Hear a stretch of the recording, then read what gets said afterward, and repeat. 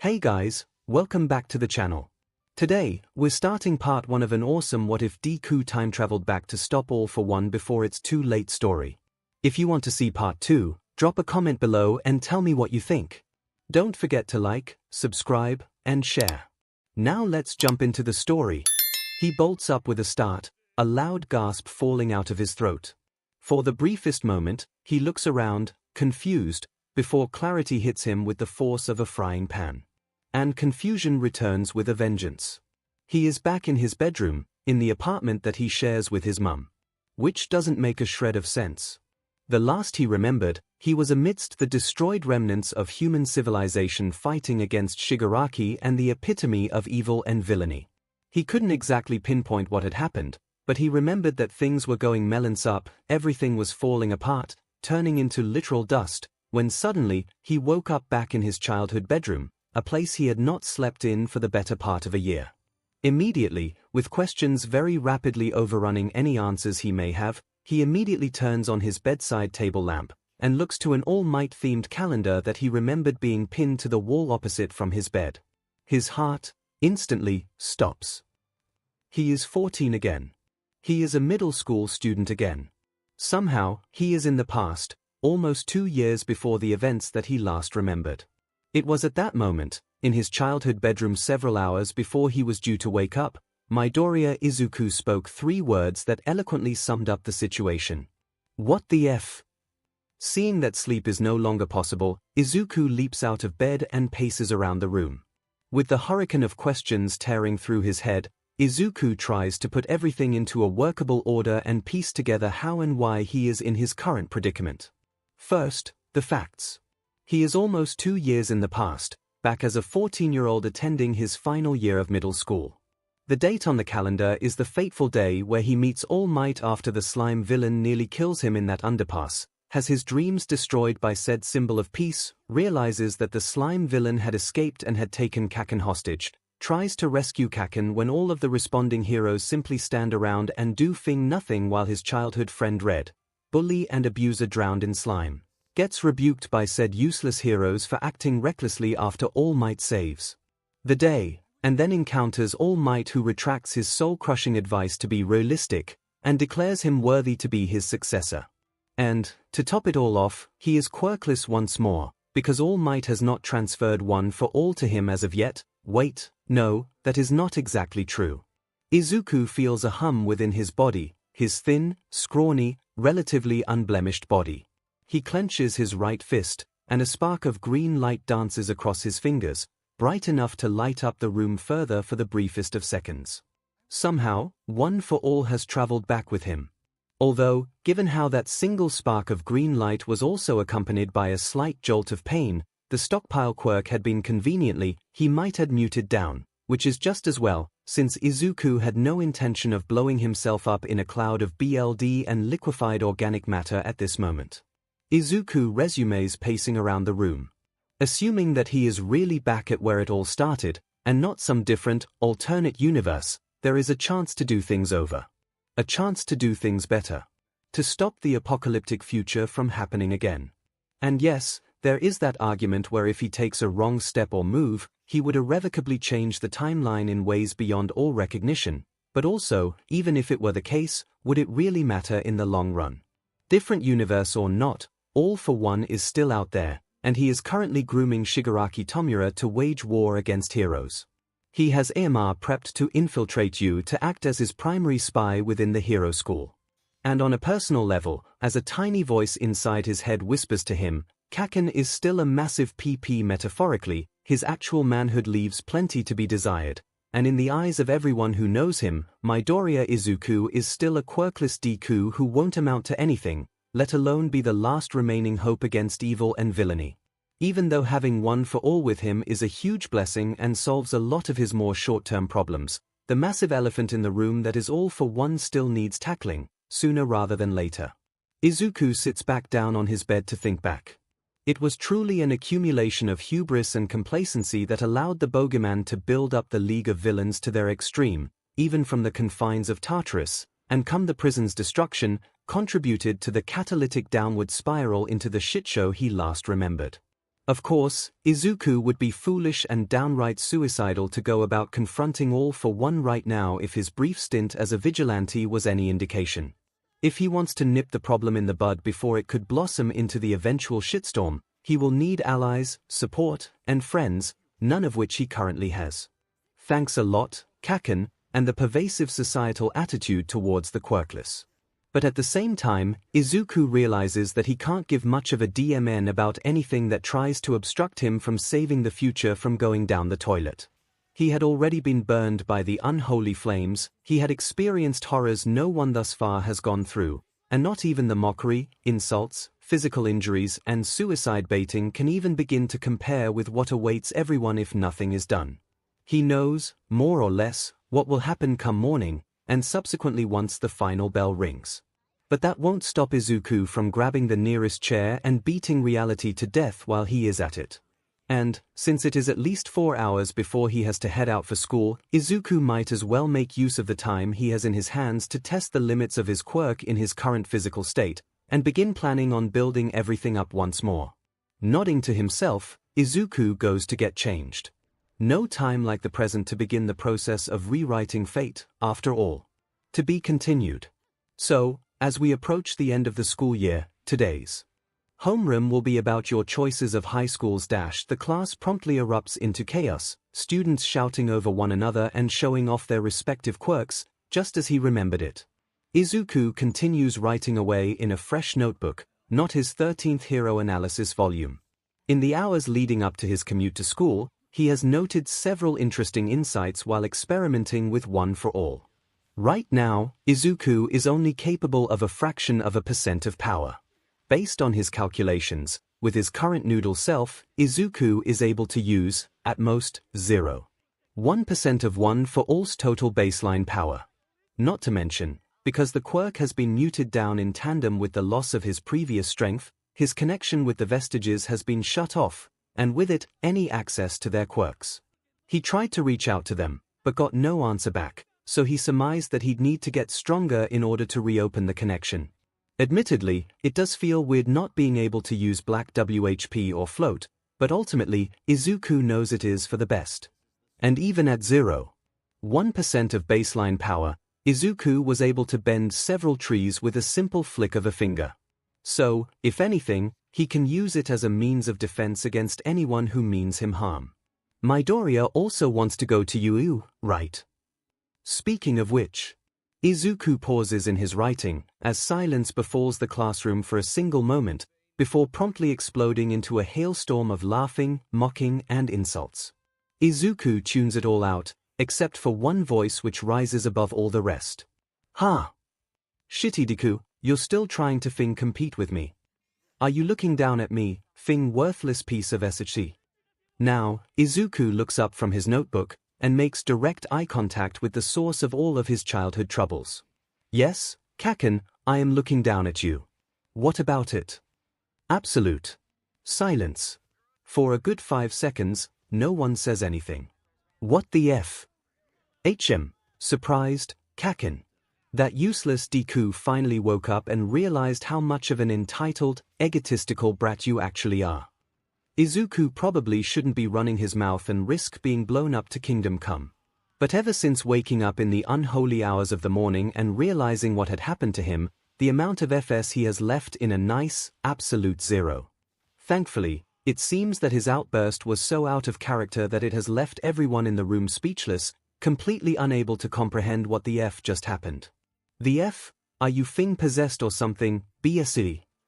Izuku takes no uncertain amount of vindication from hearing 𝐭𝐿 sound so weirded out. Still, he doesn't reply, and goes back to his notebook, the telltale scribble of graphite on paper filling the ensuing silence. Izuku vaguely hears the teacher clearing his throat and awkwardly trying to pick up from where he'd left off. All the while, Izuku writes out an extensive plan for the future. Short-term goals: build up my physical strength. Dagobah is obvious, perhaps gyms on off days.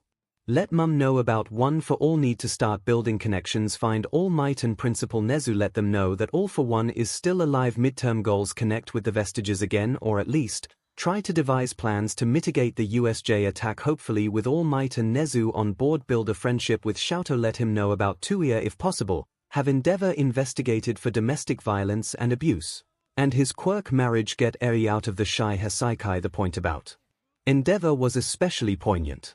While the man tried to redeem himself in the previous timeline, it was too little, too late, and frankly, Izuku isn't sure if Endeavor even deserves a redemption arc. Because of his abuse towards his own family stemming from his unhealthy, and frankly pointless, obsession with surpassing All Might, 𝐼𝐻 became the villain known as Darby, hell-bent on destroying everything Endeavor was remotely involved in, especially 𝐿𝐿. And speaking of 𝐿𝐿, he had been enduring a decade of abuse and violence veiled as quirk training, and only managed to break out of his SPM donor's abusive fist by accepting his fire and forging a name for himself away from Endeavor's influence in the previous timeline. However, as far as anyone who is not Izuku is concerned, none of that has happened yet. 𝐿𝐿 is still pursuing a misguided farce of a rebellion against Endeavor, only digging himself deeper into the cold-hearted Ice King image that people who have the dubious honor of meeting him will create. And there are the long-term goals too. Long-term goals: eliminate Shigaraki and find a way to revert Kurogiri back into Shirakumo, stop the LOV from forming kill AFO. The last one is bolded by multiple pencil runs and underlined so many times that Izuku nearly tore through the page. While all of his goals are important, especially 𝐻𝐈 and 𝐿𝐿, killing all for one is the ultimate endgame. Everything started because of that megalomaniacal symbol of everything wrong with this world, and the only way to true peace is to eliminate the monster from the equation permanently. No massive battle, only to assume that you had defeated your adversary, only to not check if there was a corpse and to let a severely injured, but still alive, megavillain escape and plot his revenge. But that is all in the future. Right now, Izuku has to get through his own inciting incident. One that he has prepared extensively for. And it comes with the subtlety of a Carolina smash. Ew. I don't know how you got a Fing mouth, but if you know what is Fing good for you, don't Fing apply to you, got it? Diamond, he had long forgotten how much of an overinflated, egoistic prick 𝐿𝐿 was before you, and honestly, it's kinda pathetic. Izuku's deadpan expression very clearly mirrors his thoughts. And who are you to say where I apply to, 𝐿𝐿? Has your ego become so fragile that you fear that a quirkless weakling like me could upstage you and your main character story towards becoming the #1 hero? He remembered before that 𝐿𝐿's lackeys had also ganged up on him. However, it seems that this time, those cowards are keeping a safe distance, disturbed by the sudden shift in his personality. For his part, 𝐿𝐿 appeared momentarily stunned by the clapback, as if he had truly thought that Izuku sassing him earlier was just a fluke.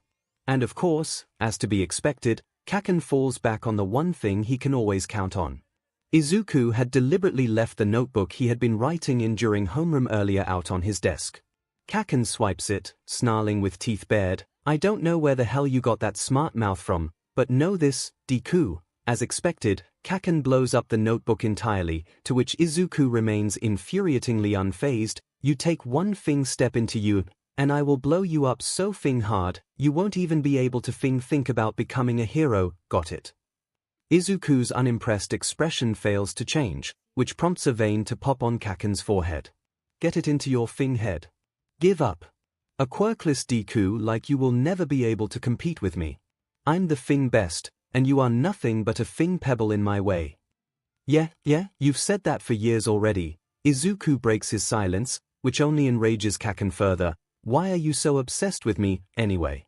Is your ego really that fragile? That, obviously, hits a raw nerve. 𝐿𝐿's vicious snarl turns into a manic grin. You're all Fing talk. No quirk, nothing but those creepy butt notebooks of yours. Maybe you should just take a Fing swan dive off the goddamn roof. Maybe you'll get a quirk in your next Fing life. If 𝐿𝐿 had been expecting a reaction, it was one that he never expected. You're one to talk, Bakugo. Izuku smirks, slipping his hand into his pocket and pulling out his phone, which, damningly, has a red light blinking on and off. I wonder if you would actually learn the time-honored value of holding your tongue. Should I send this audio recording to every single hero school in Japan and the world? The temperature in the classroom drops by several degrees. Holy 𝐿𝐿. one of Bakugu's lackeys is now deathly pale. "F this, I'm out of here," another screeches, and makes the wise move of booking it from the classroom.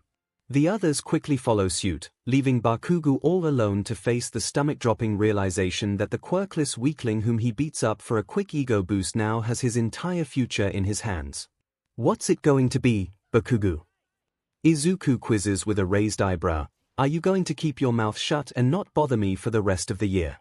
Or am I going to send this to every hero school, with you being the first, and your parents?" Bakugu is now trembling, but for a different reason entirely. "See, cut that icky out. Why you wouldn't dash?" "I wouldn't." Izuku's other eyebrow raises. "Oh, I suppose the old, weak, powerless Deku wouldn't. But, not me, because quite frankly, I'm done with your bullshit. All it takes is 10 seconds for your entire future to go down the toilet, and your dreams to remain just that, dreams. So what's it going to be, Bakugu? I'm not going to wait forever. I'd better hear your response in the next 3 seconds, and the countdown starts dash." "Fine." Bakugu screams, palms popping, "I'll leave you the F alone." Izuku pockets his phone. "Now that wasn't so hard, was it? We have a deal. But, make sure to honor it, because I won't be so merciful next time." He slings his bag over his shoulders. "I'll see you next week." Leaving the petrified blonde standing where he is, Izuku leaves the classroom, the door closing with a resolute click behind him. Izuku knows what will happen next, and he could have easily taken a different route, preventing this second inciting incident from taking place entirely. But instead, he continued on, heading straight into a heavily vandalized underpass. His ears pick up the sound of a metal manhole vibrating, before it is violently blasted off, and a creature made of slime rises out of the sewer like some monster from the depths of hell. A medium-sized meat sack. "You'll do just fine." The villain cackles. "Stay still, kid.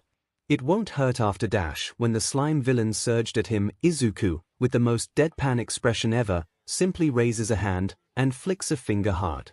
The last thing the villain sees is a bright flash of green light. The select few individuals who happen to be in the immediate area of the underpass would forever remember the moment where the perfectly ordinary afternoon was momentarily shattered by an ear-splitting explosion.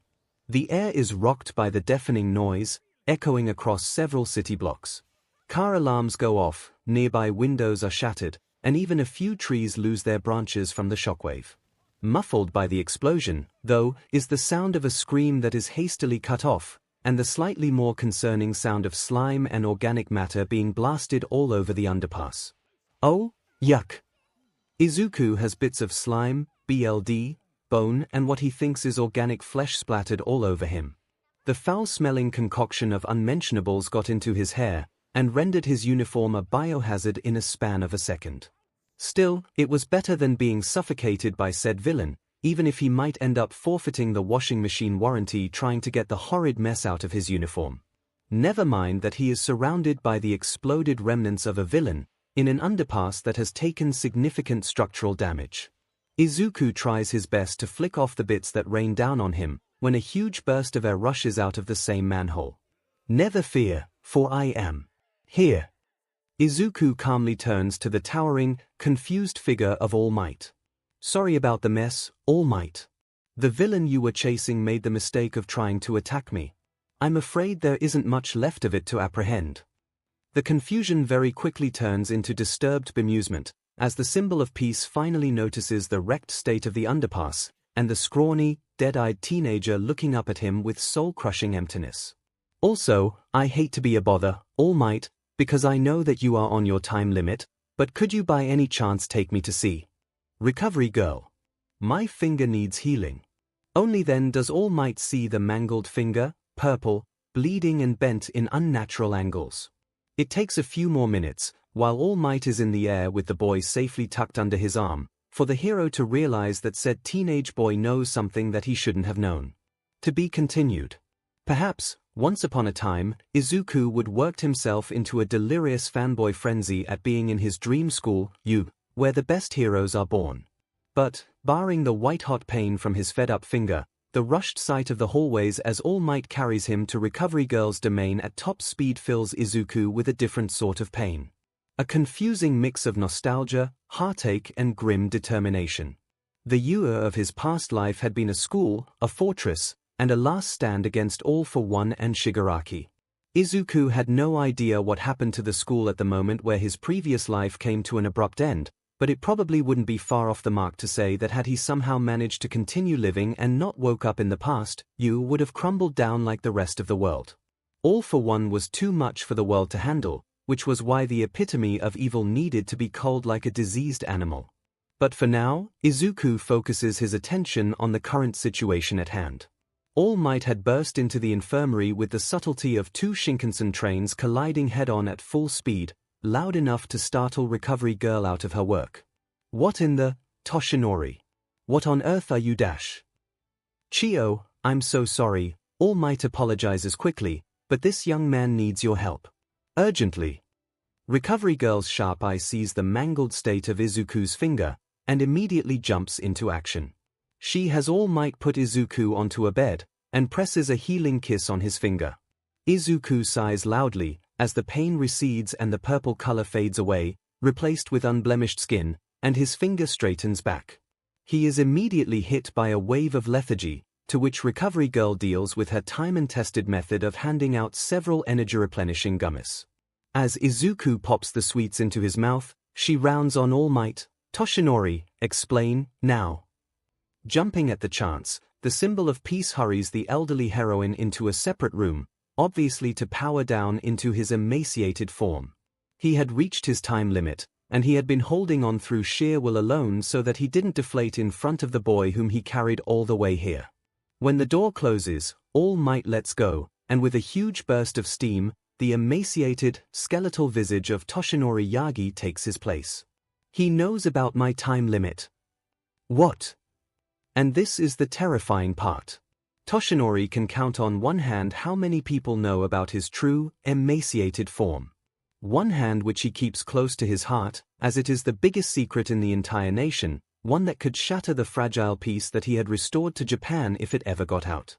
"He somehow knows about my time limit in my muscle form." Toshinori panics. "I don't know how it managed to get out, but he knows." Chiyo looks ready to whack him over the head with her cane, multiple times, but she puts the tempting idea to the backseat, focusing on more important facts. "Where did you find the boy?" "In an underpass," Toshinori replies. "I was chasing a slime villain through the sewers when he escaped through a manhole. I got out through the same hole, only to find the boy covered in bits of the villain, and his finger all purple and messed up." "And he just told you about your time limit?" "Yes." Chiyo opens her mouth to say something, when outside the door comes the muffled sound of another door slamming open. She bursts out into the room, Toshinori quick to follow. The infirmary is empty, and the door is open, swinging slightly from the force of being slammed open. Toshinori sums it up in one word, F. Up in his office, a certain sadistic rodent with a penchant for chaos and sadism already sees him as soon as he speeds out of the infirmary. Through a network of secret security cameras, he watches the boy take the elevator and speed run down the hallway leading to his office, despite the fact that he shouldn't have known how to get to his office, what with the boy clearly not a student of 𝐻𝐻𝐽. Of course, he is far from concerned. Intrigued, maybe, but not in any way, shape or form, concerned. After all, the boy is moving with the energy of someone with one singular goal in mind.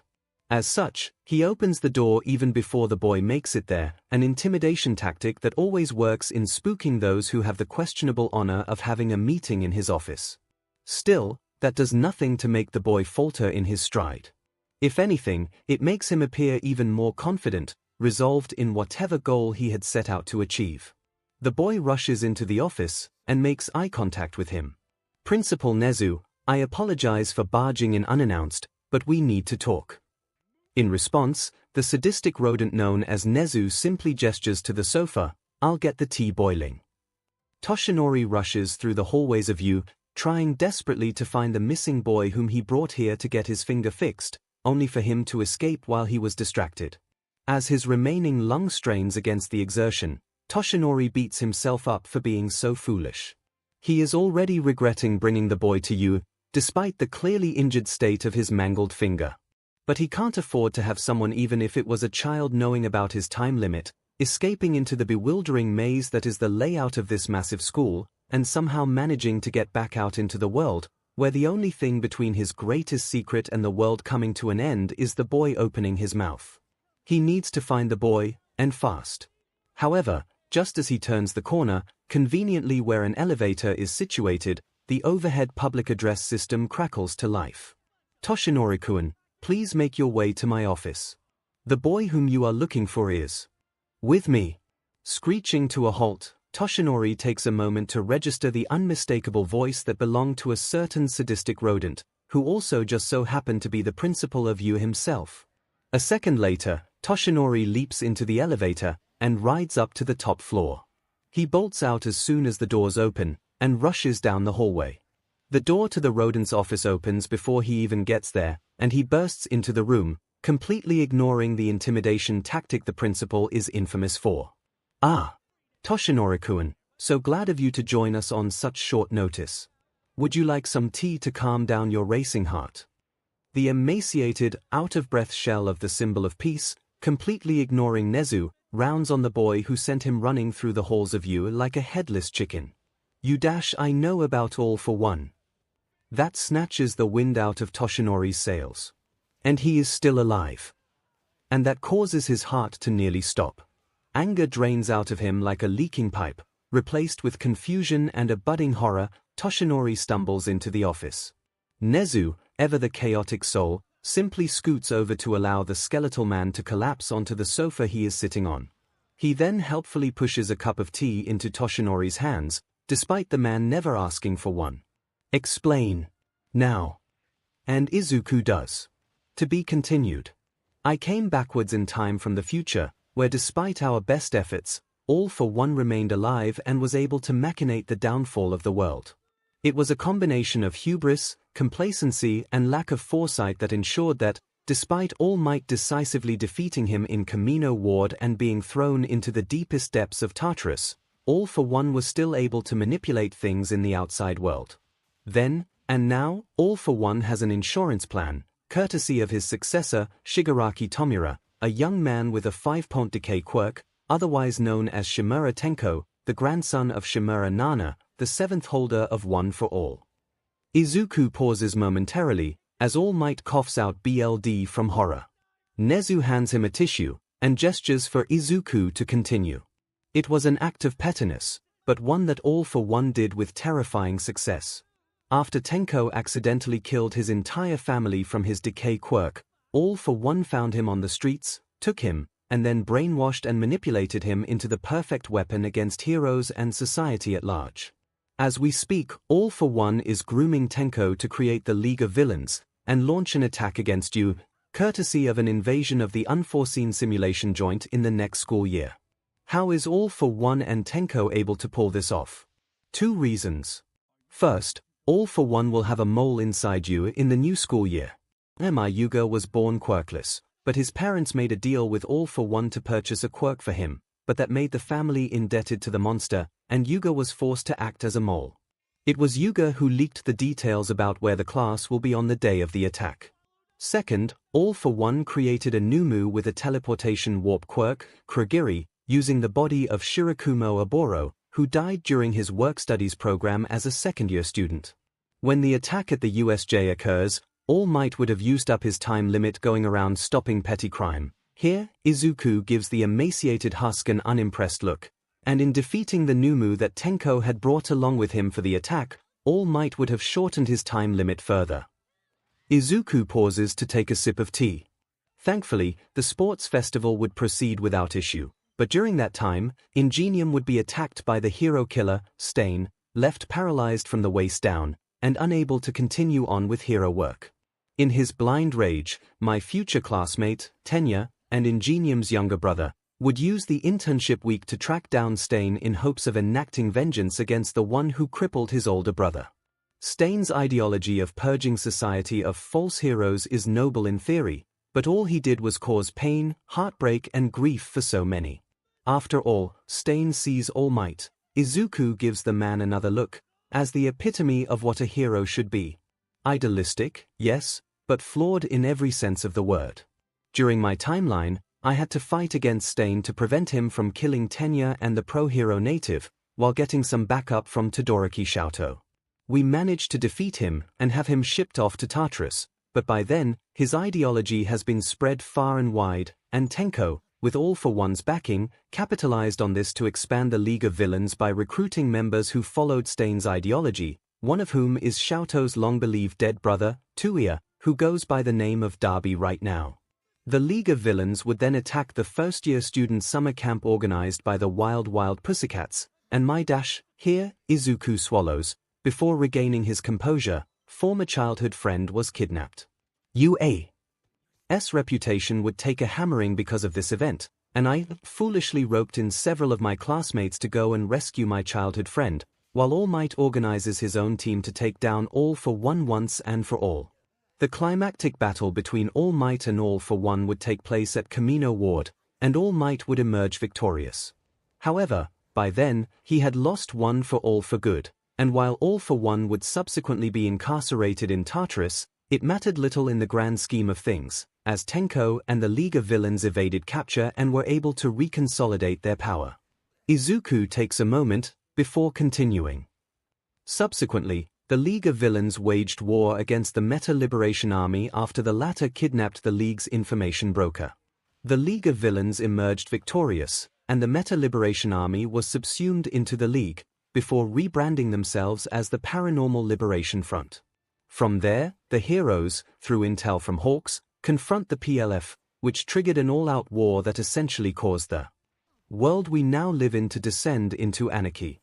Hero society as we know it today would collapse, and in the process, Tartarus would be destroyed, enabling All for One to escape.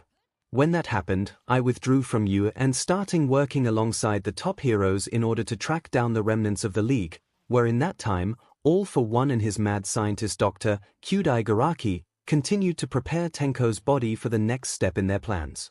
All Might would then call on America's top hero, Star and Stripe, and the American army for assistance in dealing with All for One, but Tenko would kill Star and Stripe and steal her quirk.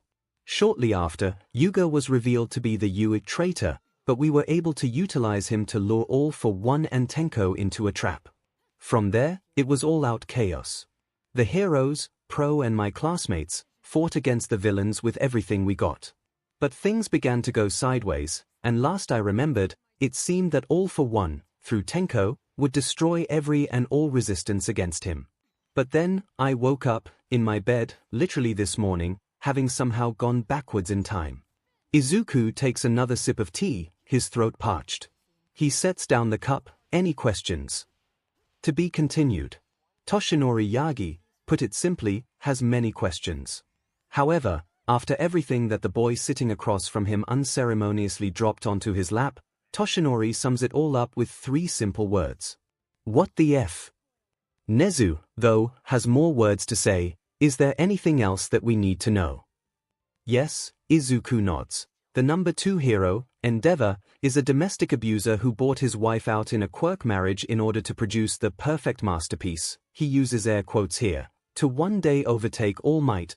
Because he was never able to do so at the prime of his career, his ego is too fragile to ever let him see that he will only forever play a futile game of catch-up, and his habit of causing far too much collateral damage in his line of work. He sired 4 children, with the first 3 failing to meet his warped expectations. For a while, he trained his eldest, 𝐻𝐼a, to be the heir he desired, but when the youngest, 𝐿𝐿, was born, Endeavor dumped 𝐻𝐼a like a hot potato and focused his attention entirely on 𝐿𝐿. 𝐿𝐿 was kept isolated from the rest of his family, while Endeavor beat the ever-loving 𝐻𝐿 out of 𝐿𝐿 constantly in the guise of training. Another set of air quotes, his wife tried to intervene multiple times, and was horribly beaten up by Endeavor for getting in his way. In that time, 𝐻𝐼a, who tried to convince Endeavor that he could still be what his father always wanted, accidentally set himself and an entire hill on fire when he lost control of his cremation quirk. The family all thought he died, but he managed to survive, barely, and was patched together by All for One himself. However, 𝐻𝐼a quickly fled, and, I guess around this time, is haunting the goth section of whatever hot topic has on sale, and plotting to kill 𝐿𝐿 in front of Endeavor as the biggest FU possible to the man who ruined his life. Izuku pauses to take another sip of his tea, only to notice that his cup was empty. Nezu immediately pours him another serving, prompting, "What happened next?" Izuku takes the sip, and continues, "𝐿𝐴𝐽𝐻's mother's mental state continued to deteriorate, until one day, 𝐿𝐴𝐽𝐻 encountered her in the kitchen, muttering to herself. As soon as she saw him, he swallows. I think her mind just broke. She saw 𝐿𝐴𝐻's left side as an unholy reminder of her abusive husband, and in her insanity, she threw boiling water all over the left side of 𝐿𝐴𝐻's face." He takes another sip to compose himself. "She was subsequently institutionalized, and is still there right now. With his wife gone, Endeavor had nothing stopping him from abusing 𝐿𝐴𝐻 under the guise of training. In the years since, 𝐿𝐴𝐻 started a rebellion against his abuser, determined to become a hero with only the ice he inherited from his mother. And, as a side, 𝐿𝐴𝐻 would be the reason why you will lose a powerful would-be student, namely Urashi Inasa. Urashi also took the recommendation exam alongside 𝐿𝐴𝐻, but because 𝐿𝐴𝐻 unknowingly snubbed him, Urashi withdrew his application from you and applied for Shiketsu instead. Apparently, Urashi had a bad experience with Endeavor when he was a child, and encountering 𝐿𝐴𝐻 reinforced the misguided belief that 𝐿𝐴𝐻 was exactly like his father. This time, All Might says nothing. And it is understandable really, since everything he thought he knew about Endeavor had just been yanked out from underneath him. This is most troubling. Nezu rubs his chin with his paw. I am aware of Endeavor's brash and abrasive behavior, especially towards his fans. But a domestic abuser. As it was, Endeavor did try to make amends after All Might retired after the Kamino incident, but it was too little, too late. I think All for one killed him during the battle, and Tuya, Izuku sighs. The longer he held on to his hatred, the worse his insanity became. He did attempt to kill 𝐿𝐴𝐻, but 𝐿𝐴𝐻 managed to overpower him. I don't know if he managed to survive in the end, but I wouldn't be surprised if he didn't. Silence follows for a short beat. What else happened? Nezu prompts. Izuku looks up again, his dark eyes saturated with a mix of rage and despair. There is a girl, a very young girl. I think she can't be older than 4 years at this point. Her name is A, and her quirk causes everything she touches to rewind biologically. It was what caused her to accidentally erase her father from mortal existence. She was then taken and held captive by the Yakuza group, Shai Hasaikai. The leader, Chisaki Kai, otherwise known as Overhaul, desired a world where all quirks are destroyed. As such, he used Eri as a never-ending BLD bank to create quirk-destroying bullets. Toshinori spews out BLD from shock. Nezu now has a grim expression. What happened there? See, it was during the work studies program after I got my provisional hero license. Izuku explains, I decided to intern with Sir Night Eye, All Might's only and former sidekick. He didn't like that All Might had given me his quirk, One for All, and tried to force me to give it to the boy whom he decided was a better fit to be All Might's successor, Togata Mirio, which, he turns to Toshinori. Sasaki Mirai is nothing but an entitled, bitchy snowman who is a stain on the good name of heroism. I don't know what you saw in him, but he doesn't deserve the title of hero. This, understandably, causes Toshinori to cough out BLD again. But I digress. Anyways, I managed to pass his test to prove my worthiness, and I interned with him. During that time, he was planning a raid against the Shai Hasaikai. As one might expect, he was so convinced that his quirk was infallible that he failed to consider other unforeseen factors that would throw his carefully planned raid off the rails. Long story short, Mirio lost his quirk because of a bullet. I managed to save Eri but at great cost to the surrounding area. Sir Night Eye died, and the League of Villains managed to escape with the quirk-destroying bullets because they themselves got involved in the battle. Goodness, that is truly a whole can of worms to take apart. Nezu exclaims, before turning to Toshinori, how are you feeling about this? The man doesn't respond. Oh dear, I believe Toshinori-san has gone into shock. Well, I do know a way that can snap him out of it. Izuku sets his teacup down on the table. All Might, even though I came from the future, and most of what I said has yet to happen, there is something you should know. Toshinori looks up. I still have One for All. It came back in time with me. In all fairness, Izuku's declaration did help to snap Toshinori out of his shock. Unfortunately, it causes Toshinori to crumple off the sofa in a dead faint. Both Izuku and Nezu stare at his unmoving body for exactly 5 seconds. Should we get him to Recovery Girl? I will call for her.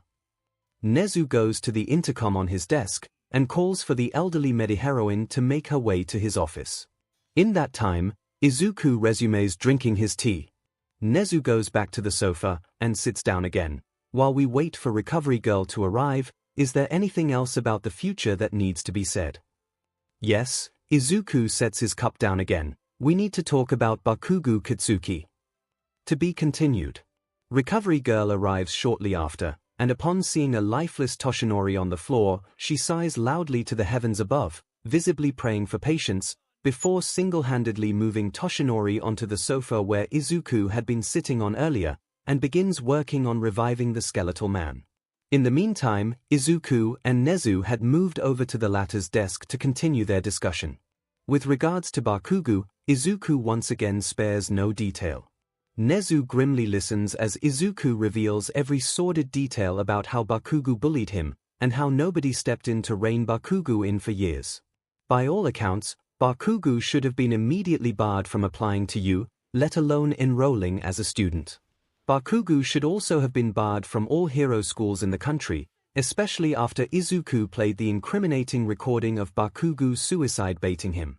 However, Izuku also several misgivings. Nobody has ever told him no before. Well, I guess other than his parents, and I don't blame them for how their son has turned out, for the record. I'm sure they tried to rein him in, but Bakugo inherited Auntie Mitsuki's temper and stubbornness, and Aldera certainly did no favors for him. I fear that if he is barred from every single hero school in the country, he might go rogue and become a vigilante, or worse, a villain. Nezu nods, a sound deduction. And given the nature of his quirk and temperament, it is quite likely that he will lash out and see villainy as the only option should he be denied his dream. Although, I find it highly ironic that we actually have to allow Bakugo to become a hero in order to not create a bloodthirsty villain with no qualms about causing mass death and destruction. But there needs to be stipulations and limitations in place, Izuku points out. Otherwise, we will be reinforcing his toxic and abusive behavior. And I intend to do just that, Nezu agrees. As such, I will be allowing him to apply and enroll into the Heroics program here in U only after he has shown that we will not have to worry about having Endeavor 2.0 on our hands in the future. So, what do you have in mind? This is where I can indulge in a little bit of fun. Nezu grins, rubbing his paws together. In order to enroll into the program, Bakugo will need to spend the next 10 months learning how to control his volatile temper and instill in himself an unbreakable moral and ethics code in order to counteract against the bigotry and egoism that was fostered by Aldera and this broken society at large. I will also be recruiting Snipe-san as his handler to oversee his reform training. Izuku remembers the gunslinging masked hero, but is curious, why Snipe in particular? Snipe has an ethics code that is unparalleled, especially with his liberal use of firearms as part of his work as a licensed pro-hero, Nezu explains. Also, I have yet to forgive him for hiding my tea supply last week. Okay. Izuku raises an eyebrow. Just so you know, Izuku, Nezu leans forward, sensing his confusion. Nobody gets between me and my tea supply. Anyone who does so faces severe consequences. Snipe is in a considerable position on my SHT list for daring to hide my tea supply in order to win something as juvenile as a bet, and having to reform a potential villain like Bakugo will be the most appropriate punishment for him. Alright, so that's Bakugo settled. Izuku takes a sip of tea, which he has to admit, is unlike any other tea that he has drunk before, so perhaps there was a good reason why Snipe would now be punished by having to deal with Bakugo for the next 10 months. Let's talk about Endeavor and A. Leave those to me, Izuku-kun. Nezu reassures him, I will. Work to build up a case against Endeavor, while also making sure that their contingency plans to mitigate the fallout of the number 2 hero being criminally indicted for abuse against his family. As for A, I will correspond with several contacts I know to discuss the best way of getting her out with as minimal casualties as possible. Izuku nods, taking another sip. All right. As for Xiaoto and Yorashi, do you think it is possible to split the recommendation candidates into two groups? That way, we can keep them both separated, while also giving a plausible reason to the school board that having two groups instead of one large group would be more efficient for the invigilating staff to assess the candidates. �N𝐲 grins, that should be workable. Plus, I hate to see such a promising student be lost to a rival like our peers in the West. Sure. Anyways, Izuku pauses, seeing that his cup is empty once more. �N𝐲 graciously pours him another serving of tea. Next, we should discuss about dealing with the LOV and stain. For Tenko and Kurogiri, I think there is no hope for Tenko at this point. He has been brainwashed and manipulated by All for One for about 15 years by now, and I feel that nothing short of death would do anything to reverse the damage. I know that All Might would probably be devastated if we kill the grandson of his mentor, but I can't let what happened last time repeat itself here.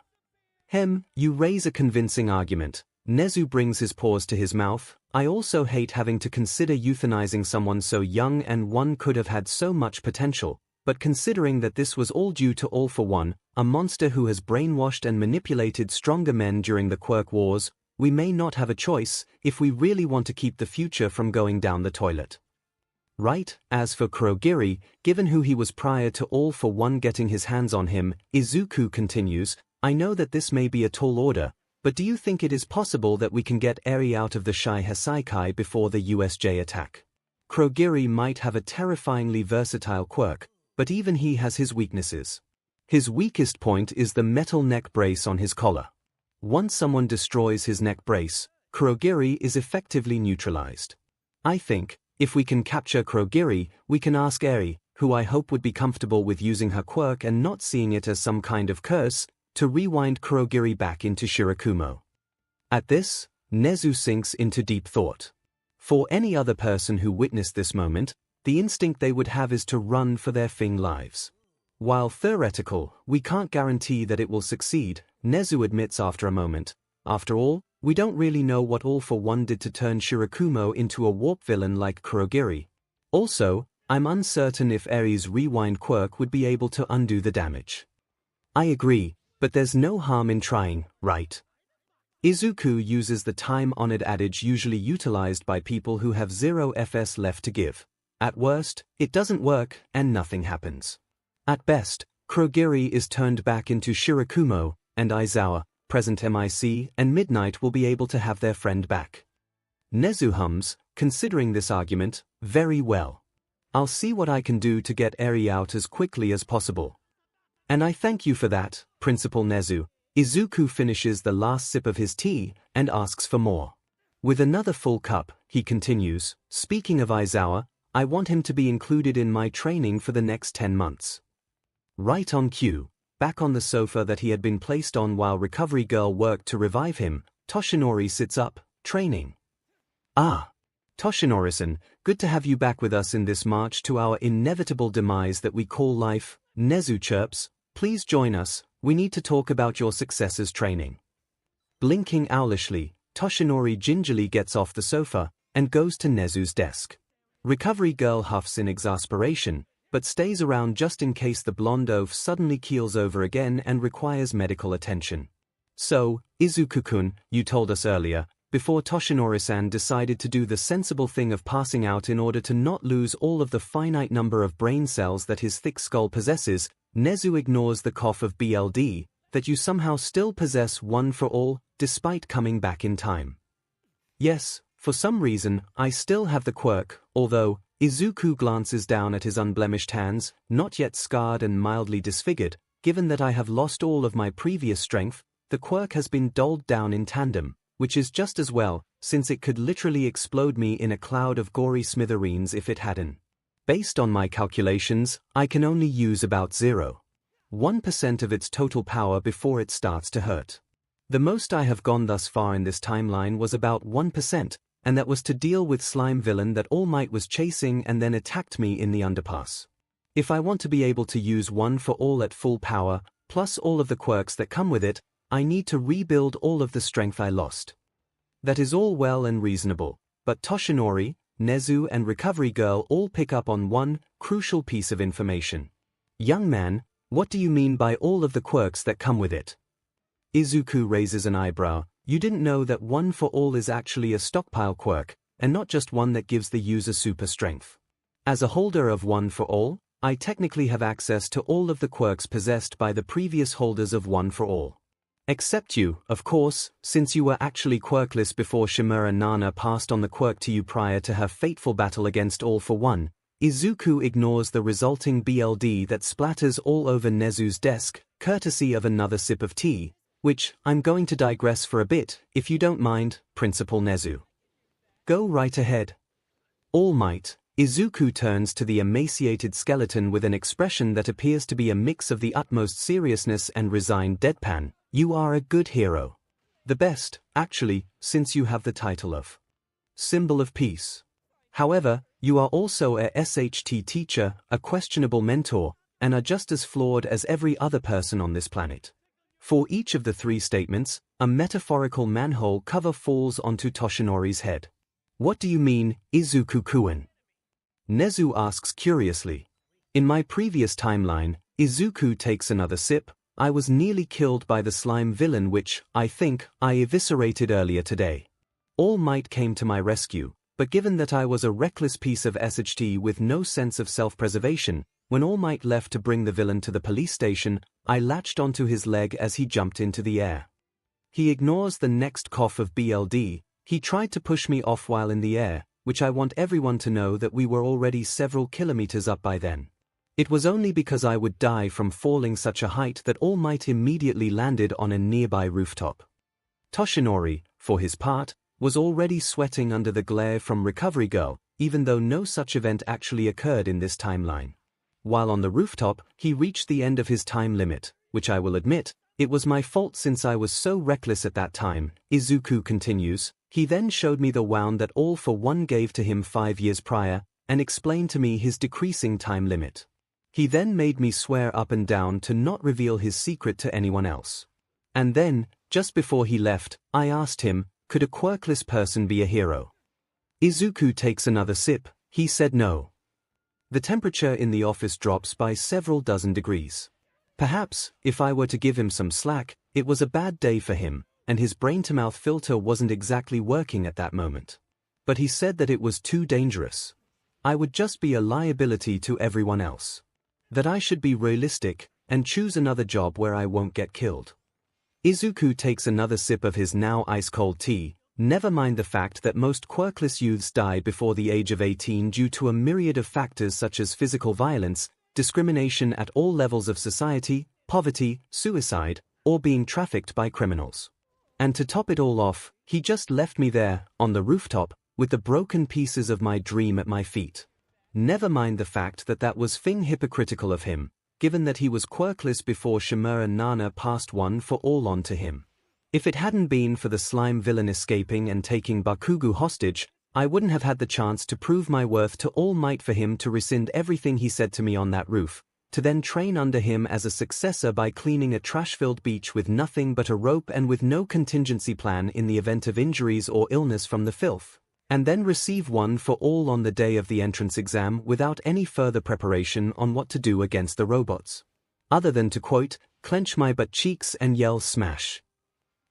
Young man, Izuku turns to Toshinori.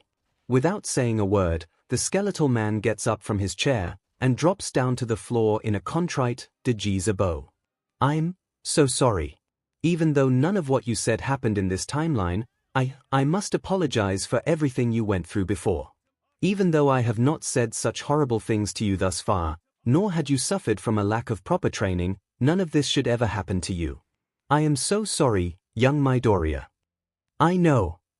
Izuku takes another sip, the last before his cup is empty once more. The fact that none of what I went through has happened in this current timeline is the reason why I accept your apology, even if it is unnecessary. And, while you were a SHT teacher and questionable mentor, you still had good traits about you. Even with our rough start, you were one of my greatest supporters, when literally no one else was. Please, All Might, get back up. Let's not think about the past timeline. We need to focus on making sure this timeline doesn't go melons up. Toshinori slowly gets to his feet and sits down again. Nezu pours out another cup of tea for Izuku, one that is still steaming hot despite the sudden drop in temperature earlier.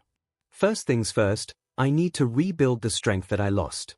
That way, I can use one for all at the baseline level again, Izuku continues. Then, once I start to unlock the previous holder's quirks, I need people around me who have the competence and skill to make sure that I can properly handle these quirks without causing damage to the surroundings and the people around me. I do intend to still clean up Dagobah Beach as I did in the previous timeline, but I will only do so with more than a few eyes on me to make sure that no accidents or injuries occur during that time. As such, I would like to request Recovery Girl, Aizawa, and Gran Torino to oversee my training. At the mention of the last name, Toshinori breaks out in cold sweat, and his knees begin knocking together. Young man, please reconsider. You don't want to be trained by my dash. No, I want him to be part of it. Izuku cuts him off. Gran Torino might have traumatized you when he was your teacher, and he certainly put me through the ringer in the previous timeline, but you can't deny that Gran Torino is an effective trainer. It was him who got you to your peak, and he helped me to further utilize one for all without damaging my hands and arms further. Plus, Izuku looks Toshinori up and down. I want him around to rein you back in the event that you are about to do something stupid. Cue the splutter of BLD. That's settled then. Nezu claps his paws. I will call Aizawa-kun up to join us so that we can bring him up to speed with everything that we had discussed. Toshinori-san, please contact Sarahiko at the earliest convenience so that we can also bring him into the fold. Weiss, Principal, the skeletal man is now shaking like a leaf, knowing that there is no getting out of this. Several floors down, the eternally sleep-deprived hobo that is Aizawa Shouter is trying to settle in for another nap. While he has no students to teach this year, having either expelled or reassigned them out of the heroics program, there was still paperwork and hero operations that he had to go through, and sleep has been hard to come by, especially with the latest sting operation where he and several other underground heroes worked with the police to bust a trigger drag trafficking cartel. Nestled in his trademark ratty yellow sleeping bag, Aizawa is just about to doze off and be welcomed into the heavenly embrace of sleep, when the PA system crackles to life. Aizawa Shouter, please make your way to the principal's office please. Thank you. As the announcement ends, Aizawa groans with the exasperation of a man who is one night of no sleep away from kicking the bucket, and crawls out of his sleeping bag.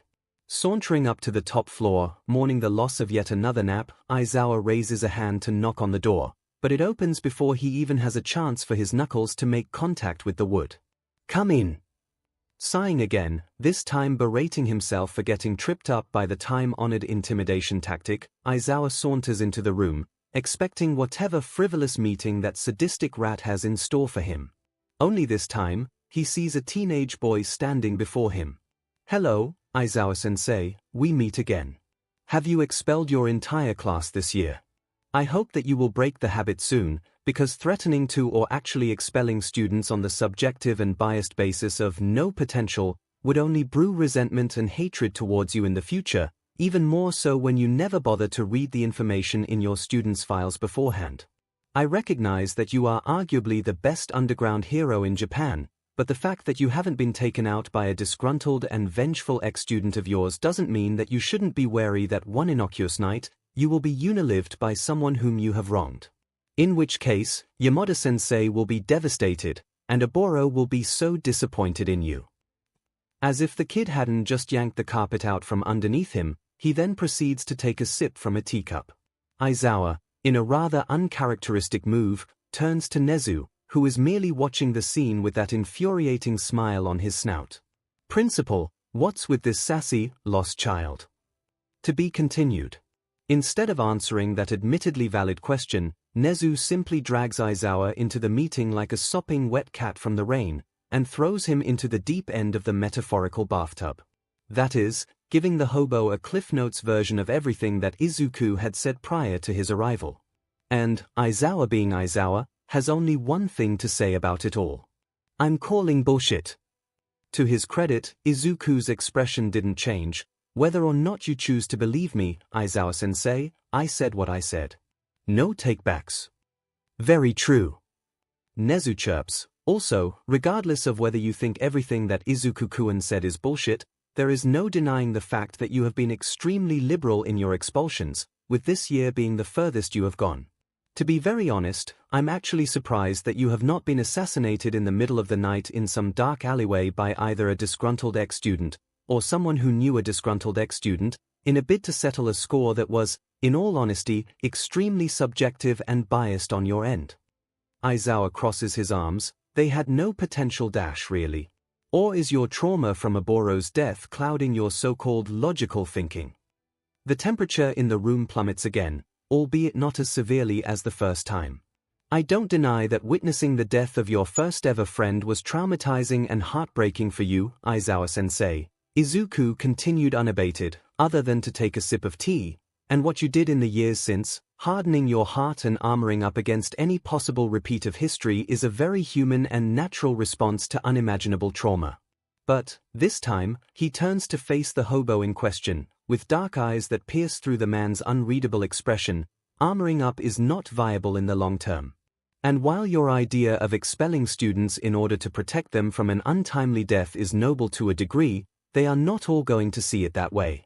I don't deny that some really were entitled brats who think that just because they have flashy or powerful quirks, they are automatically guaranteed a right to become pro-heroes.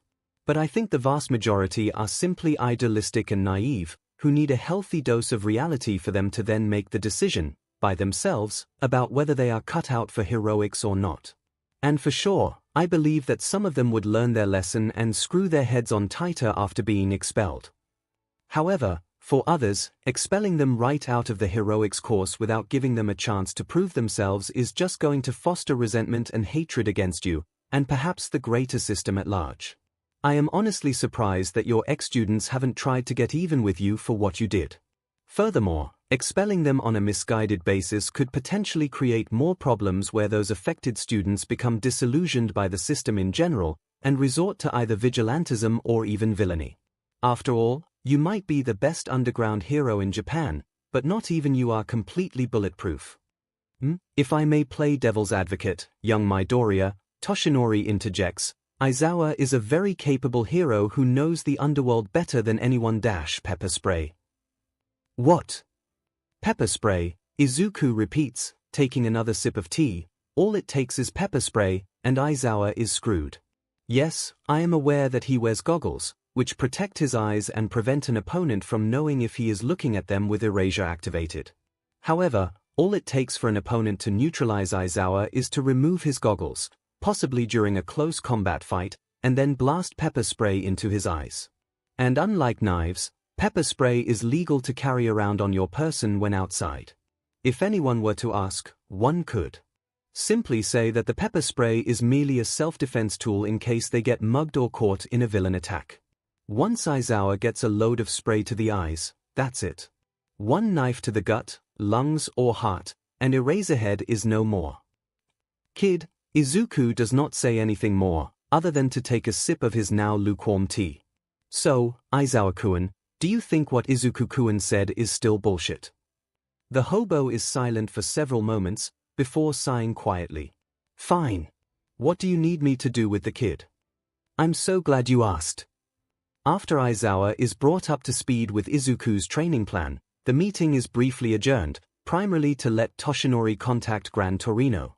As the skeletal husk leaves the office, trembling like a leaf, Izuku turns to Aizawa. Aizawa-sensei. The hobo turns back. What is it?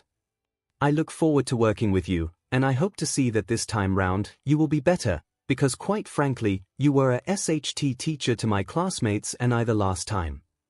It is evidence of how wary Aizawa is of the child before him that he didn't immediately ensnare Izuku with his capture scarf and defenestrate him. Explain. Your habit of not reading your student files could have potentially destroyed trust between you and the class, Izuku goes on. On the first day of school the last time around, you put me and my classmates through a quirk apprehension test, which is standard practice for you. However, because you didn't read my file, which stated that I only got my quirk, one for all, on the day of the entrance exam, you assumed that I had it for most of my life, and that I was slacking off and not taking things seriously. You nearly expelled me, arbitrarily, because of your assumption. And, perhaps, if things had not gone the way that it had, I would have believed that you were no better than the teachers of my middle school who constantly belittled and willfully turned away from the bullying done to me by the other students. Perhaps, potentially like your ex-students, I would have gone vigilante, or even turned to the dark side because of you. I can see that, Aizawa slowly admits, although it sounded like he was pulling teeth with that admission, and I'm sorry for what that version of me did. I accept your apology, since it hasn't happened in this timeline. Izuku nods. To be honest, you did get better, especially when things went melons up later on. But I hope, this time, you will pay attention to the difficulties faced by my future classmates. Such as Kaminari Denki, for example. Izuku begins listing off. His quirk allows him to produce electricity, but should he go beyond a certain voltage threshold, the electricity effectively fries his brain, leaving him stupid and bumbling until his brain is able to reset and recalibrate. Furthermore, I don't think Kaminari has had effective quirk counseling before, meaning that every time he fries his brain, it could potentially impact his cognitive and learning capabilities. I don't know the exact details, since I'm not a neurologist, but in the past timeline, Kaminari had trouble focusing during class, found it difficult to absorb and process information, and struggled overall in terms of academics. Of course, it could also be partly influenced by an undiagnosed condition like ADHD, but based on what I remember, I believe his electricity quirk had a major part to play in his academic difficulties. As such, should he become a student of 1A in 10 months' time, I would suggest you take the initiative to bring Kaminari to Hound Dog so that he can get proper quirk counseling and any other accommodations he might need to make learning and academics easier. Noted. Anyone else? Yes, this time, Izuku's already dark eyes become even darker, and his teacup begins to crack. If, for whatever reason, Mineta Minoru ends up in 1A, expel him. That is the one exception I'm willing to accept. That rat beach dash. He turns to Nezu. Sorry, was not referring to you. No worries. Carry on. That rat beach is the dictionary definition of everything wrong with humanity. He is nothing more than a perverted creep whose only reason for wanting to be a pro-hero is to be, quote, popular with women. He is also a cowardly bestiary who latches onto every possible opportunity to ogle and lust on females, at times sexually harassing and even assaulting them. In my previous timeline, the girls of 1A would often complain and report Mineta's perverted behavior, but nothing was done about it. In fact, Izuku's eyes bored deep into Aizawa's soul. I believe that you even ignored the red flags, just like you did with Bakugo. Deciding to not linger on the accusations for now and instead focus on the third name to come up, Aizawa asks, what did I do with regards to Bakugo? You did nothing when he tried to murder me during All Might's first lesson in the previous timeline, when All Might had the class participate in a form of heroes versus villains exercise, all without proper supervision or training beforehand. Bakugo point-blank tried to murder me by blowing me up to Kingdom Come. And when All Might tried to stop him from killing me, Bakugo said, and I quote, not if he fing dodges. Even after all that, and you found out about what happened, all you did was give the equivalent of a slap to the wrist to Bakugo, telling him to grow up, as if he was some bratty child and not a potential murderer. Izuku sips his tea. Second, you paired me up with Bakugo against All Might during the finals exam, despite knowing of his animosity towards me. And despite that, you still paired me up with him, in the hopes that we will sort out our differences. Bakugo will never even think of doing that, and he should have failed the exam, because he was so uncooperative and bullheaded in his belief that he can single-handedly defeat All Might. He ended up with his butt beaten, and I had to drag him out of the testing grounds in order to pass. And third, when Bakugo picked a fight with me after the Camino incident, you were informed that Bakugo was the one who started the fight. I did not want to fight Bakugo, but I was left with no choice, since he could, as you know, blow me up to smithereens in a second. And what did you do? You put us both on house arrest, causing me to miss out on lessons, and be ostracized from the rest of my classmates and friends. This could have easily escalated into a rant, raised voices, and perhaps even physical violence. But no, Izuku's voice remains completely level, and his expression unchanged. I said it before, and I will say it again, Aizawa-sensei. You are a SHT teacher, and I sincerely hope that this time around, you can do better, because God help you if you let so many red flags go unnoticed again. And just like that, Izuku takes another sip of his tea. In any other situation, this would be grounds for defenestration. But after everything that has happened, Aizawa, deep down, knows that Izuku is right. He had asked himself, on many occasions, why he decided to take up teaching in the first place. After all, he could have become an accountant, as his aunt once remarked. Or an embalmer in a funeral home, perhaps. That one did not necessarily require interaction with people other than the corpse, who is not in any position to engage him in conversation. But no, after Oboro's death, he sought to become a teacher, on the belief that he could stop impressionable, naive youths from going down the same path as Oboro did, ending in an untimely death. He believed that by expelling them, it would give these youths a strong dose of reality and how the real world worked. He believed, right up until this afternoon, that he was doing the logical, rational thing. But no, he was not. And, despite every event that Izuku said not yet happened thus far, Aizawa knows, deep down, that he would have done exactly what Izuku said he did. Because it was all on brand with the flawed, illogical human being that is Aizawa Shouter. As much as he tried to deny it, there was, perhaps, some idealism left in him even after Oboro's death. But the trauma had warped such idealism into something else entirely. Something darker and twisted. And while it may have retained its good intentions, it ended up destroying lives, and negatively affecting those whom he was supposed to nurture, guide and help to grow into the heroes of tomorrow. In fact, judging from everything Izuku said, it is truly a miracle that Aizawa hadn't been targeted by any former or current students in the previous timeline. And, perhaps, this is a chance to make sure that none of what had happened in Izuku's previous life will repeat itself. Aizawa knows, in any other circumstance, he will be immediately labeling Izuku as a major problem child. But right now, such a label is not only unwarranted, but also does not fit at all. I promise, kid. I won't let you down. Oh, I know you won't, Izuku replies, taking another sip of his tea. I just hope that you can handle what is to come. To be continued. Contrary to what one might think, Izuku's training did not begin straight away. While he would have gone to Dagobah Beach immediately and began clearing that trash heap, there were a few things he needed to do first. Number 1. Work with Aizawa, Nezu, Gran Torino, Recovery Girl and All Might to put together a training plan that did not rely on just turning Izuku into All Might 2.0, but one where he can rebuild his lost strength in the most efficient way possible in the shortest amount of time, reconnect with the vestiges of the previous one for all holders and, possibly, regain access to their quirks. Izuku remembered being able to use 6 quirks, on top of his enhanced strength, through one for all in the previous timeline. Being able to use all 6 again will be a huge boon, but only when he can rebuild himself to where he had been right before his supposed death and being sent back in time. Despite All Might's reservations and fears, Izuku welcomed Gran Torino into the fold, quickly bringing the retired hero up to speed with everything that had been discussed.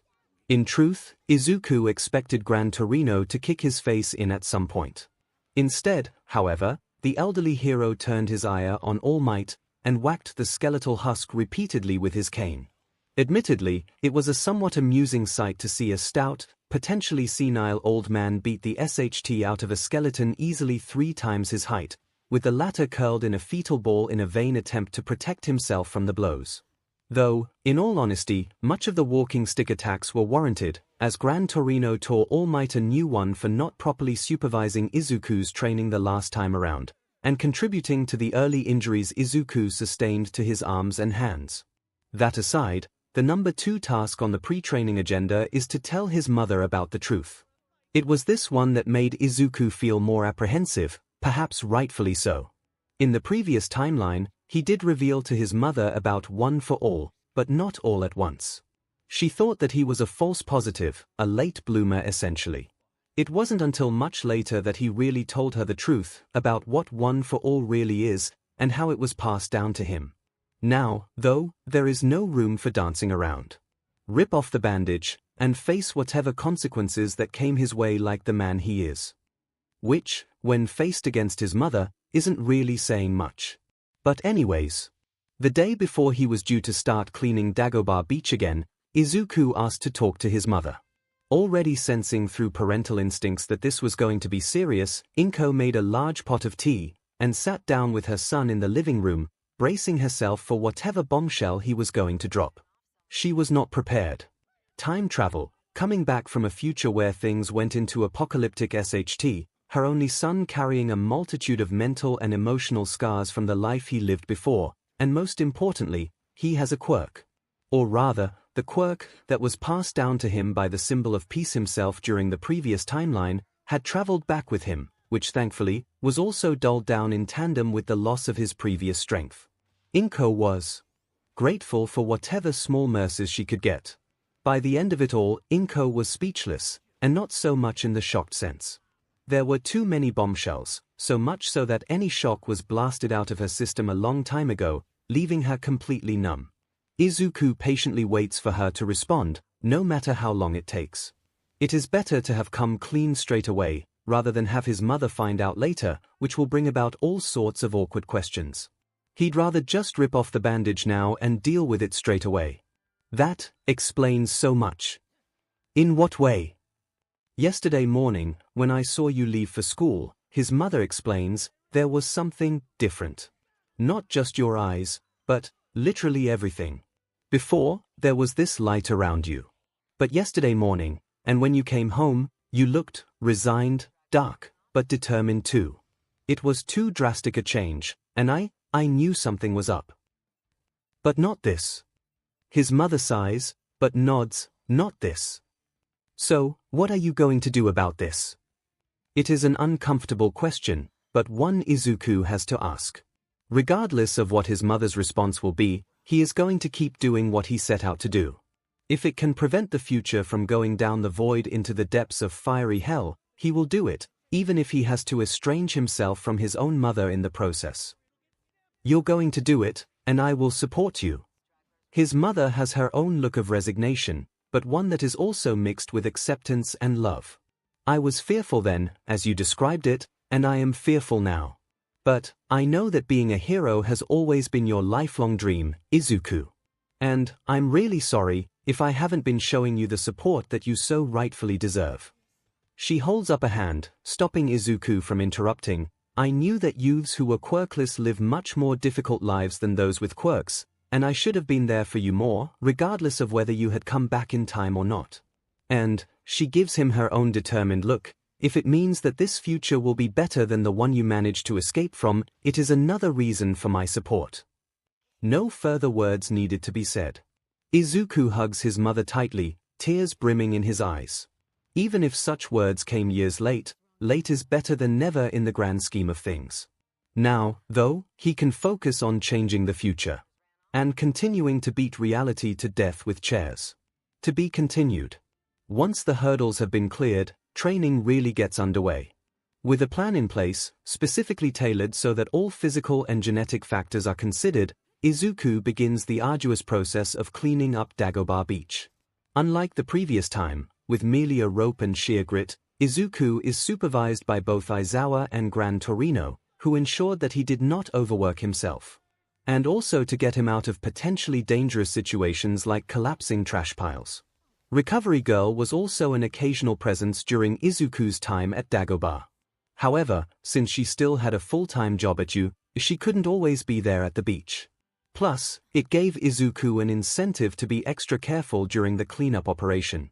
Small cuts and bruises are to be expected when working in such a dangerous environment like an illegal dumping ground, and usually not causes for concern. Broken bones and other serious injuries, on the other hand, are warrant for immediate medical attention, as these will impede Izuku's progress without Recovery Girl's help. Still, it is a hangover from a moment back in the previous timeline, when Izuku regained consciousness after his fateful sports festival battle against Xiaoto, where he fed his hand up so badly that Recovery Girl needed to perform surgery on top of her healing quirk so that Izuku didn't lose complete function of his right hand entirely. It had been a stern, stark warning on the elderly pro-heroine's part. She would not heal any injuries of that magnitude, especially if they were self-inflicted. Which was controversial, in hindsight. Izuku could see the reasoning behind it, especially since it was a well-intentioned and urgent bid to stop him from being so reckless with One for All. But on the other hand, as a medical professional, she shouldn't even be saying such words, let alone actually denying medical treatment to somebody. It brings up the countless, uncomfortable memories of being denied treatment at hospitals and clinics because he was quirkless. It is, technically, against the law, but since when has laws stopped society from being PPS to those who pulled the short straw in life? Perhaps, when the time and context is right, Izuku will talk about this to Recovery Girl in the future. Right now, though, Dagobah Beach is in urgent medical intervention, so to speak. But his training did not just rely on cleaning up an illegal dumping ground. Far from it. What Izuku lacked in the previous timeline are the other aspects of being a pro-hero that All Might, perhaps in short-sighted hubris, completely neglected in the 10 months leading up to the entrance exam. While All Might had been focused, perhaps too much, on punching everything that was remotely villainous into the stratosphere, for someone like Izuku, who in his current noodle self is, and perhaps never will be, All Might or All Might 2.0, getting into peak physical and mental state required a radically different approach. As mentioned earlier, Izuku had roped Aizawa and Gran Torino into tailoring a training regimen that was more suited to who he is as a person, and not All Might 2. And while heroes should be strong and durable to keep up with the dangers of the job, what All Might failed to do last time around was equip Izuku with the necessary combat skills that could aid him greatly in tight situations. This is where the two men come in. Aizawa in particular is exceptionally skilled in combat fighting, since his quirk merely cancels out the quirks of his opponents and doesn't actually give him a boost in terms of physical strength. Having to rely on his capture scarf, hands, and feet, Aizawa has built a name for himself within the underground as a shadowy fighter whom his opponents often have little chance against. And while Gran Torino's experience as a hero is fundamentally different, again because of his quirk and the nature of how the years of his prime had passed, he too understood the necessity of having good combat skills and not just punching villains into the stratosphere to solve problems. The two men drilled Izuku relentlessly during the first month, whenever he wasn't clearing rubbish at Dagobah. While he did have some form of combat training in the previous timeline, especially with his internship with Gran Torino, those were mostly overshadowed with the chaotic descent into anarchy and having to rely on the quirks of one for all just to survive. As of now, Izuku is horribly outclassed against the likes of Aizawa and Gran Torino. By the end of the first month, he had developed an NTMT understanding of what faux leather tastes like, to put it simply. And his skin had become a canvas for a dazzling array of colors, all associated with bruises. Well, at least it is just bruises, and not something like burns from explosions. Speaking of which, as he approached the large, rather affluent house, a man whom passers-by best described as some kind of gas-masked cowboy size, taking off his 10-gallon hat and running a gloved hand through his dreadlocks. He should have known that this would happen, one way or another. Nobody messes with Nezu's tea supply and gets off lightly. He should have known this. It was stupid to get involved in whatever foolish bet Yamada conjured up on a whim. Anything that came out of that blonde cockatoo, unless it was for hero work, never ended well. Back on campus, said blonde cockatoo inexplicably felt his ears burning. Alas, hindsight is 20/20, and Nezu always knows whenever someone messes with his tea supply. He is not the first victim to incur the rodent's sadistic wrath, although the fact that he is only the second victim is not something to be proud of. At all. Now, he has to face whatever punishing task Nezu has assigned to him. Bakugo Katsuki. On paper, at least, Bakugo sounded like a model middle school student. However, Nezu had taken whatever papers that might have existed, put them through the shredder, and briefed him about Bakugo's true nature and personality. He hopes that it wouldn't be the case, that Nezu is just exaggerating and Bakugo was not the literal dictionary definition of a villain in the making.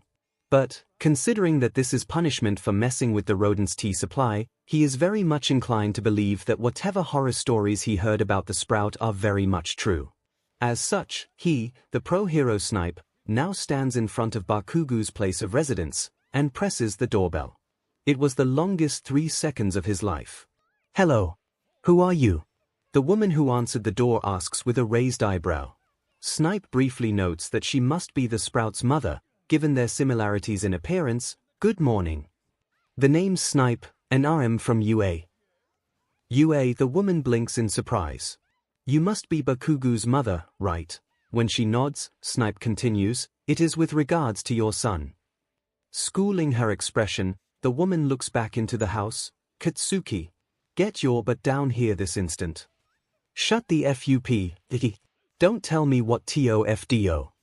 Good Lord above, Snipe sighs inwardly. He held on to hope, perhaps in vain. Now, there was no denying it. Get down this instant. The woman now shouts back with equal volume, someone from UA is here to see you. Snipe hopes that this potentially problematic shouting match would not continue. As it is, fate has thrown him a bone. No further shouts come, and the boy of the hour comes downstairs from presumably his bedroom. He notes that Bakugu is giving off an aura that can only be described as volatile, like gasoline with a lit match dangerous close to being dropped onto it. Still, there is undeniably a layer of excitement mixed in with the volatility, proving Nezu's briefing accurate once more, specifically the part where Bakugu sees getting into you as a major stepping stone towards his ultimate goal. Snipe feels his stomach curdle, having a sinking feeling about what is to come. You're Bakugu-kun, right? Yeah. You from UA? Yes, the name's Snipe, and I am a pro-hero who works in U. He braces himself for the next part. I'm here to inform you that you have been banned from applying to U, let alone enroll in there. What? Snipe already can feel the temperature plummeting. On the orders of MR Boss, the principal of U, Bakugu Katsuki, have been banned from applying to U, on the grounds of, quote, villainous behavior, which has no place in an esteemed education institution like UA. He hates having to read off a pre-prepared speech, but it had been one of the terms mandated by Nezu. And Lord above knows that one of the last things he should do is go against the satanic rodent. Bakugu is pale, deathly so. His hands are trembling, and Snipe can hear small pops coming from the boy's palms. Why you shitting with me? Your thing dash, Snipe readies himself, unless dash, I will kill you. The sound of explosions is the cue he needs. Snipe WHPs out a gun, loaded, and pulls the trigger. The silence that follows is punctured by the sound of the boy's lifeless body falling to the floor. His mother stares in paralyzed shock as Snipe pockets the gun. I apologize for such drastic measures, but it was mandated by MR Boss. On Bakugu's forehead is a small bullet, which upon closer inspection is actually a modified tranquilizer syringe. He will wake up in a short while. Snipe bows in apology. In the meantime, I would like to discuss with you further about MR reasons for coming here. Finally finding her voice, the woman shakily invites him in. Would you like some tea, Snipe-san? Yes, please. To be continued. While chaos erupts at the front door of the Bakugu family home, Nezu is about to take a sip of tea when an inexplicable shiver shoots down his spine. Well, probably inexplicable too. Anyone else? But not Nezu. He chuckles, which immediately sends shivers down everybody else's spine within the building and not the good kind, and takes his sip, this time filled with satisfaction. He can't see it, but he knows that the first of his promised plans has been fulfilled. Good. Good. Setting his teacup down, Nezu boots up his computer to check on the progress of his other plans. Building up a case against Endeavor is slow going, but still on the move. While it had been laughably easy to hack into the Hero Commission's databases for any dirt on the number Pooh hero, somewhere in Musutafu, a teenage boy with dual-colored hair and a vow to never use his father's fire suddenly looks up, feeling an odd, but not unwelcome feeling that someone is dissing on his SPM donor. That is still not enough to warrant criminal proceedings against Endeavor. For sure, the sheer number of reports detailing excessive collateral damage to property and civilian casualties would leave anyone with a conscience highly unsettled, but collateral damage and civilian casualties are a troubling, if sadly unavoidable, aspect of the hero industry. And even if Endeavor's record of collateral damage and civilian casualties far exceed that of can be considered acceptable, a bit more searching shows the Commission's extensive record of compensating survivors to keep their mouths quiet. Compensating, he snorts. This is as clear-cut a definition of bribery, by any stretch. No. If Nezu wants to build a case with substantial evidence, which Endeavor will not be able to wiggle his way out of, it is the accusations of domestic violence and abuse Endeavor allegedly inflicted upon his children and wife. That one was harder to track. Hacking into the Commission's databases is one thing, but digging out skeletons buried in the Todoroki household is an entirely different kettle of fish. Hero or not, Endeavor and his family are protected by laws on privacy within their own home. Unless he has substantial evidence, such as testimony and tangible proof of domestic violence and abuse, 𝐒𝐻𝑒𝑢 has no legal right to go snooping around the Todoroki household. So unless he can get Endeavor's wife and children to come forward, he has hit a dead end on the case. Still, in the grand scheme of things, this is but a temporary roadblock. With Izuku working alongside him, 𝐒𝐻𝑒𝑢 is confident that Endeavor's days as a hero and free man are numbered. Even if the flaming trash bag doesn't know it yet. Putting the Endeavor case to the back burner for now, 𝐒𝐻𝑒𝑢 shifts focus towards Eri and the Shy Hasaikai. For this one, things have been much more straightforward. From the intelligence he had gathered so far, it seems that the Yakuza group has not actually started experimenting with the quirk-erasing bullets Izuku had revealed. However, that didn't mean that they weren't already spreading rumors around the criminal underbelly about the possibility of such bullets. As of right now, the Shy Hasaikai have been mainly involved in the trafficking and circulation of the illegal quirk-enhancing drug, trigger. However, just because the group hasn't actually started experimenting and subjecting Eri to unimaginable torture in the process, that didn't mean the case was any less urgent. 𝐒𝐻𝑒𝑢 reaches for his phone and scrolls his contacts. In the years since he got his hero license, he had been building connections and favors not just within Japan, but with fellow heroes and vigilantes around the world. In truth, he has hundreds, possibly even thousands of contacts within his phone, and the average person would be extremely hard-pressed to find the right contact for this urgent mission. He finds the one, and initiates a call. The dial tone rings for a few moments, before the line is connected. Hello. Is this Mr. Basil, from Baker Street? It should be noted that in this specific call, 𝐒𝐻𝑒𝑢 is not speaking in Japanese. Rather, he is speaking English. Ah, good, I hope I am not calling at an inappropriate time, Mr. Basil. My name is 𝐒𝐻𝑒𝑢, principal of Ue High School in Musutafu, Japan. Yes, 𝐒𝐻𝑒𝑢 chuckles, we worked together several years ago to bring down that dastardly Ratigan. Quite the charming fellow. Such a pity that he was a villain. Yes, so anyways Mr. Basil, I'm afraid this is not a social call. I need to cash in on a favor. As it stands, your son has been barred from applying or enrolling into, on the grounds that he has been nothing short of a bully and villain to Midoriya.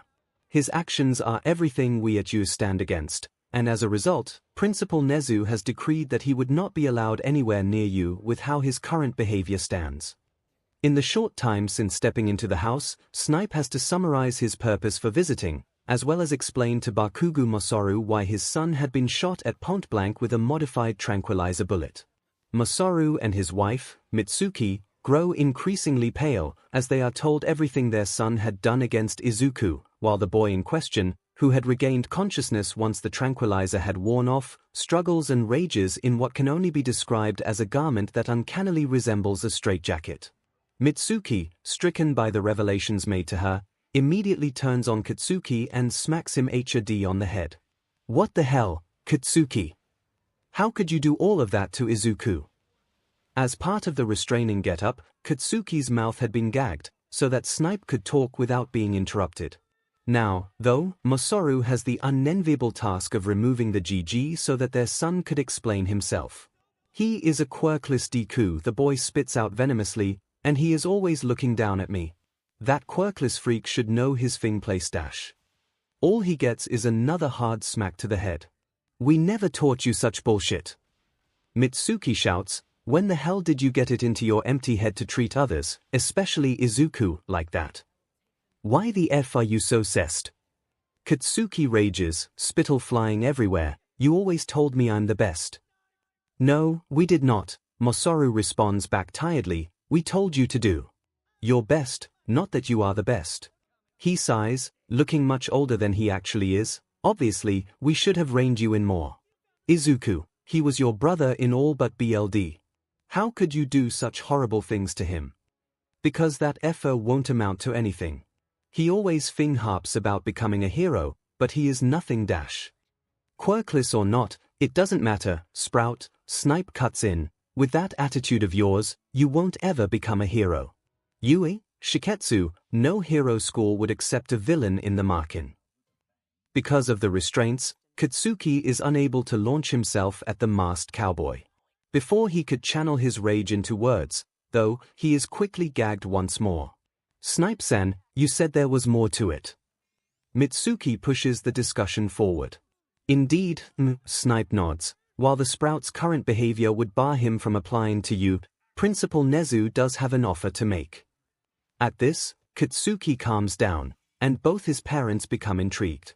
Principal Nezu has tasked me, Snipe hides the shiver at that word, to oversee your son's rehabilitation over the next 10 months.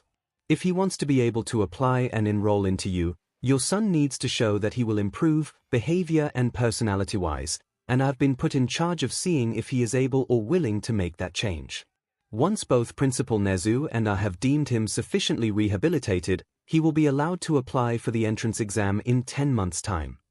And if he fails, then we will bar him from you and notify the other schools to bar him from applying. Snipe shrugs. We are already being generous by allowing the Sprout to prove himself capable of reforming. We could have easily barred him with no other chance. However, Principal Nezu is worried, 1, for the reputation of you as the best heroic school in Japan being tarnished if we let your son enroll with his current problems, and 2, that if we do not intervene and just outright ban him, your son will go rogue and turn villain. The gravity of the situation, and the offer being laid out on the table, ensures that Katsuki doesn't explode at being called a villain. Also, Snipe very consciously does not mention Nezu telling him, in confidence, to change the bullets from modified tranquilizers to actual, live ammunition, in the event that Katsuki refuses the offer, or in an alternate scenario, fails to prove himself worthy of UA's standards. So, what will it be, Sprout? Katsuki is silent for a long, tense moment. Finally, he twitches, which is the cue for Masaru to remove the GG. Fine, I'll do it. To be continued. Meanwhile, when he is not getting his butt kicked and permanently etching what faux leather tastes like inside his brain, Izuku is expanding his scope of training beyond combat and fight skills. Since it has been established that he will not be All Might 2.0, Izuku has deduced that, in order to stand a chance against his current teachers, he will need to greatly improve his reflex speed and stealth in order to leverage on the element of unexpected surprise to get a hit on his opponent when faced against them in a spar. Furthermore, Izuku was notoriously known to be clumsy in his previous life, and now especially, having to do it all again, the clumsiness returns with a vengeance. Especially early on, when the lethargy and all-around aches seem to amplify his clumsiness tenfold. The number of broken plates and cups can attest to that. So, deciding that he needs to get a leg up in terms of agility and being firm, but light, on his feet, Izuku considered his options. Park Hour was vetoed by both Aizawa and Gran Torino on the grounds that due to inexperience, Izuku will just be unnecessarily opening himself up to serious, perhaps even life-threatening, injuries. Dance classes did come up in the discussion, but Izuku pointed out that it would be expensive in the long term. That said, Gran Torino did suggest something along the lines of dance, but something else entirely. Slipping into a ramble akin to those back-in-my-day speeches that old people like to go on, to the consternation of those around them, the retired hero talks about those Dance Revolution games that youngsters like Izuku would frequent in at arcades. Izuku has heard of such games before, and although they are not the same as actual dance lessons, they are much cheaper, and at least it is a starting point. Just his luck, that the nearest arcade to his apartment does have such dance games in its premise. Even better, unlike many arcades which charge a person per game, the arcade, tackily titled Mighty Games, in a blatant bid to connect itself to the symbol of peace, has an option where visitors can pay a one-time fee of 7,500 yen $50 that allows them to play any and all games that they wished, so long as they did not leave the premises. If visitors choose this option, they would be given a wristband in the colors of All Might's Golden Age costume, naturally, instead of the usual card which would be topped up with money whenever the funds within it run dry. Since 𝐒𝐿𝐴 has 2 free days in the week with the other 5 split between weight training with All Might, lessons with 𝐒𝐻𝐻, and combat training with both 𝐈𝐴𝐲 and 𝐔𝐬𝐴𝐺, the 7,500 yen charge for the wristband on each day, when accumulated, is still cheaper overall than many of the good dance classes on offer in Musutafu. And so, with 7,500 yen in his pocket and a packed lunch made by his mum bless her, 𝐒𝐿𝐴 heads down to Mighty Games Arcade. He doesn't jump straight onto the dance game console, titled Dance Rebellion again as a possibly tacky homage to the Dance Dance Revolution games of the past. Instead, he watches how other players go about the game, and waits until there is no one in the vicinity before stepping onto the platform himself. He may be determined to change the future, but he is still self-conscious, okay. As it turns out, it is a good job that he waited until no one was around. His first attempt ended in abject failure, so much so that his miserable performance, if it could really be called that, would fit more in some kind of cheesy comedy TV show for kids. Even when set to easy mode, the song he chose caught him off guard with how quickly it started, and with his existing poor eye-leg-foot coordination, he nearly fell off the platform no less than 5 times in that one song, let alone manage to land on any of the correct pads. Simply put, his score was so abysmally low, it didn't even get onto the scoreboard at the end of the song, and his grade was a big F. Lovely. Still, like the many times he hit the mat and tasted faux leather, 𝐒𝐿𝐴 bounced back and kept going. Again. Again. And again. He lost count of the number of times he took on Dance Rebellion. His aim had purely been to improve his footwork and dexterity with each song. He never really paid attention to his score, other than the number of perfects and very goods he accumulated with each round. As such, he never realized how he was inadvertently turning into a bit of an enigmatic cryptid within the arcade. As his free days coincided on parts of the week which are typically quieter for the arcade, no other visitor ever saw him entering or leaving. And those who did play Dance Rebellion with any sort of regularity usually did not come whenever 𝐒𝐿𝐴 stepped foot into the arcade. As such, it became quite the bemusing spectacle to see a presumably unknown player, only known by the pseudonym of Reality Destroyer because not only does 𝐒𝐿𝐴 have a mission, he is also hilarious, slowly climb the ranks of the scoreboard, until one innocuous day, they dethrone the current reigning champion, another player going by the pseudonym of Acid Queen 420, by a practically unbeatable score. Admittedly, the staff of Mighty Games Arcade found it quite amusing, as they quietly watch Acid Queen 420, a teenage girl with pink skin and hair with horns on her head, be torn between outrage at being overthrown in the game that she had all but conquered, and excitement that there is now a true challenger to her previously unbeatable record. The spectacle becomes even more amusing when the girl tries, with all of her might, to beat Reality Destroyer's score, only to fail to do so time and time again, as the enigmatic dancer merely pushes their score higher and higher. They could have easily told the girl who the player was, but quite frankly, their jobs are quite drab, with very little in the form of entertainment. It was a huge breath of fresh air to see something amusing, in a rather unexpected way, breaking up the monotony of clocking in and out day after day, so there was very little incentive for the staff to break the magic of this cryptid who haunts the Dance Rebellion console and is never seen in person.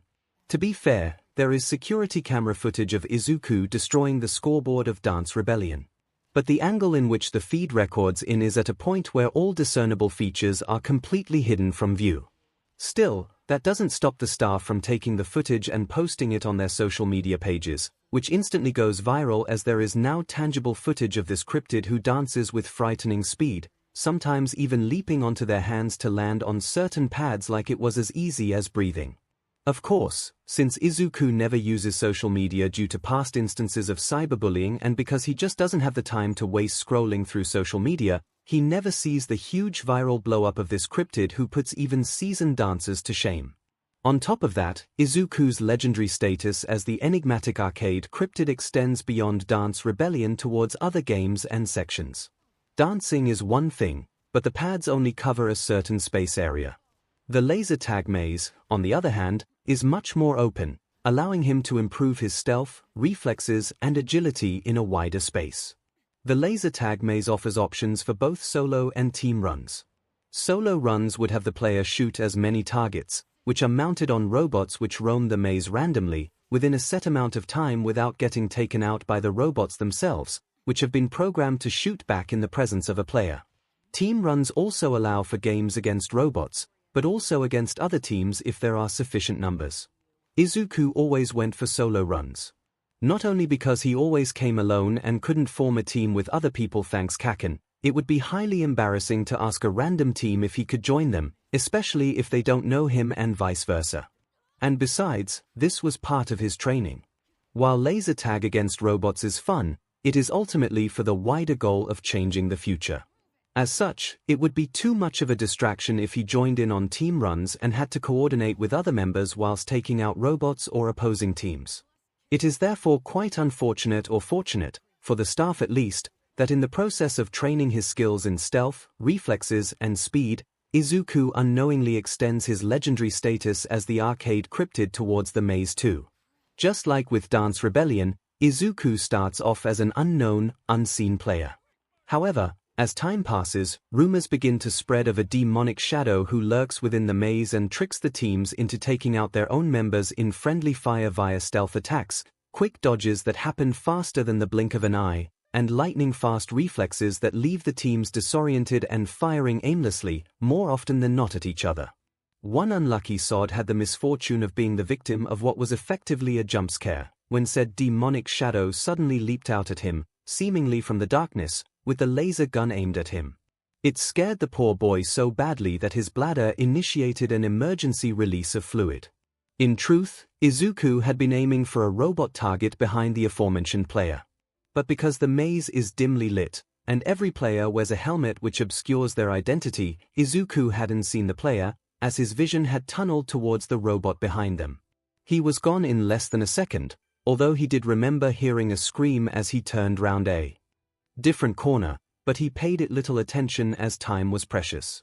And yes, both solo and team runs happened simultaneously within the maze. Was it a wise choice?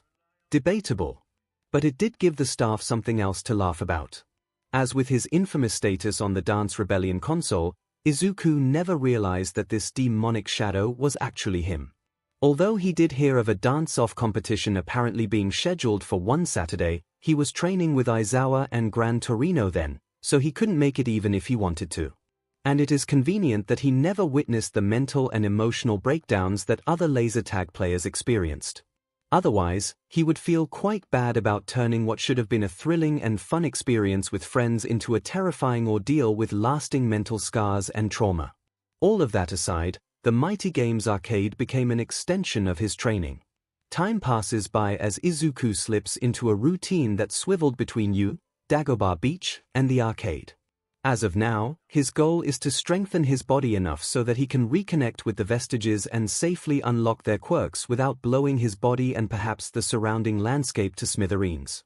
But on one innocuous night, after another grueling combat training session with 𝐈𝐵 and 𝐿𝐴𝐼, 𝐒𝐿 falls asleep, exhausted out of everything, when suddenly, the darkness of slumber changes. To be continued. Understandably, being rudely woken up from one's slumber would make anyone more than a little sessed off. And 𝐒𝐿 was about to give whoever had the audacity to wake him up the good old knuckle sandwich. Except, 𝐒𝐿, it's so good to finally be able to talk to you again. He blinks. Nana. The vestige of the seventh holder of One for All, Chimera Nana, All Might's mentor and Tenko's grandmother, smiles. Behind her are the other vestiges of the previous holders, although one appears gagged. Not with rope or anything, just bound by some kind of smoke. Anyways, Nana goes to 𝐒𝐿 and wraps him in a tight hug. You've come so far in less time, she says, pride clear in her ethereal voice. I'm so glad that you have this second chance to do it better.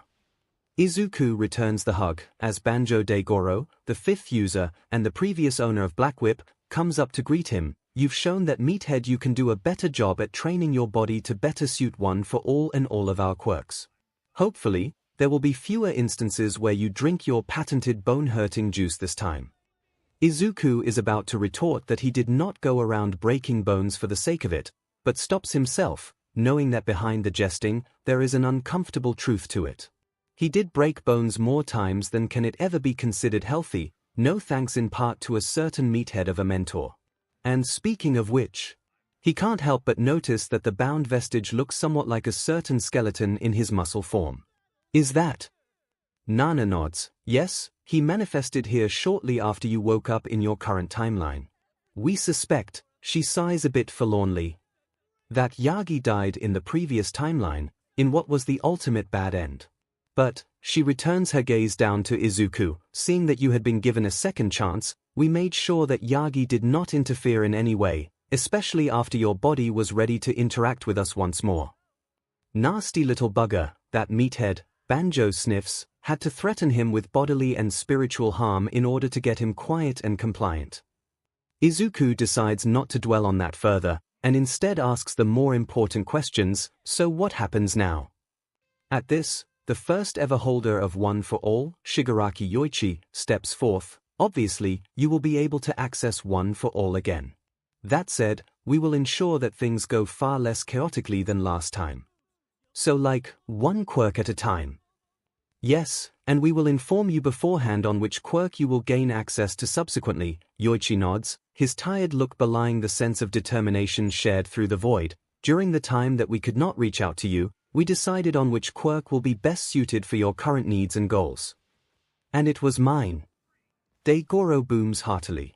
Despite the previous timeline also had you manifesting Banjo's quirk for the first time, Nana continues despite the fifth user's boisterous laughter, it was too sudden and nearly caused destruction and harm to you and others. Banjo will always be on hand whenever you longing to use Black Whip so as to mitigate any possible damage to the surrounding environment or harm to you and others. Izuku nods, how long will it take for me to gain access to all other quirks? You don't need to worry about it, Izuku, Yoichi reassures him, we will assess your readiness and the situation you are in. We had plenty of discussions and arguments, the sixth user, En, adds. And arguments, Yoichi continues, on how we will progress in this new timeline. We won't be squandering this second chance to defeat my psychotic brother once and for all, unlike a certain meathead who couldn't be bothered to do his due diligence in making sure that all vital functions had ceased the first time around. Izuku nods resolutely, I will also do my best. So many people, whom we lost previously. I'll make sure things will be different.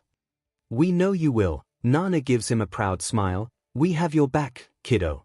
And, make sure to tell Toshi that I will always be watching over him. On its own, that last statement sounded like an emotional sentiment of encouragement. Izuku knows better, so that in the event that he F's up, I have your permission to give him a good whack over the head on your behalf.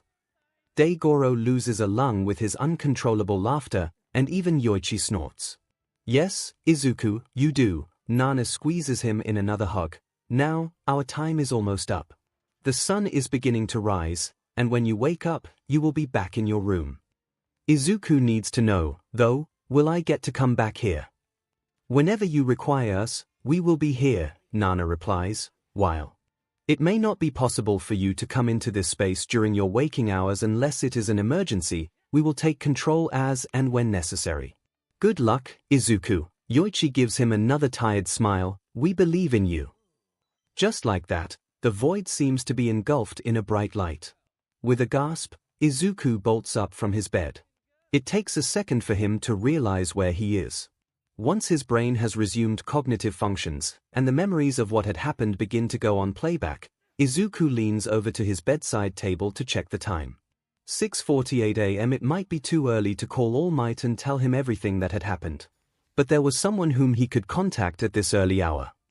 Come to think of it, does the being that is Principal Nezu ever need to sleep? Pushing that thought aside, Izuku grabs his phone, scrolls through his admittedly small but now longer contact list, and initiates a call with the rodent in question. Principal Nezu. Good morning, Izuku here. Listen, there is something you need to know, to be continued. Let me get this straight, young Midoriya. Izuku patiently waits. You went to bed last night, and woke up in a void, inhabited by the spirits of the past One for All holders, and you spoke with that. On top of that, you finally gained access to their quirks. Yes, All Might. That is basically what happened. Are they? Izuku's expression doesn't appear to change, although someone with a trained eye would notice that he appeared to be going inwards, Nana, can you lift All Might's teacup to let him know that you're here? It sounds something right out of those spiritualism scenes, but unlike those fraudulent performances of human fakery, the teacup that the symbol of peace had been drinking from lifts off the table. With All Might now staring unblinkingly at the levitating cup, Izuku continues, "Thanks, Nana. I'm not sure if you are able to touch All Might, but if you can you give him a hug?" Right after, the emaciated skeleton feels a cool rush of energy envelop him. It is not the same as someone hugging him, but the gesture is no less true. And even though he can't see her, tears begin to trickle down All Might's gaunt cheeks.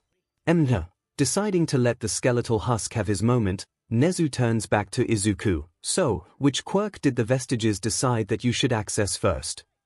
"Black Whip," Izuku replies. "Yes, it was the same in the previous timeline.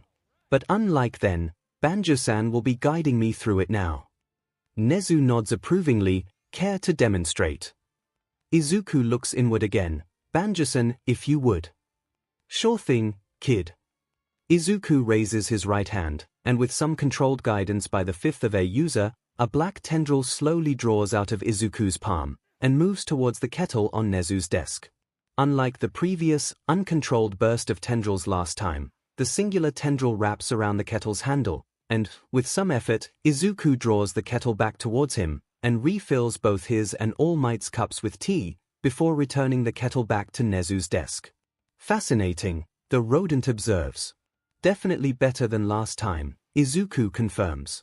Nezu nods. "So will you gain all of the stockpiled quirks eventually?"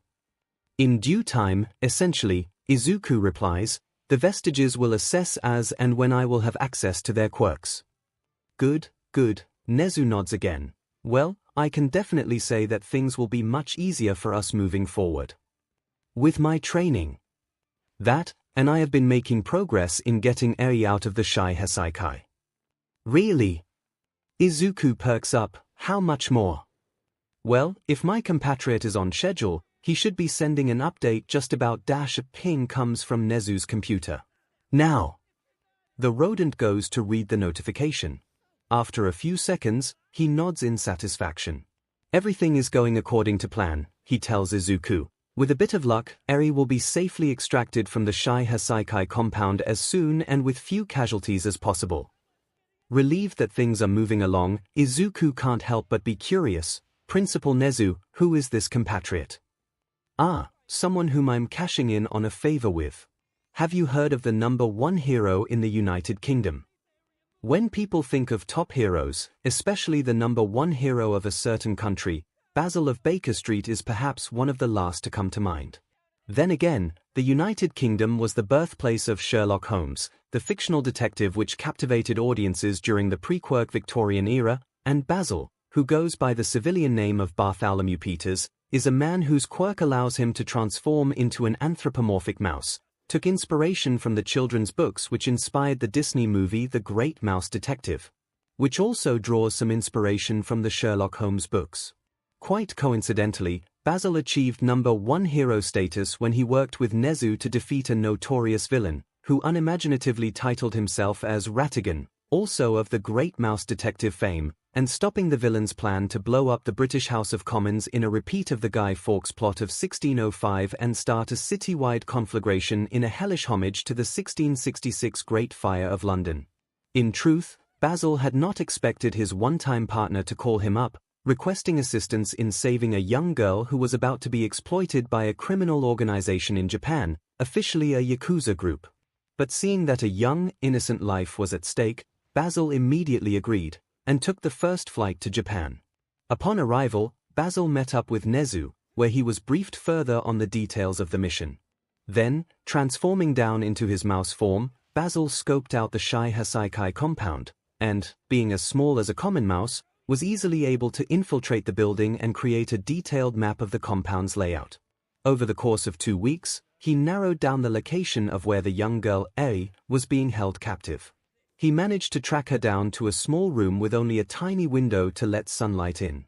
During the subsequent week, Basil made sure that Eri was being held only in this one room and not being moved about, before conducting reconnaissance around the compound, with the goal of finding out if there was a certain room and time where all significant members of the 𝐒𝐻𝐻𝐼, especially the leader, Overhaul, tended to meet. After several discreet rounds, he discovers one particular location. The 𝐒𝐻𝐻𝐼 are made up of several levels of authority, with Overhaul at the top, followed by his right-hand aides, Chronostasis and Mimic. Below them are the 8 Bullets, who are the most trusted members of the organization and have sworn their lives and loyalty to Overhaul, and are in charge of the thugs who make up the vast majority of the underling members. Together, the 8 Bullets, Chronostasis and Mimic would meet in Overhaul's office every Thursday for a weekly briefing. Such briefings always happened at the same time, which gave Basil a window of opportunity to eliminate the leadership of the organization once and for all. It also helped that throughout the time he spent in the Yakuza compound, he was never once spotted or noticed by anyone within. Any noise he might have made was just chalked up to a rodent in the vents or saws, which was exactly the case, but different contextually, which gave him the perfect cover to execute his plan. Commissioning a special device from the US support labs, on the day of the operation, Basil smuggled what appeared to be a metal sphere into the compound. He arrived at the vent opening just above Overhaul's office, and waited for every single member of the leadership hierarchy to file in for the weekly Thursday briefing. Once Basil hears the telltale sound of the doors being electronically locked, he waits for the right moment, and then pushes the sphere through the vent cover. In the lead-up to this operation, Basil had secretly loosened the vent cover. Not enough to send it crashing into the office below, but enough so that a bit of force would send it falling. The only warning the leadership hierarchy got was the vent cover crashing onto the floor, separating them from Overhaul's desk. See, the sphere was not actually metal, rather it was glass that was painted in the color of metal. The sphere is actually made of 2 halves, with the top half containing crystallized methane, and the bottom half containing liquid ammonia, separated by a thin layer of glass. When the sphere hit the floor, it instantly shattered, mixing the 2 chemicals together. Almost immediately, a toxic gas, hydrogen cyanide, is created and rapidly spread across the office. Never mind that every single occupant is wearing a mask of some sort. The hydrogen cyanide was set to be created at an extremely high potency, and to add insult to injury, the masks the leadership hierarchy wore were usually just for show and provided no real protection against toxic gases. With the gas rapidly spreading, Basil makes a quick escape. Overhaul and his men, however, are not so lucky. Because of the high potency and concentration of the gas, everyone in the office suffered the symptoms of cyanide poisoning to the severest degree. The men gasped desperately for air, as their bodies convulsed from seizures and suffocation, preventing their escape. One by one, in rapid succession, they collapsed, and never got up again. Death came rapidly for the 𝐒𝐻𝐻𝐼, with no one any the wiser, save for a small, anthropomorphic mouse, who is now making his way to the room where 𝐂𝐸 is being kept. As the gas is likely to spread through the vents, Basil gets out at the earliest opportunity and gets to the room as quickly as possible. There, he squeezes his way into the room via the bottom of the locked door, and spots the young girl in question, huddled in a corner of the room on a rather ratty, pardon the pun, mattress. She doesn't appear to see him at first. Pest, hey, little girl. She looks up, eyes darting around the room. Over here. 𝐂𝐸's eyes finally train towards him. Basil waves to her. I'm here to rescue you. Blinking owlishly, 𝐂𝐸 slowly says, rescue me. I'm going to get you out of here. Basil goes closer, seeing that the young girl isn't freaking out at the sight of a talking mouse. What? Come along, there's not much time left. Basil climbs onto the mattress, ignoring how the stains are getting onto his coat. He'll wash it off later. We need to go now. But Overhaul is no more, Basil tells her confidently. He won't hurt you ever again. No one in this building will hurt you ever again. 𝐂𝐸 stills at this, but it is clear that she doesn't trust him entirely. I won't hurt you, 𝐂𝐸. After all, what can I, a small little mouse, do? That seems to do the trick. Why, you promise? Promise, cross my heart, swear on my nan's life. Basil nods. Now, we don't have much time. Can you trust me? Slowly, 𝐂𝐸 nods. Oh, okay. As it stands, Mr. Basil was able to get 𝐂𝐸 out of the compound before the entire complex was covered in the toxic gas, 𝐒𝐻𝐈 explains. But how did they get out without the thugs or underlings catching them? 𝐒𝐿𝐼𝐳 asks.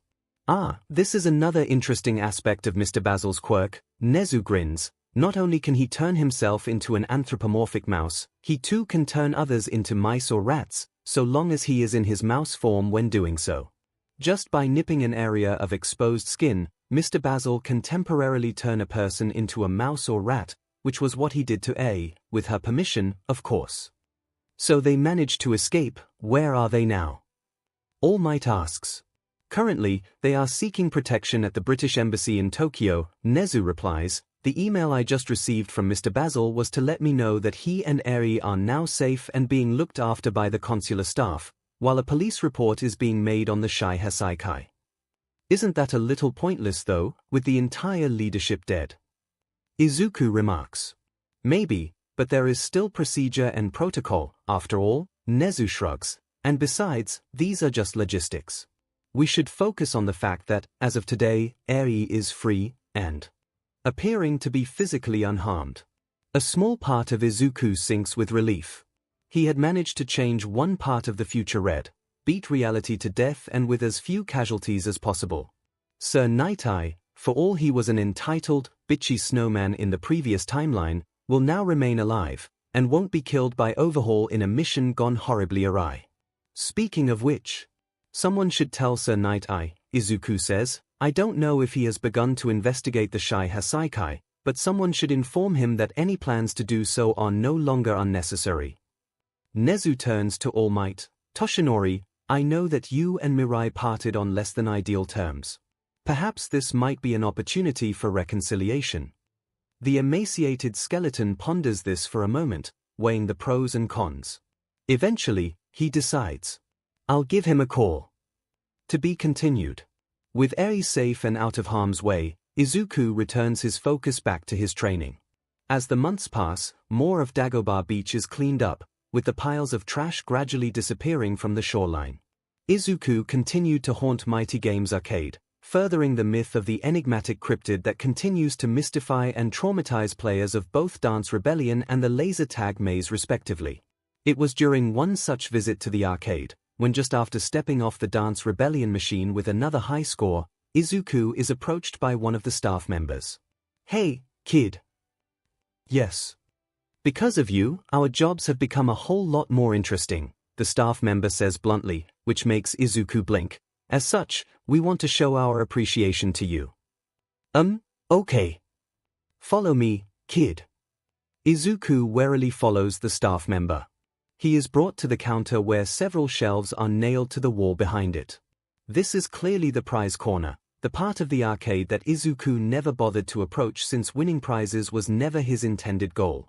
Pick one. Really? Yes, really, the staff member nods. You have made our boring butt shifts so much more entertaining. We actually look forward to coming in to work now. The least we can do is to thank you for your kind efforts. Still a bit nonplussed by this sudden development, 𝐒𝐿𝐼 scans the shelves for the prize of his choice. Amidst the stuffed plushes, board games, and hero merchandise, one sticks out like a sore thumb. It is a figurine of All Might, protected in a glass case. 𝐒𝐿𝐼 gasps quietly. I see what you're looking at. Do you want it? Does he? Given that it is one of the rarest figurines known to exist, with only 10 of such figurines released as part of a line celebrating All Might's golden age era. And it costs a whopping 1 billion coupons to redeem. Hell, thing, yes. Yes, please. As the staff member gets a stepladder and a screwdriver to remove the glass case, a single thought runs through 𝐒𝐿𝐼's head. He wants All Might to autograph it. Speaking of All Might, the man himself has pulled up in the underground car park of the agency building that is run by Sasaki Mirai, something that hits him with both nostalgia and wistfulness. Perhaps, in a different universe, they would not have gone their separate ways, all because of an argument about his future death, and the subsequent conflict about passing on One for All.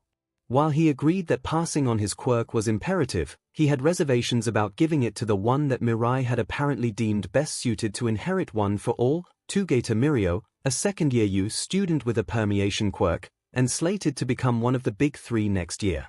And after young Midoriya had informed him about a troubling aspect of One for All, specifically what it does to wielders who already have a quirk to begin with, Toshinori is now fully convinced that his former sidekick's endless insistence that he pass one for all on to young Togeto is both stupid and completely fed up. Granted, Mirai could not have known that passing one for all on to someone who already had a quirk was essentially a death sentence, which is why Toshinori saw it as imperative that his former sidekick see the truth as quickly as possible, so as to prevent his own short-sightedness from killing an innocent youth with dreams and aspirations. Which, given his quirk, and the future that young Midoriya laid out, was depressingly ironic. Stepping out of his car in his muscle form, Toshinori cuts an attention-grabbing sight as he makes his way up to the lobby of the Night Eye Agency. Those who were in the lobby then stare and gasp as the symbol of peace strides up to the front reception desk. "Good morning, I have a meeting with Sir Night Eye at 9 a.m. this morning." To her credit, the receptionist on duty then did not falter in her work when she noticed the symbol of peace looming over her. "Certainly, Sasaki-san is waiting for you in his office. I will clear you through." "Much appreciated, ma'am." Toshinori is cleared through the security gate and takes the elevator up to the floor where Sir Night Eye's office is located. Once there, he knocks firmly on the door and lets himself in. Again, a wave of nostalgia hits him full-on when he lays eyes on the man whom he once worked so closely with, but now is pretty much at odds against. Make no mistake, there is still a part of him who would do anything to repair the strained tensions between them, but depending on how this meeting goes, such a dream may remain just that, a dream. "Toshinori," Mirai greets curtly, "I must admit that I was a little surprised that you wanted to meet me in person." "Yes, I believe it was time to set the record straight," Toshinori replies, revealing nothing, as he powers down and takes the seat opposite from his former sidekick.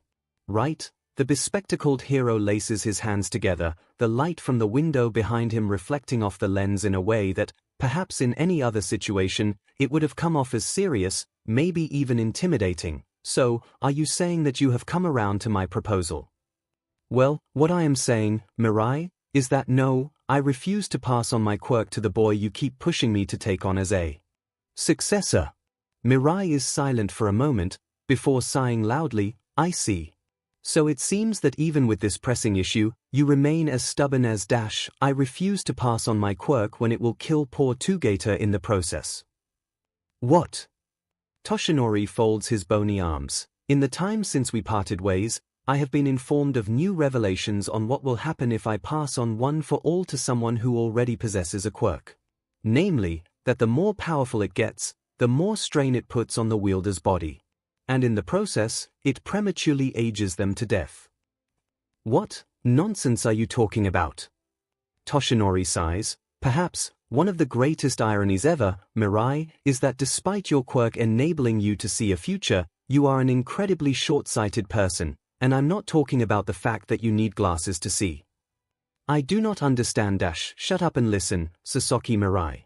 Toshinori cuts through, his tone taking on a dangerous edge. "Just because you allegedly saw a future that resulted in me dying before my time, you decided to take it upon yourself to decide who I should pass on my quirk to." He raises a hand to stop whatever protest that wanted to come out of his former sidekick's mouth. "Has it ever occurred to you that it is my decision on who I pass my quirk on to? You may have been my sidekick once upon a time, but you have no legal right to decide, on my stead, who is the next wielder of One for All. That is one of your greatest drawbacks, Mirai. Just because you have the ability to see a future, you assume that you have the right to decide how things pan out, even if it means taking away the agency of someone else, of whom you have no right to do so in the first place. You don't understand." Mirai shouts, banging his fist against his desk. "I do what I do to ensure the best possible outcome for everyone involved. We need to make sure that the legacy of the symbol of peace lives on. By turning a bright young man with his own aspirations and dreams into All Might 2.0, Toshinori cuts through again, the dangerous edge becoming fully dangerous now, by taking away his future, his independence and agency, because you assume you know what's best for him. You are merely human, Sasaki, not an omnipotent god. In your foolish short-sightedness and arrogance, you are not only destroying the future of an aspiring hero, you are going to kill him, literally, in the process." Despite his BLD pressure rapidly rising, Mirai bites out, "Where did you learn this claim about One for All?" From a young man who came back in time from a future where things went down the toilet, and the one whom I apparently passed one for all to, and where apparently, you treated him like literal SHT when he decided to intern with you because you are nothing but a petty, egotistic spoiled brat who didn't get his way. He must be lying to you. Mirai shouts, he's trying to lead you astray. At this, Toshinori laughs, a sardonic, weary noise bereft of humor, one that silences Mirai completely. Leading me astray, you claim. On the contrary, young Midoriya has been the biggest blessing in my life since my MSTR passed on one for all to me all those years ago. You claim that he must be lying to me. But will a liar reveal the truth about a Yakuza group who was planning on using a young, innocent girl to make quirk-destroying bullets as a means of gaining notoriety and fear within Japan? At this, Mirai visibly flinches. Does the name 𝐔𝐬𝐽 𝐵𝐵 ring a bell to you, 𝐒𝐻𝐻𝐻𝐵? It does, in fact. Up until this point, Mirai had been keeping tabs on the elusive Yakuza group led by Chisaki Kai, also known as Overhaul.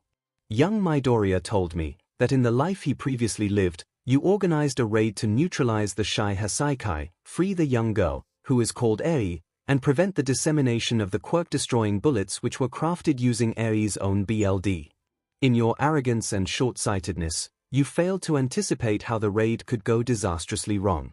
Had it not been for young Midoriya and Togeto, the raid would have gone melons up almost from the get-go.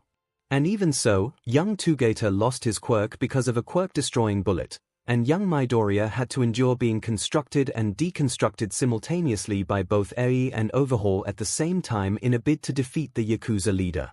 In the process, you were mortally wounded, Sasaki, and young Togeto was removed from the hero course because he lost his quirk. And in the end, a villain group that was led by All for One himself, through a puppet who, to my eternal shame, was the grandson of my MSTR, intercepted the police convoy taking Chisaki to Tartarus, and not only stole the quirk-destroying bullets that survived the raid, but also neutralized Chisaki by decaying away his hands and arms. So even though the heroes managed to rescue Eri and take down the 𝐔𝐬𝐽 𝐵𝐵, it was not without massive, unnecessary casualties and destruction, and it was all because of you. Toshinori sighs. Never in his life had he dressed down his former sidekick this much and with so much intensity. As it was, Mirai himself was rendered speechless. But not for long. Why you say that this happened in a previous future, so there's still time. You need to pass one for all on to Mirio and Dash. Toshinori laughs again, cutting the man off. This time, the laugh is mirthful, but filled with deep irony. I can't believe it. You are showing just how short-sighted you truly are. Did it not occur to you that, when young Midoriya came back in time for a bad future, he would set about changing and doing things better? There is no point in going after the 𝐔𝐬𝐽 𝐵𝐵 now, because they no longer exist. What? Through collaboration with Principal Nezu and the United Kingdom's top hero, young Midoriya was able to have Eri rescued from the compound, and the entire leadership of the 𝐔𝐬𝐽 𝐵𝐵 eliminated. Chisaki, his right-hand men, and all of his underlings, are no more, killed off by hydrogen cyanide when the gas was released in Chisaki's office while all of them were inside, attending the weekly briefing. Last I heard, the police have already moved in, along with cleanup crews, to decontaminate the building and arrest any surviving members, provided that they were not all killed when the gas spread through the ventilation system. At this, Mirai is left utterly speechless. His tongue refuses to work, and all BLD has drained from his face. Don't you see, Sasaki? Or, no, you don't actually see it. Your quirk is not some omnipotent power that guarantees the future. The future is only one of many possibilities. It doesn't take into account any intervening forces, unseen or otherwise, changing things and pushing the future onto a new path. As I said, you are not some god who knows everything, you are merely human, who has, and will, continue to make mistakes. I just hope, after today's meeting, that you will look deep into yourself, and hopefully, make things better, without using your quirk. Toshinori gets up from his seat, and powers back up into his muscle form. I will see myself out. Thank you for agreeing to meet with me. The symbol of peace turns to leave, when Mirai jolts back. Wait. 𝐻𝐻𝐻𝐵. Why you say, that if Mirio receives one for all, it will kill him, The look in Mirai's eyes is desperate, bordering on manic. I need to know. I need to know if that is really true. Suddenly, without any warning whatsoever, the Foresight hero jumps across his desk and grabs Toshinori's arm, activating his quirk. If he intended to see what would happen, something entirely else happened instead. See, after being pummeled, bashed, hit, pounded, and slammed with over 200 metaphorical chairs, reality has begun to weaken from the endless onslaught. When Mirai tried to activate his quirk to see into a possible future, the struggling threads that made up the concept of reality started fraying, and one of such threads snapped. Upon activating his quirk, instead of seeing the future, Mirai's vision whited out, cracked, and shattered. Toshinori watched with growing concern as his former sidekick's body completely seized up. His eyes, when they would have moving clocks in them when Foresight was activated, lose all light and signs of life entirely. Then, without a further word, Mirai crumples to the floor and doesn't get up again. Toshinori, coming back into himself, prods the man's body with a foot, before crouching down to check for any vital signs. Thankfully, there is a pulse, and Mirai is still breathing. But, from the looks of things, his former sidekick's mind appears to have shut down, maybe even shattered. This won't do. Despite their disagreements and the explosive meeting they just had, Toshinori isn't a heartless monster. He goes to the door, opens it, and sticks his head out into the outer office, where Mirai's own sidekicks are working. Excuse me, but can one of you call an ambulance for Sir Night Eye? I think he has fainted from shock, and is in need of medical attention. To be continued. Finally, after 10 long, grueling months, the time has come. Dagobah Beach is cleaned, once more a beach and not an illegal dumping ground. Mighty Games Arcade is thoroughly haunted and has become a well-known spot for amateur ghost hunters. Sasaki Mirai has been warded in the psychiatric unit of Musutafu General Hospital, and has thus far remained in a vegetative state with no signs of recovery or progress. Eri has been transferred to U custody and is under recovery girl's tender and nurturing care. And, most importantly, Midoriya Izuku is ready for the entrance exam. Hopefully, more so than last time. For sure, he wasn't going to yell smash and decimate the zero-pointer robot in the process, drinking the first of countless shots of bone-hurting juice this time around. Still, just because this is his second chance to take the exam, that didn't stop the expected nerves from churning away in his stomach. Especially, in the grand scheme of things, he is about to take the next big step towards changing the future away from the apocalyptic shitshow he had escaped from. And who is to say that something won't go wrong? At the risk of jinxing himself, Izuku enters the front gates of U on the day of the exam, one of many hopefuls streaming in. Amidst the throngs of candidates, Izuku scans the crowd for a certain spiky-haired explosive Pomeranian. Although, according to Nezu, the Pomeranian wasn't exactly as explosive as before. If the rodent's words are anything to go by, his plan to rehabilitate Bakugo had been a resounding success, if not for a few early teething problems which were thankfully cut to size early on thanks to the wondrous combined efforts of Snipe, Hound Dog and a Nerf gun. It didn't take much for Izuku to put the pieces together. The thought of Bakugo getting shot with a Nerf gun every time he lost his temper or explosion was honestly more than a little funny. So much so that Izuku didn't see where he was going amidst his chuckling, and tripped on an uneven part of the path. Well, I guess even now, some things never change, he thought to himself as he pitches forward, ready to have his first kiss with the pavement. Only for the unmistakable sensation of his gravity being cancelled to hit him.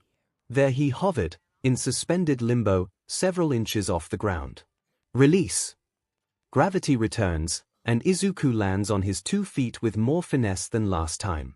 I'm so sorry for using my quirk on you without permission. Izuku spins on his heel, his breath getting caught in his throat. The flustered brunette is bowing deeply, before straightening up again. I just thought, it would be bad luck if you fell before the exam, right? Izuku just continues to stare at her. The brunette's embarrassed flush grows darker. Good luck for the exam. His silence continues, even as his eyes track her hasty exit towards the doors. It takes a long, awkward moment for Izuku to snap out of his stupor. His feet move almost mechanically, taking him towards the doors, rejoining the stream of hopeful youths. All traces of the pre-exam jitters that rattled his stomach have vanished, replaced by an eerie, unnerving calm. While his body moves on autopilot, his mind replays the image of Uraraka Okako, red with embarrassment, bowing in apology. The girl with the gravity-canceling quirk, who in his previous life, saved him after his ill-planned decimation of the zero-pointer robot, and became one of his first friends post-quirkless diagnosis. Uraraka Okako, who went through unimaginable horrors in his previous life, courtesy of Himiko Toga, and the greater machinations of All for One. Even with his body on autopilot, Izuku's eyes narrow, as a determined aura radiates from his body. He will do whatever it takes so that his first-ever friend in you will not have to go through the same hell that her past counterpart had to go through. Even if he has to massacre reality in the process, he will do it. Suffice to say, anyone whom Izuku passed was left more than a little terrified when this apparent demon walked past them and filled their souls with unimaginable fear. Hey hey hey! Welcome to the briefing for the heroics practical exam. Can I get a yeah? Crickets. Just like last time, crickets. But not for long. Yeah. Amidst the gathered students, a lone soul is on his feet, a fist pumped into the air, and reciprocates the voice hero's showmanship. Present MIC visibly lights up. You, candidate 439, are a great cookie, and I appreciate YA. Despite the looks he was getting, Izuku sits back down, satisfied and not at all ashamed. Cringe or not, if it could make the voice hero's job a little easier, then he will do it. And snag another chance to beat reality up with another chair. Emboldened by Izuku's show of support, present MIC proceeds with the briefing. Sure, it is pretty much the same as before, but one would have to be blind and deaf to not conclude that the voice hero is much more invigorated and energized in his presentation. Izuku idly taps his finger against the armrest, waiting patiently for present MIC to get to the part about the zero-pointer. Excuse me. Everyone, save for Izuku, turns to the sudden, loud voice. Several rows behind, a bespectacled, broad-chested student dressed immaculately in the uniform of the elite Sumai Academy has shot to his feet and rather rudely interrupted the briefing. You did not explain the purpose of the fourth robot. This is unbecoming of such a prestigious education institution of UA's caliber. And you. He jabs a hand at Izuku, who continues to look ahead at the stage. Do you think this is one huge game? If you're not taking this seriously, you do not belong here. Time seems to slow down, as everyone gathered watches with bated breath to see how Izuku would respond to being singled out. A huge game. Do you think I'm not taking this seriously? The same demonic-like aura from before returns with a vengeance. Those who have the unfortunate luck of being near Izuku shrink away in terror, as he slowly gets to his feet, and turns around, as the tension rapidly escalates towards critical mass. The bespectacled candidate flinches, a bead of sweat rolling down his face. Izuku's expression is one of cheerful calm, deceptively so. How about you sit your thing but down and let present MIC actually get to the point? You did, after all, quite rudely interrupt him. Despite the seemingly polite, amicable tone, the demonic aura intensifies dangerously, leaving no room for suggestion. The bespectacled student falls back down onto his seat, his entire body trembling. Hey hey! Calm down, listeners. No need to get up in arms against each other. Present MIC's timely intervention somehow cuts through the tension, finally allowing everyone to breathe.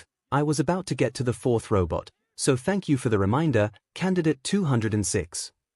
It was an obvious attempt to clear the air and not to make the bespectacled snob's embarrassment any worse. It didn't work. Anyways, present MIC goes into his explanation about the fourth robot, the zero-pointer, in which Izuku tunes out the rest of the briefing, already knowing how it was going to play out. Shortly after, the briefing comes to an end, and the candidates leave the hall, splitting off into various locker rooms to change and get ready to be taken to their respective testing grounds.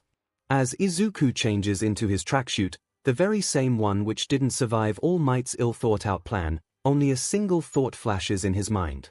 Take 2, here I come. To be continued. Izuku had time to think about it on the bus ride to Ground Beta. There was a small part of him who felt bad for dragging Tenya through the mud back at the briefing, but a larger, more rational part reasoned that Tenya was being quite rude for interrupting present MIC without even bothering to raise his hand and wait to be called upon. Yes, this was an integral part of Tenya's personality, but he was not the naive boy he once was. It is very much clear that Tenya has a large stick shoved quite tightly up his bottom, and perhaps, in any other situation, Tenya would be a very trying and infuriating person to be around. Of course, that wasn't to discount all of the things that Tenya did in Izuku's previous life barring the incident with Stain, but in this current life, none of Tenya's defining heroic actions have come to play yet. At this point, Tenya was nothing more than a rigid, judgmental robot who jumped to conclusions too quickly without considering the implications of his actions. And, if things continue as they were, the second incident should happen at the gates of the testing ground. Once the bus comes to a stop, Izuku and the candidates alight and gather at the gates. Unlike everyone present, he knows what is about to happen.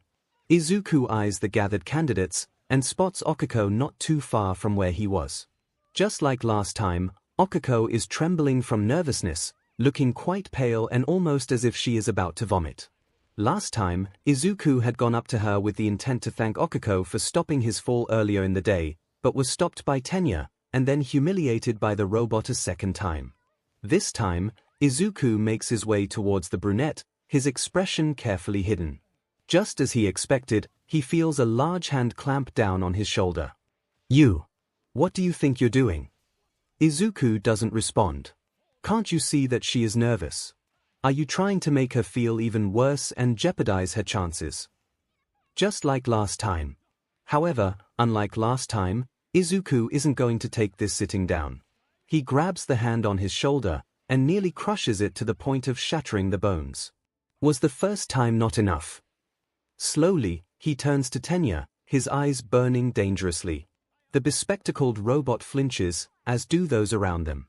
That same demonic aura was back again, although it didn't spread far enough to reach Okiko, who didn't seem to notice the unfolding hellfire just a meter or so behind her. You'd think that after what happened during the briefing, you would learn not to jump to conclusions, Izuku says in an even tone that belies his irritation. "Let me get this into your thick skull. I was not going to harass her. I was trying to help her calm down. She looks seconds away from fainting from the nerves. And yet here you are, assuming the worst. Why don't you just mind your business, and not butt in where you aren't wanted, yeah?" Thankfully, before the bones of Tenya's hand could be pulverized into powder, Izuku lets go, and turns away from the petrified robot. The demonic aura recedes somewhat, but remains palpable enough for those around him to give him a wide berth. Unfortunately, it seems whatever goodwill Izuku had is now gone, evaporated from the heat of his bubbling irritation. He now has no longing to comfort Okiko, although he takes solace in knowing that, even without him going over to help soothe the nerves, Okiko would still perform well enough to get into the heroics course. As he waits for the gates to rumble open, Izuku wonders if Nezu has more success in what he has set out to do. Up in a watchtower overlooking the testing grounds, Principal Nezu is nestled inside an observation room along with the other staff members, NSNG a cup of tea he had poured from a thermos flask earlier. As the time ticks down to the beginning of the practical exam, the rodent takes a few seconds to reflect on what he managed to achieve in the lead-up to the present moment. It had been extremely easy to track down 𝐼𝐺 and pull him aside while the rest of the candidates sat for the theory exam. Brought to Nezu's office, 𝐼𝐺 was interrogated by him, Aizawa and Detective Tsukochi, where they revealed that they knew about 𝐼𝐺's role as all-for-one's mole within you with the goal of leaking important information back to the man as payment for his quirk, and ensuring that his parents did not meet a horrible, grisly end. Understandably, the blonde was terrified, and tried to lie his way out of the accusations. However, Tsukochi tore through his flimsy attempts to obscure the truth, and 𝐼𝐺 was forced to come clean about his mission. The poor boy was hysterical and beside himself with fear, terrified that they were going to throw him into Tartarus, leaving his parents to face the wrath of the bogeyman of the criminal underworld. Thankfully, Nezu proposed a compromise. Since 𝐼𝐺 had not actually committed any crimes, there was no legal basis for him to face criminal charges. That said, with the truth out of the bag, 𝐼𝐺 couldn't just go about and fulfill his promise coerced as it was to all for one. As such, as 𝐒𝐻𝐻 decreed, 𝐂𝐼𝐺 would still be allowed to enroll in the heroics course, but he will be tracked and have a minder with him at all times while in UE. Additionally, there will be pro-heroes who will patrol around his neighborhood and home, keeping an eye on his movements. Faced with no other option, 𝐂𝐼𝐺 agreed to the conditions. It was better than being thrown into Tartarus and possibly losing his parents, the only ones who tried to help him when he was diagnosed as quirkless. However misguided and foolish their actions were in buying a quirk from All for One and being held hostage to make the boy do the villain's dirty work. Shifting away from the would-be traitor, 𝐒𝐻𝐻 then contemplates the recommendation exams held the week before. The school board had accepted his proposal to split the recommendation pool into 2 groups, so that the staff wouldn't be stretched thin in proctoring the exam. In doing so, Todoroki Shoto and Urashi Inasa were split into the 2 groups, keeping them separate from encountering each other. Both candidates dominated their groups, and as of now, Urashi has not rescinded his acceptance into the U Heroics program, not like last time as Izuku recounted. If all goes according to plan, Todoroki and Urashi will continue to be separated, as 𝐒𝐻𝐻 already planned to have Urashi placed in 1B while Todoroki goes to 1A. While he was tempted to do the opposite, just so to spite Endeavor and possibly get another piece of crucial evidence to add to the case he was building up against the number 2 hero, 𝐒𝐻𝐻 couldn't risk Todoroki becoming a collateral victim should Endeavor take his rage out on his youngest son. For now, Endeavor's fragile ego will have to be maintained, but 𝐒𝐻𝐻 swears on everything holy and his tea supply, he will have that BS30 thrown into prison, preferably Tartarus, for the rest of his miserable life one way or another. But enough of the flaming trash can. Unbeknownst to most of his employees, 𝐒𝐻𝐻 has his own personal screen to observe the goings-on in the different testing grounds. In the same group as Izuku, the perverted rat that is Mineta Minoru is hidden within, unabashedly ogling any female candidates with shameless perversion. While he had tried to bar the perverted rat from applying, Mineta's parents were on the school board, and once more forced his paws into allowing their son to take the entrance exam, despite the records upon records of SXL misdemeanors, harassment, and even outright assault stemming from both elementary and middle schools that should have seen the rat shipped off to juvenile detention and being chemically castrated for his crimes. Well, 𝐒𝐻𝐻 might have had his paws forced, but no one could stop him from putting Mineta in the same testing ground as Izuku. With a bit of luck, Izuku will have the honor of exterminating the pest once and for all. After all, in the chaos to come, surely a few accidents are bound to happen. Kiddo, the gate's about to open, Banjo's voice suddenly rings from within, get ready. Roger that, Izuku nods slightly, help me out here. With pleasure, kid. Mere seconds later, the massive gates rumble and begin to swing open. Go! Unlike last time, Izuku moves when everyone else just stands around like idiots. Moving his hands out, he, with Banjo's guidance, unleashes Black Whip, and all but flies into the fake city. What are you all doing? Present MIC's amplified voice rings out in the air, there isn't a countdown in real life. Get going, before all the points are gone. Go! Go! Go! Only then, do the rest of the candidates trample over each other to get inside. By which point, Izuku is already thick into the fray. Like some kind of Spider-Man from an alternate universe, Izuku uses Black Whip to propel himself around the fake city, grabbing hold of lampposts, buildings, and other sturdy structures to act as his means of propulsion. Perhaps, he wouldn't look out of place as a member of the Survey Corps in Attack on Titan, just without the use of the famed maneuver gear that became emblematic with the franchise. And instead of Titans, his targets were the robots, which very quickly made themselves known to Izuku. He spots a swarm of 2-pointer robots, known as Imperials, heading towards him. Working together with Banjo, Izuku uses Black Whip to grab the robots and either throw them into buildings or into each other in order to destroy them. He moves quickly, leaping from building to robot, giving the swarm no chance to attack him. In less than 10 seconds, the entire swarm has been neutralized, reducing to smoking piles of twisted metal and fried electronics on the street below. He'd done a split-second count of the number within the swarm. There were 12 of such robots, thus giving him 24 villain points, which is far more than he had achieved the last time around. But no time to celebrate, he needed a better score. And so, the search continues.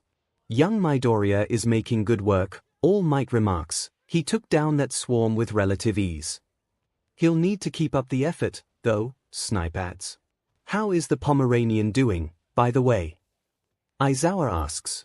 So far so good, the masked cowboy observes the screen. He is using his explosions, but not in any way that they are putting other candidates at risk.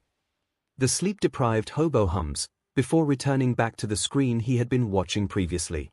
Izuku had just knocked a 3-point robot out of commission when another voice echoes from his head. Midoriya, heads up. The perverted rat is nearby. At this, Izuku freezes, but not for long. How? I suspect that the principal was unable to stop him from taking the entrance exam, Shinomori Hikage, the fourth user, surmises. Either way, he is about to sexually assault a girl who isn't aware of his presence. Izuku's eyes narrow dangerously. Where is he? I'll lead you to him. Watching Izuku move, Principal Nezu smirks. He had been keeping an eye on the perverted rat that is Mineta, and it fills the stoat with sadistic glee that Izuku is apparently on his way to dealing with the BST. Even better, plausible deniability has always been an effective weapon. Still, he is curious to see how Izuku intends to exterminate the vermin. So, you decided to show your disgusting face, here. Izuku sneers at the struggling mass within the tendrils of Black Whip. What is a perverted rat doing here, trying to become a hero? Let me go, man, the squeaky, sniveling voice cries from within the constricting tendrils. No, I don't think I will. Izuku shakes his head. After all, a future RPST like you has no place in society. Especially, since the only reason you want to be a hero is so that women will love you. And what's wrong with that? Everything, Izuku growls, everything about you represents the failings of humanity. And as a hero in training, it is my job to make sure that some like you are exterminated from the world. The tendrils grab onto the pervert's wrists and ankles, and yank them out to full length. Goodbye, Mineta Minoru. May you burn in hell for all eternity. With a single pull, Izuku literally tears the boy apart. Bones are snapped like toothpicks, muscles and organs are eviscerated, and skin tears like fabric. Izuku is standing far back enough to not get splattered with BLD and organic matter. It is also testament to how numbed he was by the horrors of the previous timeline, that he didn't even flinch when that miserable life came to such a gory end. If he wasn't on a time limit, Izuku would have made the death more drawn out, more painful and agonizing, but he still has an exam to take, and he can't afford to waste precious time on vermin like Mineta. Throwing the carcass down the alleyway that he had entered, Izuku spies a 3-pointer robot rumbling past. Using Black Whip, he snags the robot and tosses it right onto the carcass. The force of the impact not only causes the robot to explode, it promptly bursts into flames. The leaking fuel is consumed greedily by the fire, which also serves to burn the carcass. Izuku immediately turns tail and leaves the alleyway. It is cold-blooded murder, but for the sake of his female classmates, it was a necessary evil. Spying what occurred, Nezu chuckles with vindictive glee. He makes a note to grant Izuku an extra 5 villain points and 30 rescue points for the extermination of the vermin. Those sitting nearby shiver at the chuckling, which while quiet, was no less bone-chilling. As it turns out, this wasn't the only time Hikage got involved in the practical exam. Midoriya, Shinsu is nearby. That makes Izuku freeze again, but for something entirely different. He remembers Shinsu, the formerly antagonistic general education student with the mind-jacking quirk who declared war on 1A in the lead-up to the sports festival, and whom he fought against in the final round. Izuku also remembers how sore Shinsu was for not making the cut for the heroics course, what with his non-physical quirk which was useless against robots. And even though in his previous life, Shinsu was destined to enter the heroics course in his second year, that ultimately never came to pass, what with the apocalyptic shitshow that was Shigaraki and but for one. Something clicked inside Izuku's heart. Take me to him, Shinomori-san. Putting things simply, Hitoshi was not having a good time. Never mind that his brainwashing quirk was practically useless against giant robots, he is seriously regretting not putting on any muscle prior to the entrance exam. The stop sign that he wrenched out of the pavement, thereby wasting precious time, did nothing to stop the robots, forcing him to run and hide from the destruction they caused, along with the collateral damage caused by other candidates' flashy quirks.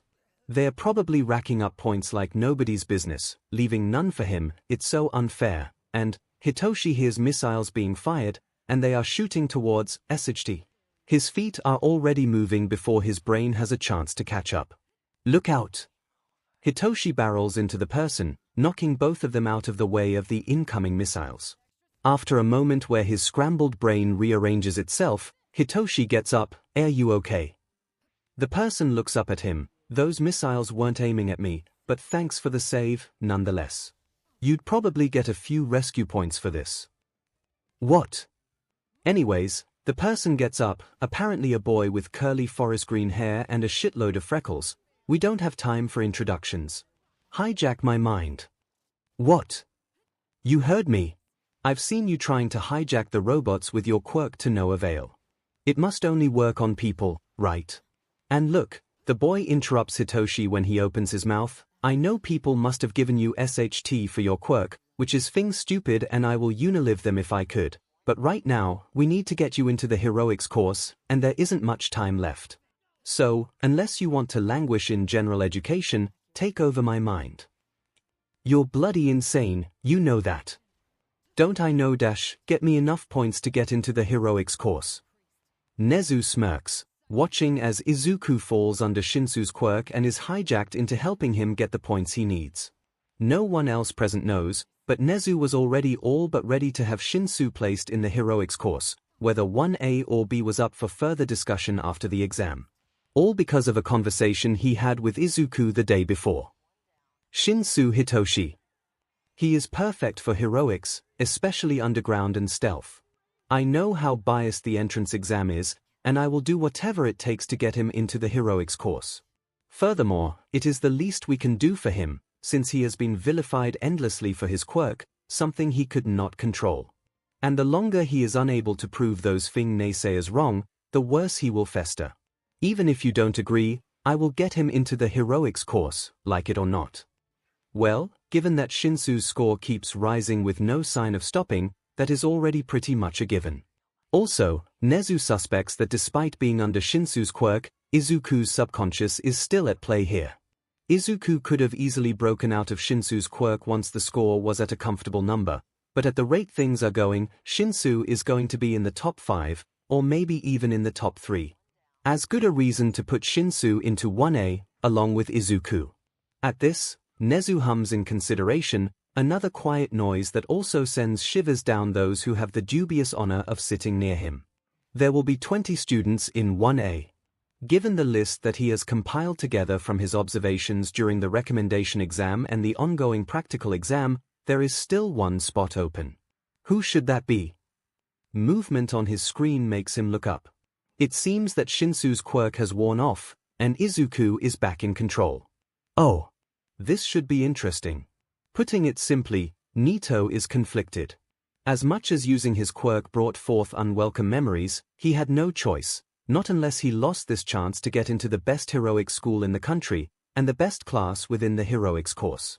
That'll show those imbeciles who sneered at his quirk supposedly being weak and useless. When he is in the best heroics class, he'll get the last laugh. But, until then, that didn't stop Nito inwardly cringing from lingering pain every time he copied someone else's quirk, especially since he couldn't really ask for their permission given the time limit. Furthermore, there is lingering uncertainty on whether the points he had accumulated were enough for the best heroics class. What if he didn't make it? What if he only got second best? Or what if a hard landing nearby snaps him out of his spiraling thoughts? You are bloody insane, you know that. Heh, don't I know? Nito sees two other candidates. A boy with untamed forest green hair, and another with gravity-defying lilac hair and seriously unhealthy eye bags, who just so happened to be clinging onto the former's neck as if his life depended on it. But on the bright side, you should be able to get into the heroics course at this rate. If not, I will make sure that you do, and then we will have roasted stoat for a celebratory meal afterwards. I'm afraid to ask. It's probably for the best. Interesting. Seeing a potential advantage, Nito goes over to the broccoli boy. Hey, you. The boy meets his eyes, and, when Nito looks back on this moment in the future, he will only realize then that the broccoli boy looked as if he had just seen a ghost. Can I copy your quirk? I need to get some points. The boy seems to process this. You can try. I'm not sure if he doesn't get to say any further. Your final minute, listeners. And the world shakes. Izuku knows what is coming when what feels like an earthquake rolls through the street he, Shinsu and Monoma are on. A large shadow looms over them, and right after, the screams begin.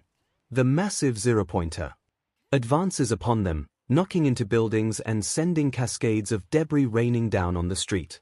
The other candidates around them turn tail and flee before they could get crushed. After all, present MIC did say that there was nothing to be gained from taking on this towering behemoth. And it seems that Shinsu and Monoma are of the same wavelength. Oh hell thing no, the insomniac swears, I'm outta here. Izuku, though, knows better. He recognizes this street, and nearby should be. Help. Someone, please. Help. Izuku is already moving, not away from the robot, but towards a pile of fallen rubble, where 𝐒𝐭𝐼 is trapped with her leg pinned by the debris. Don't worry, I'm here to help. Izuku quickly works to push the rubble off the brunette's leg, freeing her. Can you stand? 𝐒𝐼 tries, but cries out in pain, my ankle, I think it's sprained. Izuku looks up, seeing Shinsu and Monoma nearby. You too. Get over here, now. Freezing momentarily, the two boys glance at one another, before hurrying over. Get her to safety, Izuku tells them as they help 𝐒𝐼 to her feet. I'll stop the robot. Are you thing insane? Shinsu screeches, that thing will dash. Just go. Izuku pushes 𝐒𝐼 to the two boys. Seeing that the rumbling is getting stronger, Shinsu and Monoma quickly flee with the brunette, half supporting and half carrying her so as to not aggravate her injured ankle. Left to his own devices, Izuku faces the advancing zero-pointer, which seems to have set its sights on him.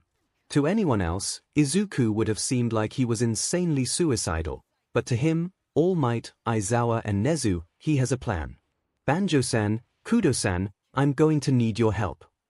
What is it, kiddo? He feels both Vestige's attention on him. I'm going to launch a large piece of rubble at the zero-pointer. Kudo-san, I'm going to use your quirk for this. You do know the drawbacks, right?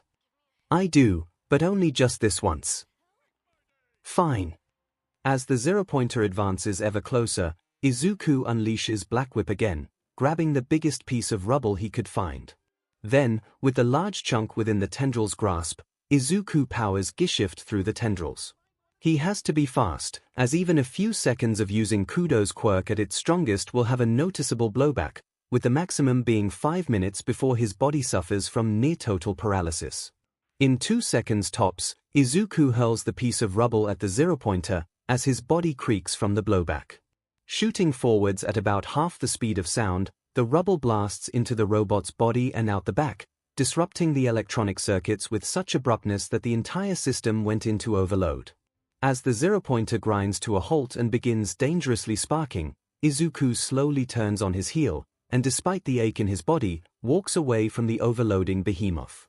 Mere seconds later, the entire robot explodes in an almighty conflagration, blasting bits of metal and electronic circuitry in all directions.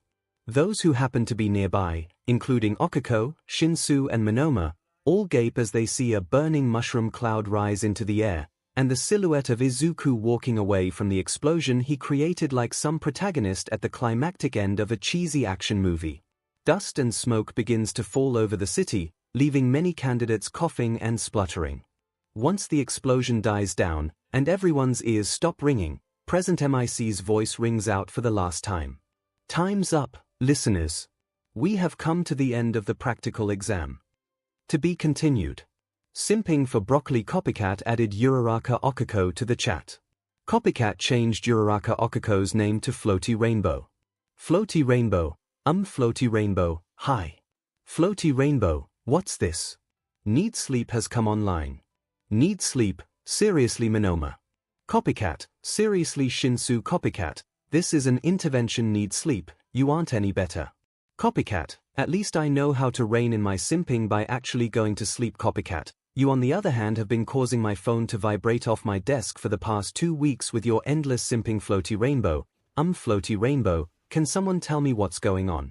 Copycat, sorry, Uraka, I need your help to get this insomniac to not blow up my phone every night and get some sleep. Need sleep, it's not like I chose to have insomnia. Copycat, but you chose to disrupt my sleep with your endless barrage of messages. Floaty Rainbow, have you tried melatonin? At need sleep. Need sleep, doesn't work.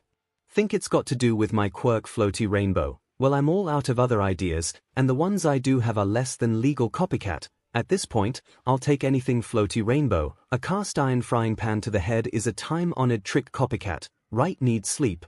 This is bullying. Is this really necessary? Principal Izuku asks, you and I know that I'm already going to 1A. Protocol, as well as tradition. The rodent chirps easily, plus, you should have the chance to see your score. Well, he supposes he can't argue with that. Izuku takes the disc from Nezu's paws, the same kind which came in the mail in his previous life. This time, though, there was no panicking mother informing him of the letter's arrival, and he presses the button, activating the disc. Like before, a holographic image of All Might appears above the disc. Greetings, young Izuku. I am here to give you your entrance exam results. After that rather bombastic start, holographic All Might clears his throat. I'm aware this is your second time receiving this, so I'll be quick. Young Izuku, not only you scored a whopping 99% in the written paper, you also received an incredible, wait for it, 420 points in the entrance exam. What? Oh, wait, apparently this is a joke that Principal Nezu put into the script. Sorry about that, All Might readjusts himself, so your real score is a more realistic, but no less impressive, 110 points. Congratulations, young Izuku. Not only are you the top scorer of this year's entrance exam, you've surpassed the record I set when I was your age. Here. On the table which now appeared in All Might's place, Izuku's name is right at the very top, followed by Hitoshi with 95 points, Okako in third with 89, and Nito with down at 5th place. Bakugu's name is listed with 69 points. Young Izuku, although this should be a given by this point, welcome to you, and this is your Hero Academia. With that, the holograph disappears. Principal Nezu. If it weren't for the fact that we have more important things on our plate, I would have served roasted stoat as part of Shinsukuan's celebratory meal for getting into the heroics program, because that meme is just dank. To be continued. Entrance exam survivors Badass Broccoli has come online. Badass Broccoli has changed the chat name to you. A 1A Badass Broccoli. Good afternoon everyone. Badass Broccoli, I presume everyone has received their results. Defying Uravity has come online. Phantom Hero has come online. Cat Thief has come online.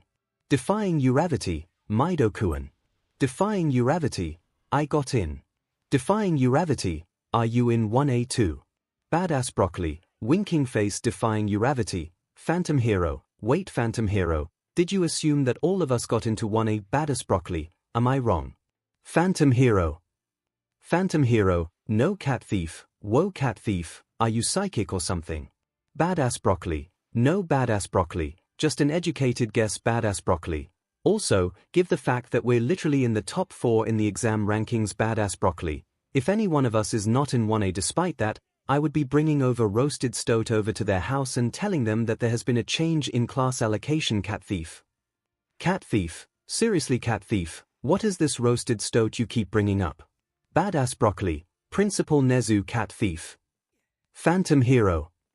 Defying Uravity, I have Defying Uravity, so many questions. Badass Broccoli, don't worry about it. Smiling Face. Defying Uravity, Badass Broccoli, anyways. Badass Broccoli, Shinsu. Cat Thief, why sir? Badass Broccoli, now that your place in the hero course is secure, we need to focus on your physical fitness. Badass Broccoli, as it stands, you are a noodle. Badass Broccoli, you will need to improve your overall fitness and strength if you want to survive in the hero course. Badass Broccoli, I will be coming to your house tomorrow to discuss a fitness plan that will cover the rest of the year. Badass Broccoli, I'll DM you the details later. Badass Broccoli, anyways, Congrats to all of you badass. Broccoli has gone offline. Cat thief. Simping for Broccoli Copycat. It has been several hours. Copycat at Need Sleep. Are you still alive? Need Sleep has come online. Need Sleep has changed the chat name to Craving Broccoli. Need Sleep, mark me down as both scared and corny. Floating rainbow. What did 𝐼𝐼𝐼 do? Need Sleep, gather around, children need sleep. That crazy bamf showed up at my house, just like he promised. Need sleep, strode inside like he owned the DM end place. Need sleep, dragged me by the collar, sat me down at the kotatsu. Need sleep, slapped down an entire folder containing the most mind-fing training regimen I've ever seen in my entire fing life. Need sleep, and promised that he will run me through the entire regimen by the end of our first year. Copycat, pictures or you're lying. Need Sleep has sent a file. Copycat. Floating rainbow, IP Shinsu, you won't be missed. Need sleep, I would say this is bullying, but worth it. Need sleep, if I die at the hands of a buff broccoli, I have no regrets. Copycat, just when I thought your simping couldn't get any worse. Floating rainbow, you're just jealous that 𝐼𝐼𝐼 didn't create a personalized workout plan for you, buddy. Copycat, hey now dash. Need sleep, she ain't wrong. Copycat, I will have you know that I have a cast iron frying pan in my kitchen and I'm not afraid to use it. Need sleep, sure Jan, due to their vastly different locations, Izuku and his new acquaintances, he has to stop himself from calling them his friends. Hopefully soon, but as of now, they are still new in the social sphere. Would arrive at you by themselves, but promise to meet up in their new classroom. After bidding his mum farewell, Izuku leaves relatively early, catches the train, and arrives at his destination in good time. As he makes his way down the familiar corridors towards the massive door that has 1A painted on it, his mind drifts back to a few days prior, when he had a meeting with Aizawa. The hobo, as one would expect, has been made one as homeroom teacher. However, unlike in the previous timeline, there will be some changes to the plan for this year's batch of hero students' first day. As Izuku told Aizawa, the fact that you didn't even tell us about Hound Dog and or any other support systems within you is an immense failing on your part. Yes, I understand if Principal Nezu's opening speech is an absolutely bore, but simply throwing us into a highly rigged quirk assessment test without telling us about any important information that could actually be beneficial to us students only goes to show how much of a SHT teacher you were. It was testament to how much things have changed that Aizawa didn't automatically defenestrate Izuku on the spot. Still, Aizawa stressed the importance of knowing where his students stood in terms of physical fitness and quirk usage, to which Izuku absolutely agreed that such information was important. That said, Izuku made Aizawa promise not to use any logical ruses and actually inform his newest class about important services and networks within you that could be utilized by students if they so needed. Back in the moment, Izuku finally reaches that familiar massive door. His entire body shivers slightly as a wave of nostalgia washes over him. However, he pulls himself together, knowing that this time, things will be different, and he enters the classroom. Unlike last time, when he was the second-to-last student to arrive, the classroom is nearly empty. So far, there are only 3 students present, one of them being, "It's you." Izuku turns to Tenya, "Good morning." He feels the eyes of both Xiaoto and Momo staring into him, as Tenya jumps out of his seat and strides towards him. "My name is Ida Tenya, and I am from Dash. I remember you." Tenya screeches to a halt. "After all, you humiliated me not once, but twice." During the entrance exam briefing, Izuku cuts right through. "I wonder, have you managed to get the stick out from your bottom in the time since then?" Tenya splutters. Behind them, Momo gasps quietly, and Xiaoto blinks, his stoic mask slipping slightly. How vulgar. How could the top-placing candidate be so crass? "It looks like the stick is still lodged up there," Izuku remarks, unfazed. "Oh well, I only hope that you can get it out soon. Otherwise a tree might just start growing there." Leaving a red-faced and spluttering Tenya to stew in his internal outrage, Izuku walks past him and heads to his own seat. Like before, it is by the window, where the protagonist of every shounen manga anime sits. Izuku sets his bag down on the floor, and waits for the rest of his classmates to show up. In truth, he hated having to deal with the person who was his friend in his previous life like this. But as of right now, the stick is still very firmly, and stubbornly, lodged up Tenya's butt. While the events of the past timeline helped to dislodge it eventually, there could have been so many changes if Tenya had the flexibility as his older brother. Hopefully, Izuku could begin the process of nudging the stick out, but if Tenya continues to be a hardbutt, then things will remain difficult. Shifting his thoughts away, Izuku turns his gaze towards the door, anticipating the arrival of his classmates. Over the course of the hour, more students show up. Faces that he recognizes, each bringing a stab of nostalgia to his heart. Izuku has to stop himself from going up to his classmates and greeting them like in old times. As it stands, he is merely a stranger, a classmate whom they know nothing about. He can't risk making things incredibly awkward and suspicious by acting out of character. Even if he already has. About 15 minutes to the start of homeroom, a familiar edgelord with the head of a raven enters the class. Izuku pretends to not know 𝐒𝐭𝐴𝐲, fiddling away at a pencil while the bird-headed student takes his seat. Even so, he can't help but feel two sets of eyes gazing at him intensely. A slight glance reveals that Dark Shadow has emerged, and is joining 𝐒𝐭𝐴𝐲 in staring right into his soul. Well, Dark Shadow has always been somewhat of an enigma, so it wasn't really surprising that the sentient being could probably sense that someone was up with him. Hopefully, Izuku didn't have to reveal the truth too soon.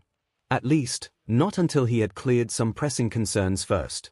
His mind strays to 13 and the USJ facility, before he pulls it back into focus when the door opens once more. "See, I told you that we'd be on time. Just barely. And you're one to talk. Uraraka and I waited for you for 30 minutes because you insisted on getting a Starbucks. Hey, I didn't get any sleep last night. Do you want me to lose all functionality? Guys, come on, calm down, okay?" Those present stare as three students, two of whom are bickering and looking seconds away from strangling the other, while the third tries in vain to prevent an untimely death or two at 5 minutes to 8 in the morning. Thankfully, no deaths will occur, as Izuku gets from his seat and goes up to the trio. "Good morning, you guys." Immediately, the two bickering boys stop. Those with sharp eyes would see faint blushes appear on their cheeks and in the case of two students, hear their increased heartbeats. Meanwhile, the only girl of the trio finally relaxes. "Shinsu, what have I said about that much caffeine so early in the morning?" The boy in question glances down. That too much so early is not good. "Yes. Look, I know your insomnia is a beach and the usual sleeping aids don't work, but pumping yourself full of caffeine is just going to wreck your body in the long term," Izuku says, gently squeezing the lilac-haired boy's shoulder. "We've been working on gradually reducing your caffeine overload. Please don't destroy the progress we've made thus far." Those with sharp eyes immediately notice the insomniac's blush darken quite a bit. I know." Admittedly, there are quite a few who have no idea what the heck is going on. Thankfully, they are saved from trying to figure out such a complex puzzle so early in the morning of the first school day by the sound of the door sliding open again. This time, many of the students blink owlishly as a disheveled-looking hobo saunters into the room. "Good, all of you are present," the man drawls, voice scratchy from an apparent lack of sleep. "My name is Aizawa Shouter, and I will be your homeroom teacher for the year." He then leans down behind the lectern and produces 20 pairs of gym uniforms. "These have been tailored to your specifics," Aizawa continues. "Take the one that has your name on it, and then follow me to the PE grounds." Izuku immediately goes to take his uniform, followed by Hitoshi, Nito, and Okiko. Seeing their movement prompts the other students to come up, waiting for their turn to retrieve their designated uniform. Once everyone has their uniform, Aizawa nods and saunters out of the class. "Don't dilly-dally, we don't have all day." Despite sounding like he'd rather be doing something else, Izuku has to give Aizawa credit for taking his advice to heart. Unlike last time when the hobo just left the class to find the locker rooms and the PE grounds all without any form of directions, Aizawa is actually performing one of his expected roles as a homeroom teacher. And so far, there hasn't been any threats of detention or expulsion yet. But the morning is still young, and they have a quirk assessment test to go through. "A map of the campus will be given out to you all later," Aizawa says. "Once all 20 students are present on the grounds and listening to him, you are expected to be able to find your way around by the summer break." Okiko raises her hand. Izuku knows what's coming. Aizawa-sensei, what about orientation? Or our meetings with the guidance counselor? Orientation is nothing more than a boring speech by the rat, and teachers have free will to decide if their class will attend or not, Aizawa replies without missing a beat, and you all will have your sessions with Hound Dog, US guidance counselor, after lunch. His tired eyes scan the students. There are a few among you who have been noted by the administration for further scrutiny. You will have your session with Hound Dog first. While he could have worded it better, Izuku gives Aizawa credit for not glossing over the meetings with Hound Dog, not like last time at any rate. Until then, we will be having a quirk assessment test, Aizawa continues. No doubt, many of you have experience with using your quirks. As such, this test will allow us to gauge your skills in using your quirks, as well as assessing your current physical fitness levels and capabilities. His eyes narrow. I shouldn't have to say this, but the rat has been getting on my case, so I'll say it. I expect you all to put in your very best in this test. Just because you made it into arguably the best heroics course in the country, that doesn't mean that your place is an entitlement. You can, and will, be removed down to the general education program if you don't take things seriously. Heroics is a serious, and often dangerous line of work to be in. If you're in it for fame and glory, you have come to the wrong place, and you should do everyone a favor and hand over your seat to someone more deserving of becoming a hero. Well, props to Aizawa again for not outright using the expelled word, while also emphasizing the serious nature of the heroics course. Still, Izuku notes the conflicted and uncertain expressions on some of his classmates. Hopefully, time will help the message settle into place. Midoriya, please come up. He breaks off from the class. Aizawa tosses him a softball. What was your best record in middle school? 10 meters. A pretty unremarkable length, for an unremarkable, quirkless teen. Now though, things will be different. Use your quirk, or do anything, so long as you don't step out of the circle.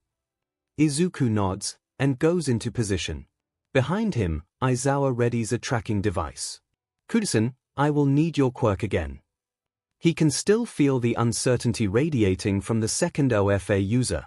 Still, the vestige in question acquiesces, albeit with a stipulation, I'll control the output of 𝐔𝐸𝐽. Which is fine.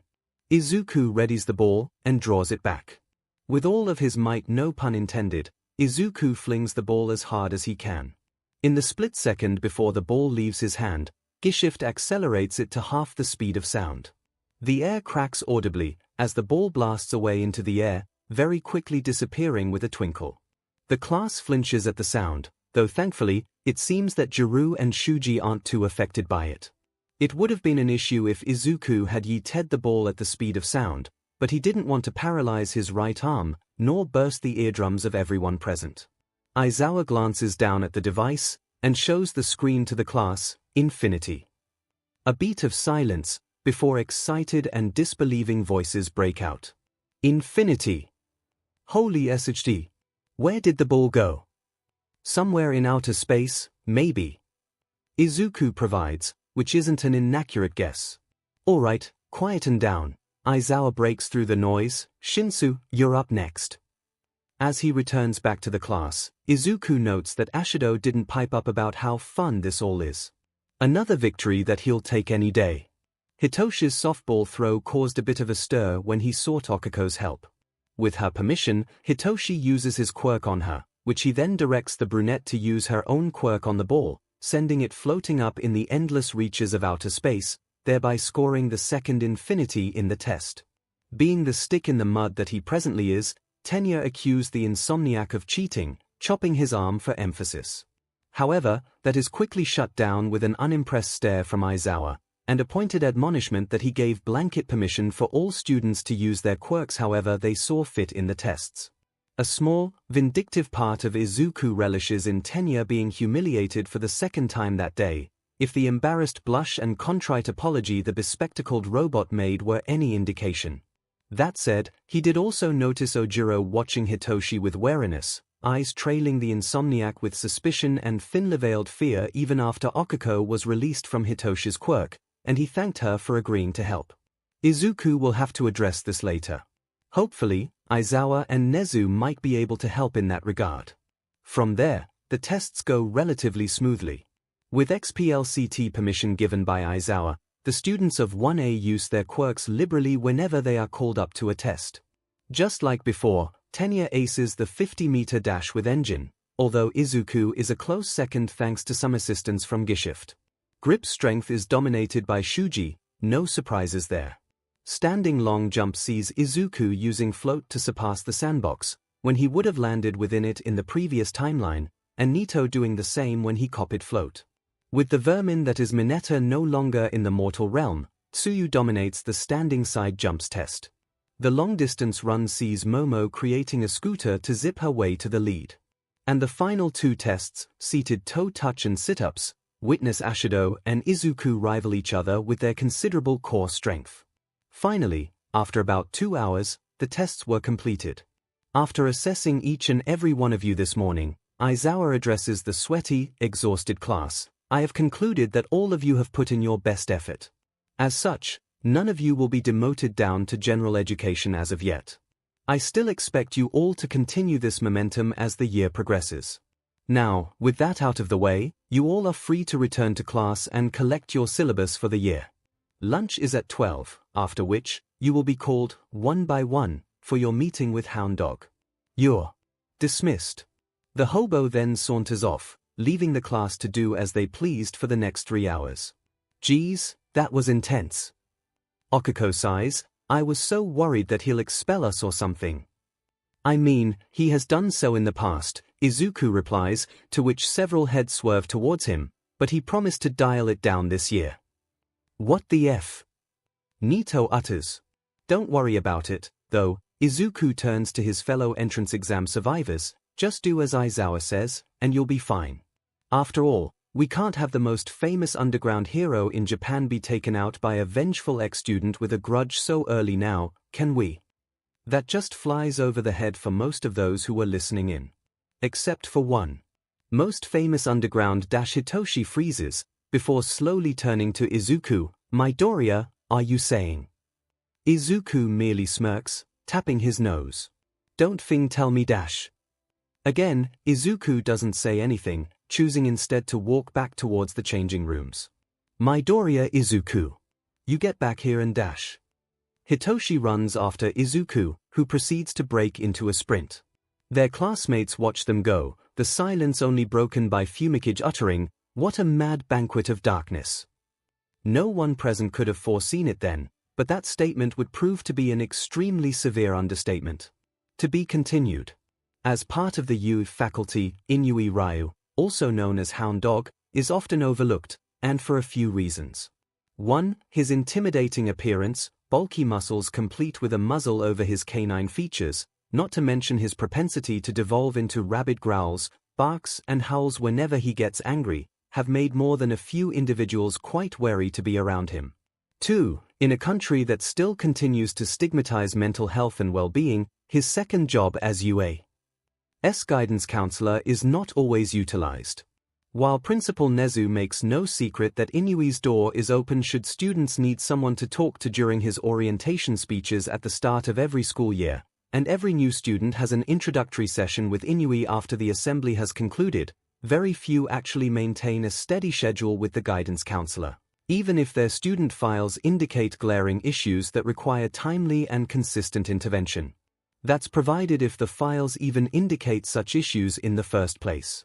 Furthermore, if a class doesn't show up at the orientation assembly for whatever reason a certain hobo comes to mind, and no subsequent announcement is made about Inui's role as the school's guidance counselor, the students of said class could potentially go their entire enrollment in U without knowing that there is an outlet for whatever issues that they might be harboring, thereby widening the cracks for unwitting souls to slip through. As such, it comes as quite a surprise when Inui receives an email from said hobo that his entire class will have sessions with him after lunch, with a schedule listing the time for each of the 20 students to have their session. This, in of itself, is unprecedented, given Aizawa's tendencies as a teacher. Inwardly, Inui hopes that the hobo's current students will maintain a regular schedule with him, especially those that were singled out as having potential issues. And given what he has read in the updated files, these potential issues will need to be addressed quickly and consistently, lest the poor student suffers during their time in UA. After lunch, 𝐒𝐿𝐈 prepares his office for the first 1A student session. He had already seen the 1B students, as well as the general education and management courses. The support students will have their sessions closer to the end of the school day, since my 𝐺𝐸 needs more time to introduce the latest batch of first years to the labs and run through with them the safety protocols expected when using the labs. As it is, the 1A students that were highlighted as having potential issues have their sessions with 𝐒𝐿𝐈 first. And the first student that should be coming to his office anytime now is one Kaminari Denki. According to Kaminari's file, the kid has consistently made less than average grades in both elementary and middle school. Additionally, the file contains many instances where Kaminari struggled to pay attention in classes, fidgets constantly, and has on numerous occasions fallen asleep during lessons. These seem to indicate that Kaminari suffers from attention deficit hyperactivity disorder, or ADHD, but the file contains no medical information or diagnosis that would support 𝐒𝐿𝐈's intuition. Still, while he can't provide an official diagnosis of ADHD, he could help Kaminari in other ways, while also referring him to Recovery Girl on the medical side of things. Which he intends to do, as knocking comes from the door. "Come in." The door opens, and the boy himself, Kaminari, steps inside, looking a little nervous. "Kaminari-kun, right. My name is 𝐒𝐿𝐈-sensei, and I'm the guidance counselor. Please, have a seat." 𝐒𝐿𝐈 makes sure that the instinctual growl is kept away from his deep voice. The poor kid looks seconds away from breaking out into terrified tremors.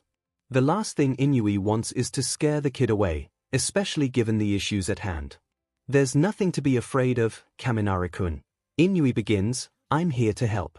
I had a look at your student file, and as the guidance counselor, it is my job to ensure that you have the means to study and learn in you with all of the support that you need."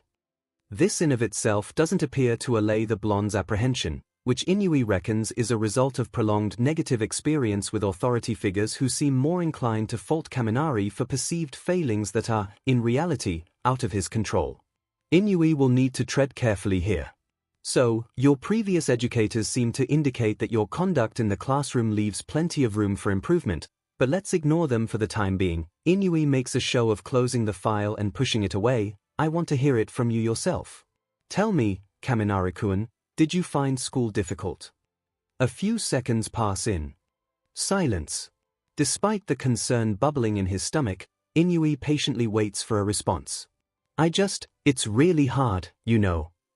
Kaminari says quietly, "I swear, I do try to pay attention in class, but I just can't focus. There is just too much going on. It's like my brain goes everywhere else but the lesson." Just like that, the metaphorical dam explodes, and my teachers always scold me for fidgeting or moving about, but I can't help it. Maybe it's to do with my quirk and all, but it feels like something under my skin, particularly my hands, and I just have to fidget or move, or else it'll just be. Kaminari groans, wrapping his hands around his torso. "You're doing good, Kaminari-kun," 𝐒𝐿𝐈 coaxes, tone gentle. "You can say what comes to mind. Every detail is important.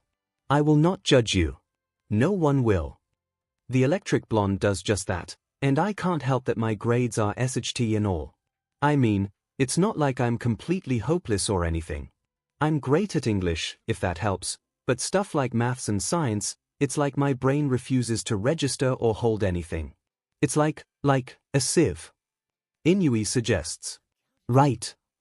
Kaminari snaps his fingers, everything just drains away as soon as it goes in. "And it's not like I want it to happen. It just is. But nobody gets it. Not the teachers, not even my parents. They just think I'm lazy or stupid and whatnot. I swear, it's not like I asked to have this stupid brain. And it doesn't help that if I overuse my quirk, my brain shorts out and I'm left bumbling around like a zombified fool.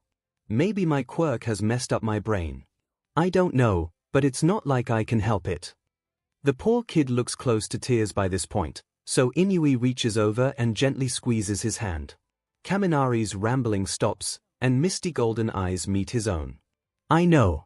It must have been so painful for you, Kaminari-kun," 𝐒𝐿𝐈's deep voice rumbles, although he tries his best not to let the primordial growl escape. "I'm so sorry that you were treated so badly by your previous educators, and your parents too. That is completely unacceptable. They shouldn't have just brushed you off as lazy or stupid. I can tell that you are neither of those, or anything bad that they might have said. But my grades although I'm not a doctor, I suspect that there is an underlying condition that may be affecting your brain. 𝐒𝐴𝐈 continues, I have met previous students who have similar struggles, both like you have described, and academically. I believe that the condition is impacting your ability to focus and learn in an education setting. And while I have to seek your consent to send you off to Recovery Girl, who is a licensed physician and the school nurse, I can at least begin the process of helping you to ease whatever difficulties you face in the classroom. Okay, Kaminari nods. I would like that, actually. Then, the blonde glances down at the hand that is still being held by 𝐒𝐴𝐈. Your hand is really soft. 𝐒𝐴𝐈 doesn't say anything to that, letting Kaminari continue. Your fur, it feels nice, Kaminari says with no uncertain emphasis, unable to look away as he runs a thumb through 𝐒𝐴𝐈's golden fur. Yeah, it feels really nice. Rather than being weirded out, 𝐒𝐴𝐈 shows compassion. I think we have a potential solution to your fidgeting issues. Now, I'm afraid this is all the time we have, but I would like for us to meet again, perhaps on a more regular basis. I will be in contact with your homeroom teacher, who will discuss the details with you. Alright, Kaminari pulls away, rather reluctantly. 𝐒𝐴𝐈 notes, I actually would like to meet with you more. Despite your overall scary look, you seem nice. Like a guard dog that is actually a softie inside . The blonde immediately slaps his hands over his mouth, eyes wide with horror and mortification. 𝐒𝐴𝐈 chuckles, that's actually one of the nicest things people have said about me. Oh, Kaminari lowers his hands, why, not mad. I've heard worse, far worse, 𝐒𝐴𝐈 replies, which says nothing and everything all at once. Right, Kaminari hastily bows, thank you for meeting with me, Hound Dog Sensei. It's my pleasure, Kaminari-kun. Have a good day. The blonde makes his excuses, leaving the office. Feeling quite satisfied with himself, 𝐒𝐴𝐈 prepares for his next session, with one Kirishima Eijiro. The redhead's file also contains some concerning information, but only by meeting with Kirishima will 𝐒𝐴𝐈 know if his suspicions are correct. Well, he had some success with Kaminari. Here's hoping that such success will continue. To be continued. Izuku knows that the day after the quirk assessment test, lessons will begin in earnest, and in the afternoon after the lunch break, All Might will lead one as first foundational heroics class. And while they had battled trials in the previous timeline of very poor decision, given how things turned out with a certain trigger-happy Pomeranian with the world's most fragile ego and a superiority complex so massive that he could be the literal definition of said defense mechanism in every psychology and medical diagnosis text in history, now, courtesy of yours truly, foundational heroics will be foundationally different. Of course, Izuku isn't going to deny his classmates, or his peers in 1B, the chance of having the symbol of peace as their teacher. He isn't a monster. But thanks to his machinations, and Nezu implementing them, there will be no bombastic shows of power and quirks within a closed setting. Far from it. Morning lessons and lunch come and go without issue. As the clock ticks down to the start of foundational heroics, the general chatter in the 1A classroom can be summed up to guesses about who their teacher will be. Several names of pro-heroes are thrown around, while by the side, Izuku inwardly smirks. Somehow, this catches Hitoshi's attention. I know that look. Izuku turns back. Achoo. What do you mean? Hitoshi's eyes narrow. You know something nobody else knows. I don't know what you're talking about. Hitoshi's eyes narrow even further to the point of squinting. Bullshit. You know something, and it is about to happen any time now. I am coming through the door like a regular person. And 1A proceeds to lose their collective SHT, as All Might barges through the door with all the bombastic showmanship that he is known for. This time, Izuku smirks openly, and Hitoshi jabs an accusing finger at him. You knew. You, somehow, knew. And, because Izuku is a little SHT, simply replies, I don't know what you're talking about. So, All Might begins the class proper. Today's lesson will be a little different from what you might be thinking. Immediately, several hands shoot up into the air. Are we going to learn about battles? Power moves. Actual fights to the death. That one came from Kaminari, which makes Izuku snort at how eerily close he had been to what happened in the previous timeline. While the all might of a lifetime past would have floundered under the rapid-fire questions, this time, he just laughs it off. Good to know that more intense self-study on how to teach a class of impressionable youths and the pep talk he gave to All Might prior to the lesson has paid off. All good answers, but not quite. All Might continues, while we won't be getting into such intense topics as of yet, today's lesson is no less important.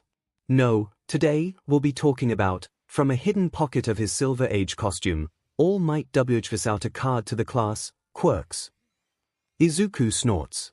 The card is upside down. All Might blinks, looks at the card, and chuckles, oops. My bad.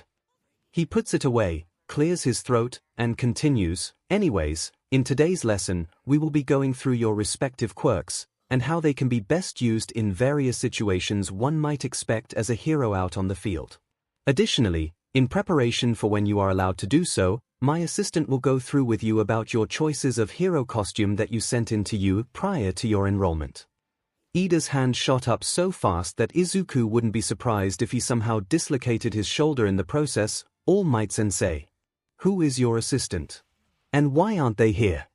Sensing that the bespectacled robot was about to go on some rant about this assistant's supposed tardiness and lack of respect for authority for being late, Izuku makes a show of pushing his chair back as he stands up. That would be me.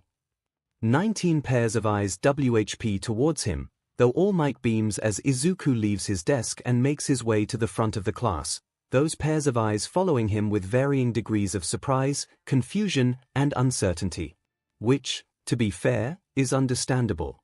Aside from Hitoshi, and possibly Nito and Okiko, none of his classmates are aware of his capabilities. All Might proceeds to set the matter straight. Young Izuku here is unmatched in his analytical skills, especially since he has been trained under Principal Nezu's tutelage for the past year or so. At that precise moment, every single staff member on U campus froze, or bolted upright, and shivered, despite not knowing why. And he raises a hand when several students open their mouths. I'm aware that some of you might not believe me, and thus, I'll leave it to Izuku to prove himself to you all. Izuku smiles, one that is bright and hopeful across the campus. The staff collectively shiver again. Let's get to it, yeah. Izuku didn't just prove himself. He blew all last traces of doubt and expectations right out of the window. He organized the class into pairs and spoke to them in one corner of the classroom, while the rest of the class was free to pepper All Might with any and all questions that they might have for the symbol of peace. His first pair was Kaminari and 𝐔𝐻𝐽. So, 𝐔𝐻𝐽-san, Izuku begins, I know that your quirk registry puts your quirk as invisibility. At her nods, which he has to guess, since he literally can't see her face or head to tell, but I'll be upfront with you. That is simply false. Again, he has to guess that 𝐔𝐻𝐽 was about to retort, or something, so he quickly explains, if you were actually invisible, you wouldn't be able to see. Light would just pass through you completely, and since we are able to see only because light reflects off of objects and people, and such light goes into our eyes, which our brains then process and interpret to form images, you would be effectively blind if you are, by definition, invisible. 𝐔𝐻𝐽 visibly freezes, and to a lesser extent, Kaminari. After several moments of silence, to which Izuku waits patiently, 𝐔𝐻𝐽 finally finds her tongue. Oh my god, to that means, I'm not really. Empathetic to her existential crisis, Izuku patiently continues, you're not really invisible. Although this is merely an educated guess on my part, your quirk, I think, is actually light refraction. Although we will need to test it to conclusively prove it, I suspect that quirk causes all wavelengths of visible light to refract from your body, while also ensuring that you are able to see, thanks to what I explained earlier. If that is the case, there should be, theoretically, ways for you to tweak or adjust your quirk to allow you to become visible to the naked eye. 𝐔𝐻𝐽 is silent for precisely 3 seconds, before she explodes into bawling tears, and all but glumps Izuku in delirious gratitude. Izuku, having anticipated such a reaction, and no longer the socially awkward green bean who lost all cognitive function and turned into a strawberry at the slightest conversation with a girl, simply pats her back. The entire class is now staring at the little corner, perplexed and more than a little bemused about what was going on. Well, save for two noticeable spots where Hitoshi and Nito used to be standing, but have now turned into pillars of black aura that burned like vicious fire, with two pairs of glowing, glaring red eyes amidst the auras of doom that promised retribution of the highest order. Standing beside the two pillars of black fire, 𝐒𝐭𝐻 simply rolls her eyes fondly. Simps, that's all she can say about them. That said, a third pillar of fire emerged shortly after. And it came from Izuku, whom after he managed to pry a still blubbering 𝐔𝐸𝐽 off him, he moved on to her choice of hero outfit. And what he saw was the cause of the metaphorical fire. Just like in the previous timeline, 𝐔𝐸𝐽's costume, if it can really be called that, was just a pair of gloves and boots. Quite literally, whoever designed this atrocity was expecting an adolescent girl to go naked in a combat setting. And yes, there is literally nothing to see, but the idea of a naked girl going into dangerous situations with no protection against, say, falling debris, projectiles and shrapnel just incensed Izuku.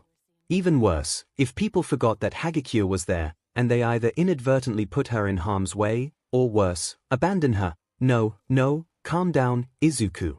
He can remedy this. Making sure to give his warmest, non-judgmental smile to 𝐔𝐸𝐽, he says, 𝐔𝐸𝐽-san, if I may provide some input on your choice of costume. He patiently suggested some kind of suit using her DNA in order to maintain her invisibility, while also ensuring that said suit provided the necessary protection against collateral and literal attacks. Evidently, 𝐔𝐸𝐽 had never heard of such an idea before, and was immediately on board with it. Izuku made a mental note to swing by Nezu's office to report such atrocities. He then shifted focus to Kaminari. Having been informed beforehand by Hound Dog that the electric-quirked blonde had begun regular sessions with him, Izuku had been equipped with the information the counselor had learned about Kaminari. So, based on what Hound Dog has told me, Izuku begins, your main concern with your quirk is that should you go beyond a certain power threshold, it literally fries your brain and makes you functionally stupid for the next 10 minutes. Yeah, there's nothing to be ashamed about it, Kaminari-kun. Izuku smiles, which works like a charm, as the boy instantly relaxes. Even the strongest quirks have drawbacks. No quirk is perfect. Now, since this is by far the most pressing concern, I have a couple of ways that we can mitigate this, which also ties nicely into a few suggestions I have about upgrades to what you sent in for your costume. The 2 hours seemed to fly by in an instant. At least, that was how Izuku felt it. His demeanor shifted constantly between excited analyst fanboy and vengeful wraith, seconds away from raining hellfire upon the world, the latter reserved for when he pulled apart glaring flaws within his classmates' costumes. While he understood Asu, call me Zu, she said emphatically's costume had to be form-fitting in the event that she is in an underwater setting, and he had no issues with Jiru's costume. He was absolutely horrified by how needlessly sexualized the other girls' costumes were. He had already gone through with 𝐔𝐸𝐽. And he remembered in the previous timeline that 𝐒𝐭𝐻 had complained about how skin-tight her costume was, and the mind-boggling fact that she had heels on her boots, which were a safety hazard and just asking for broken and/or twisted ankles. But he hadn't really paid attention to the other girls' costumes, and, good heavens. Once class had concluded and All Might dashed out, Izuku made his excuses and beeline to Nezu's office. The door swings open as soon as he is one stride away from it, and Izuku lets himself in. Hello, Izuku. What brings you here? Nezu, get the tea boiling. I don't want to risk destroying your office. Without batting an eye, Nezu prepares another batch of tea, the same kind that he gave Izuku to drink during their first meeting. Once he hands a cup over to Izuku, the boy immediately downs the contents in one go. What has gotten you so riled up, Izuku? Izuku opens his mouth.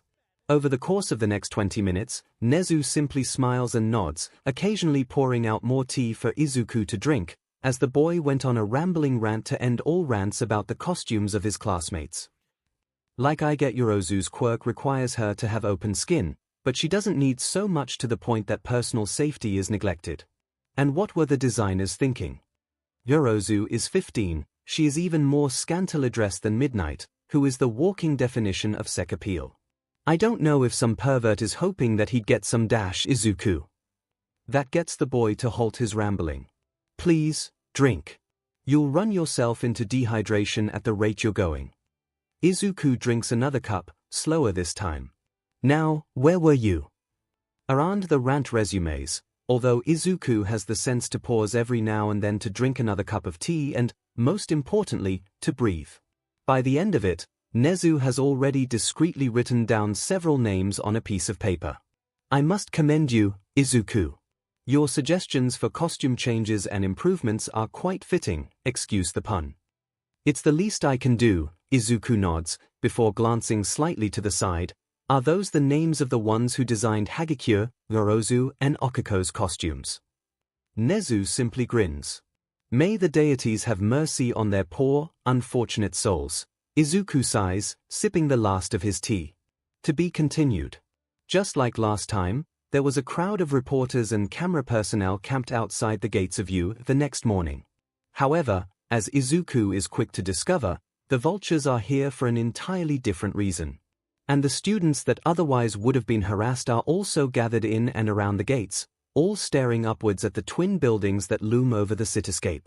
More specifically, the 5 students, all boys, being dangled off the side of the left-hand building by their ankles, in nothing but their underwear, and a large banner secured around their necks reading, "I am a disgusting pervert who preys on girls." Despite being so high up, everyone on the ground can hear the boys' screaming and cries, as they beg for mercy and to be pulled back to safety.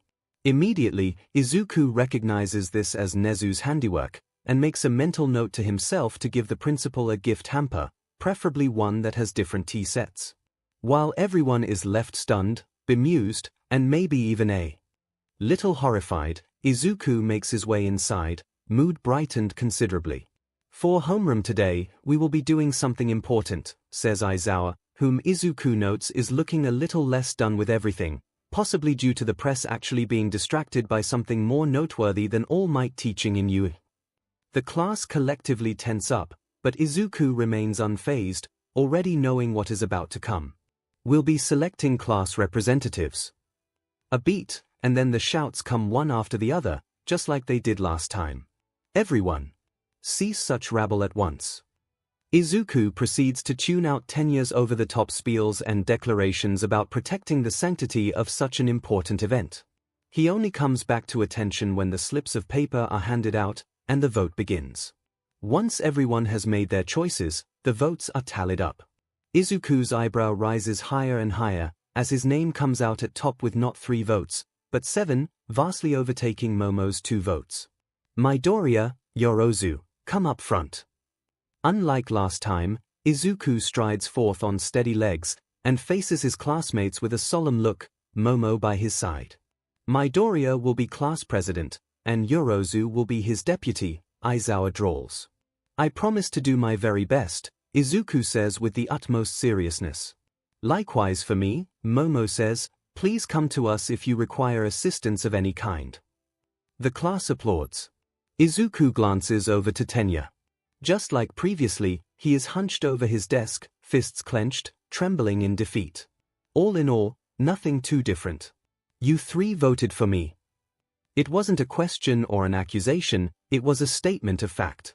Oh woe is me, I've been found out. Whatever shall I do? Nito overdramatically swoons like a wannabe theater kid who is trying too hard. I think you'll do a great job.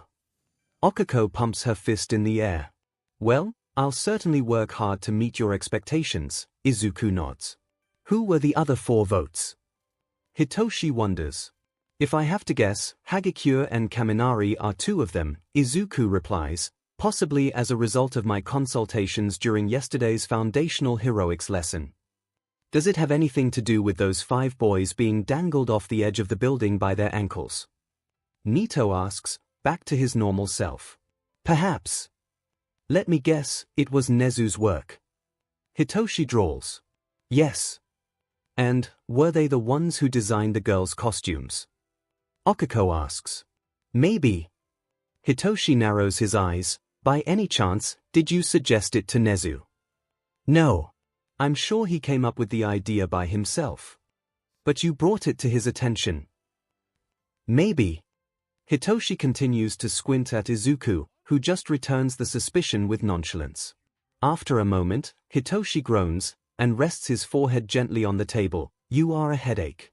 A true headache. I don't know what you're talking about. Oh, I think you do know, you're just shitting with us right now. Hitoshi peels his forehead off the table to glare at Izuku. Maybe. Well, either way, my costume is a lot more comfortable now, and the heels are gone too. Okiko says. See.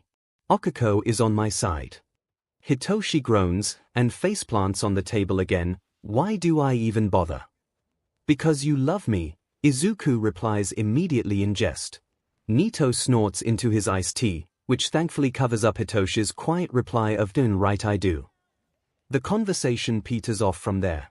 As Izuku eats his lunch, he wonders if the next domino will fall. An ear-piercing alarm shatters the air in the cafeteria. Students, this is a level 3 alarm. An intruder has breached the security gates. Please evacuate in an orderly fashion. Around cue the panicked stampede. Okiko, Hitoshi, and Nito jump to their feet, looking around in a panic. Relax, it's just the press, Izuku says calmly. How do you know?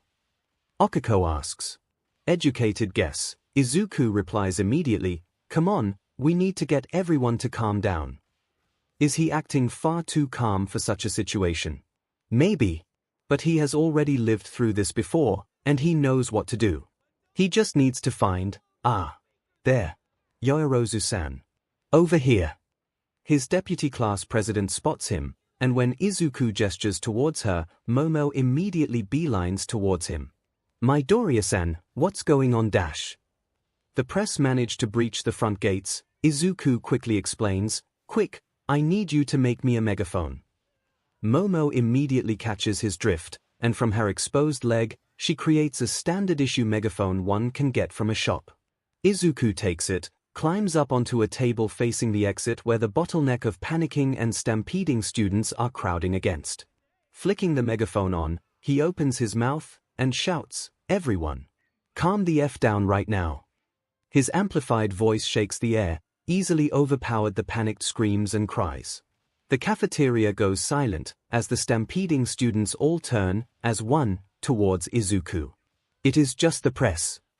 Izuku says, softer this time now that he has everyone's attention. For heaven's sake, evacuate calmly and without stampeding over each other like headless chickens. Return to your classrooms until you receive further instructions. He sees Tenya within the crowd. Deku-kun, please help to direct the evacuation and make sure no further stampedes occur. Eventually finding his tongue, the bespectacled robot chops his hand in the air. Right away, Midoriya-san. Suching off the megaphone, Izuku climbs down and returns to his friends, who were staring at him, mouths hanging ajar and eyes wide.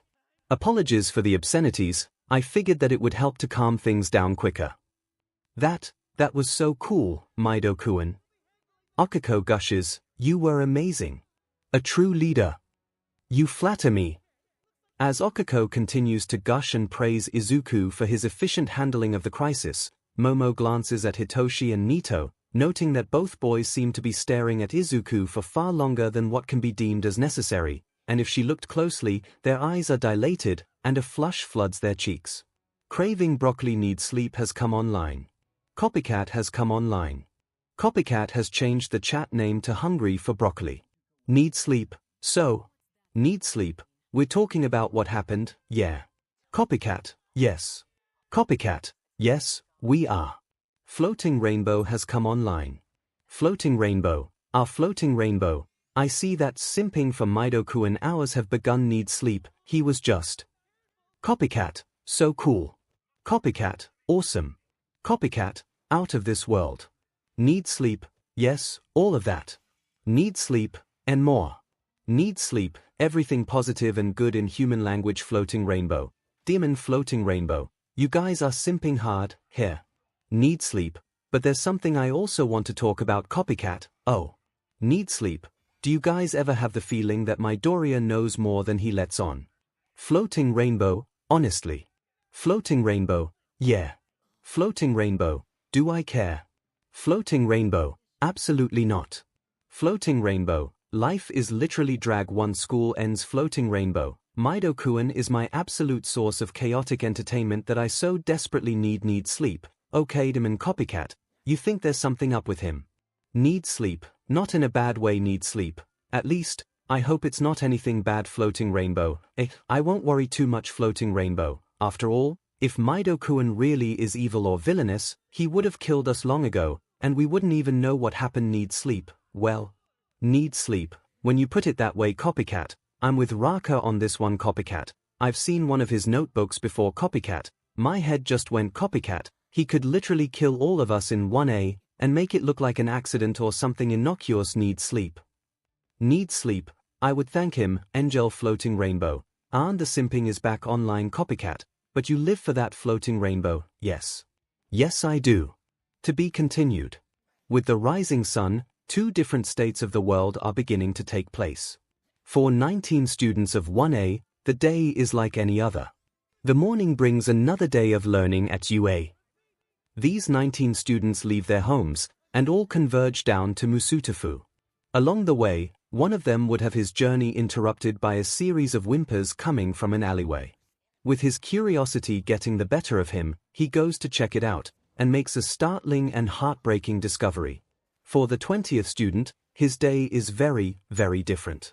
Yes, he wakes up like the rest of his friends and peers, but unlike them, he starts the morning knowing that on this day, things are about to go down.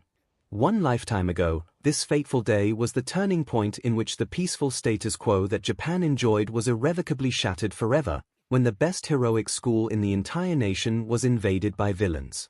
The most secure location after the National Diet and the Hero Commission was suddenly overrun with villains with one goal in mind: to kill All Might. In that lifetime, the students managed to get out largely unscathed, though 2 teachers, Aizawa included, were seriously injured during the attack, and All Might's time limit in his muscle form was greatly reduced. This time, though, Izuku is going to ensure that none of that happens. And the only casualties to come will be from the villains.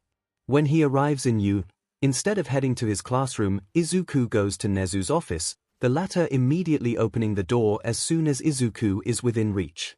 Principal, Izuku nods in greeting. Nezu nods, and turns to the rest of the gathered staff. Everyone, let's begin. Kaminari-kun. Yeah. Is that a dog? 18 pairs of eyes are staring at Denki, who is at his desk, and cradled in his arms, is a puppy. More specifically, a Bernese mountain puppy, possibly no more than a few months old. Yes, it is. Several of those staring eyes blink in bemusement, as the puppy nuzzles deeper into Denki's chest. Why do you have a dog? Denki checks below to be sure, was abandoned. I found her in a cardboard box in an alley on my way here. She was whimpering, very much afraid and confused. That's why I was almost late, because I had to convince her to let me take her out. Normally, this would have been grounds for a snide comment about how Denki is always almost late, cutting it close before the first bell of homeroom.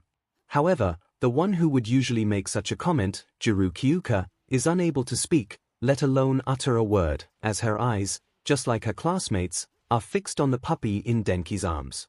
Finally, Okiko breaks the silence. That's so cruel. How could anyone do such a horrible thing? My guess. Denki shrugs, as the puppy buries her face deeper into his blazer. The previous owner was unable to care for the dog. Bernese mountain dogs are not easy to raise, especially as puppies. I think the owner got overwhelmed, and just tossed the dog out in the alley where I found her. A different kind of silence falls upon the class. Denks, Ashido Mina eventually utters, since when were you knowledgeable about dogs? I always have been. Denki raises an eyebrow. I just never talk about it, since people never seem interested. Then why are your grades so bad? Kyuka asks, finally finding her tongue.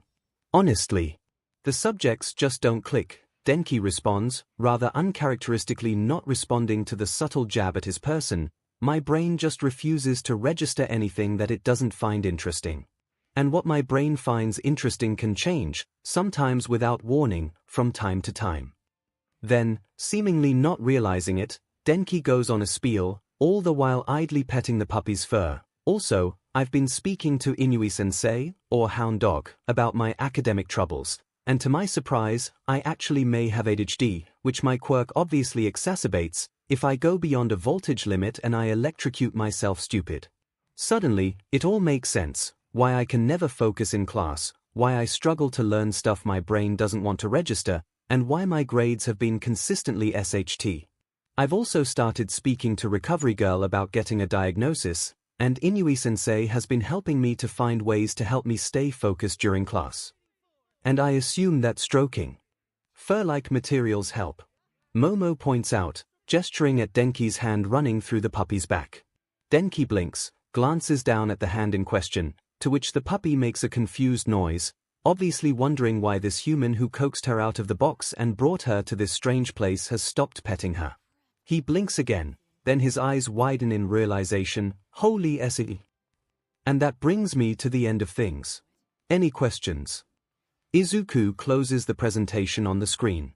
The air in the office has no longer become tense. Per se sure, the audience collectively held their breaths in horror and concern when Izuku went through slides of the probable definite members of the villain invasion to come later in the afternoon. But that tension had long been replaced by a sense of grim determination.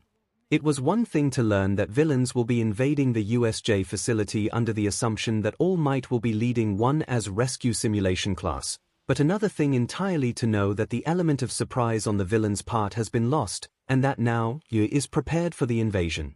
The ensuing silence and lack of raised hands indicate the negative. Right, since there are no further questions, I will hand things back to Principal Nezu. Izuku nods. Thank you Midoriya-kun. Nezu nods. Everyone, despite the situation we find ourselves in, we are prepared. That said, there is absolutely no room for failure here. Failure will see our future and the very world we live in destroyed. We absolutely must capitalize on the loss of surprise. I expect everyone to perform their designated roles perfectly. Am I clear? Hey, guys. Did Midokuen tell you where he'll be today? Okiko asks. Hitoshi and Nito pause in their lunches. No. I don't think he did. Okiko goes back to sipping her juice. I wonder what's he up to right now. Well, he did say in the chat that he is engaged in important business with Principal Nezu for the entire day. Hitoshi points out, whatever important business means. Do you guys think it involves the fact that the entire staff seems absent? And that Principal Nezu declared the entirety of today to be a self-study day? Nito wonders. Well, whatever it is, it must be important, Okiko surmises. As the clock ticks down, Izuku releases a steadying breath. By his left is Aizawa, and on his right, Snipe. The rest of the US staff are behind him, bracing themselves and ready to use their quirks upon his command. There are two key members who are missing, All Might and Nezu. The former had been explicitly instructed to stay away from the USJ facility in order to preserve his strength and time limit, and the latter, who is officially a reconnaissance hero and not a limelight one, is monitoring the facility from his office back on the main campus.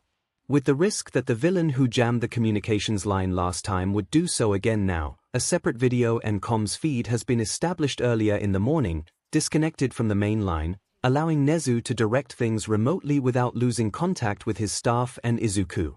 While not expected to do so, Nezu isn't taking any chances, as this is the pivotal moment where, in the previous timeline, the peace that Japan currently enjoys begins to veer off the cliff towards no return. Inside the facility, breaths are taken, slow and controlled. No one dares to blink, save for Aizawa, whom once the fighting begins, will not be blinking at all. Then, the overhead lights shatter one after the other, and the air over the plaza begins to distort. Get ready! Izuku commands. The air appears to rip apart, as the telltale warp clouds of Kurogiri's teleportation gates spread over the plaza. The US staff ready themselves, as over 100 villains emerge, led by Shigaraki, and the towering, beaked Numu that had been specially engineered to fight All Might. Beside him, Izuku can feel Aizawa tense up from seeing Kurogiri, but the man remains firm and ready. Down below, Shigaraki's crusty eyes roam across, widening when he realizes the situation that he had just walked and led his entire invading force into. SHT. One single word, before the air is sliced apart by the trajectory of a bullet. Using his quirk, Snipe fires his gun straight at Shigaraki, aimed at the head. The bullet hits the target, smashing right through the hand covering Shigaraki's face, and blasting into his forehead. It immediately exits from the other end, bouncing off the floor in a splatter of blood. A second later, more bullets slice through Shigaraki's body, although these are courtesy shots, as the first bullet has done its job. The life had already left Shigaraki's eyes by the time Snipe fired the other bullets, and after jerking and twisting from the bullet impacts, the young man crumpled to the floor and didn't get up again. Then, all hell breaks loose. In one coordinated move, the entirety of UA's staff surged down to the plaza, yelling and screaming battle cries, led by Izuku. Izuku and Aizawa move quickly to secure Kurogiri, who had frozen in shock from seeing Shigaraki's unexpected demise. Aizawa activates Erasure, preventing the Warper from using his quirk.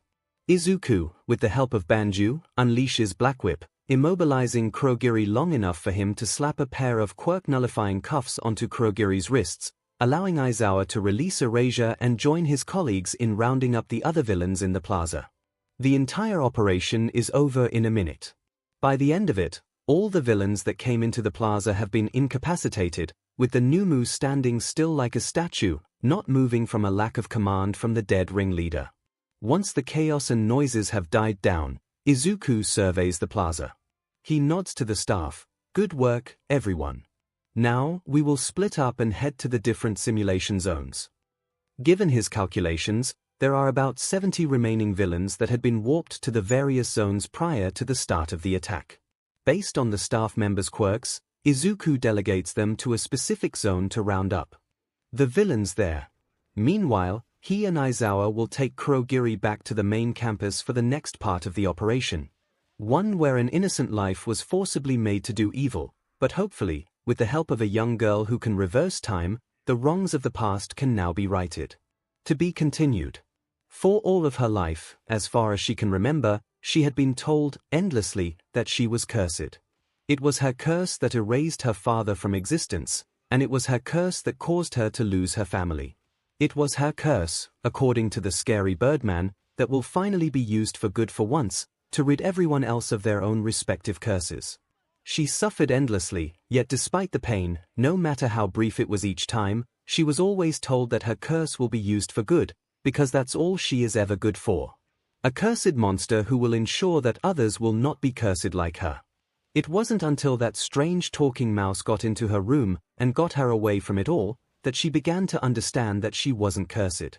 It is a power, a quirk, that when activated, causes things, be it objects or people, to revert backwards in time.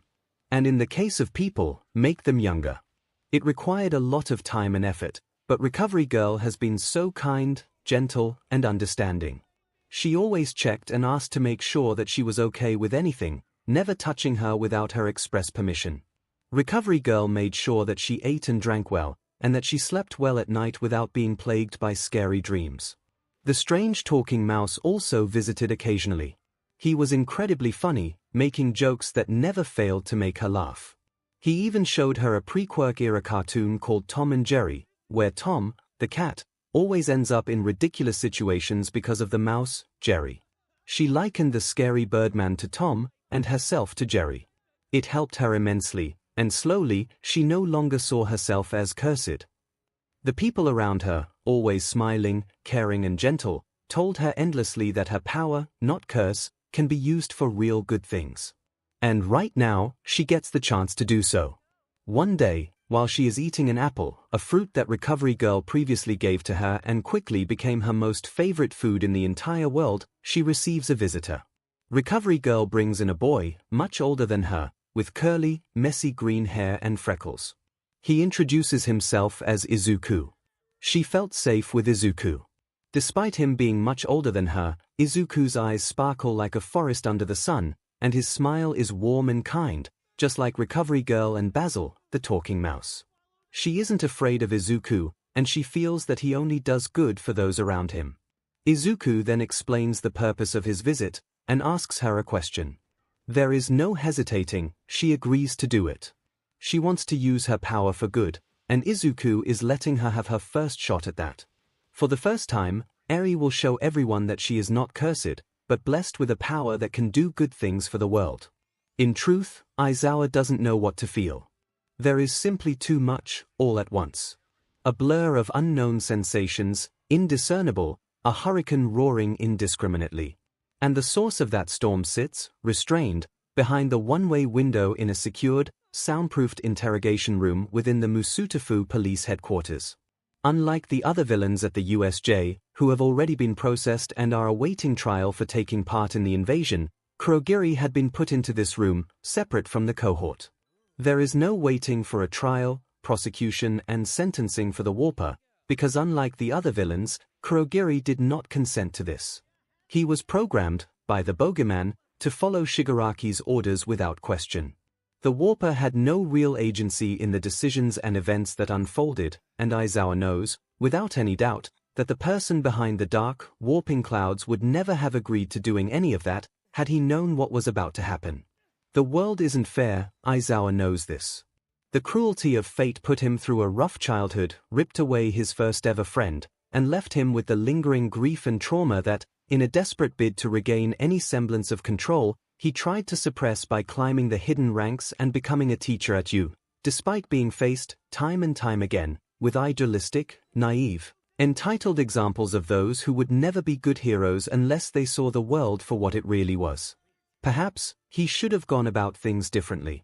Aizawa has never admitted to anyone, but in rare instances, he does wonder, in particularly sleepless nights, whether the students he expelled have fallen to the dark side, whether they refused to change and dug deeper into themselves, inevitably falling through the cracks.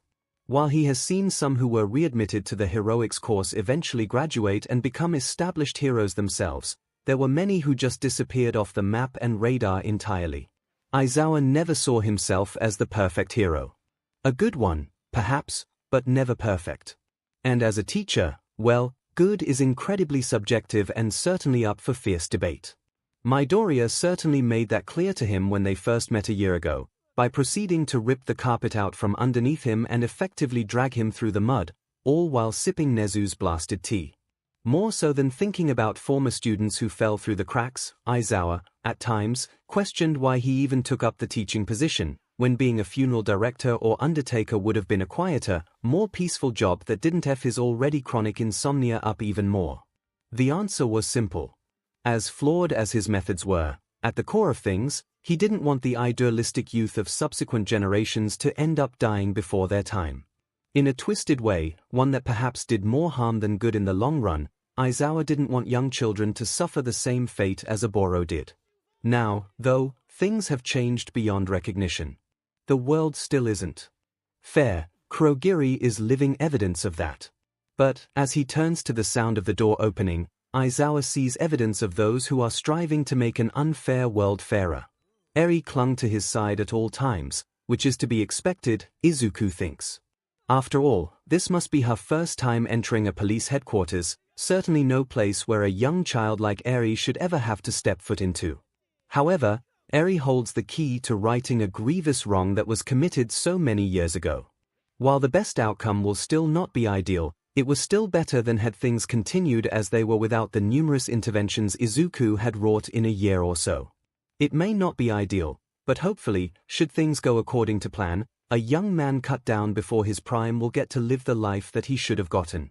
A police officer escorts Izuku and Eri to the interrogation room where Kurogiri is being held. There, they are led into the adjacent room, where Aizawa is already present. Izuku feels Eri's grip on him tighten, as she shrinks slightly away from the hobo's gaze. "You don't have to be afraid, Izuku tells her soothingly, "This man is my teacher at UA. His name is Aizawa. Come, say hello to Aizawa." Thankfully, Aizawa had taken his advice to look a little more presentable than his default, disheveled state. The last thing anyone wants is for to become scared by someone who looked like those thugs who used to roam around the Shai Hasaikai compound. While there isn't anything that can be done about those eye bags, at the very least, Aizawa had tied his hair up into a bun. And it worked as intended. Eri comes out from hiding behind Izuku's leg, and shyly waves, "Hello, Aizawa-san." "Hello, Eri." Aizawa nods, not coming any closer, which was also a good move on his part, since he is a complete stranger in the girl's eyes, and despite the progress she has been making under Recovery Girl's care, she is still wary of strangers, so approaching would only scare her. Eri, he is the friend of the person that we're going to help today, Izuku continues. Aizawa went through a lot of pain because of what happened to his friend.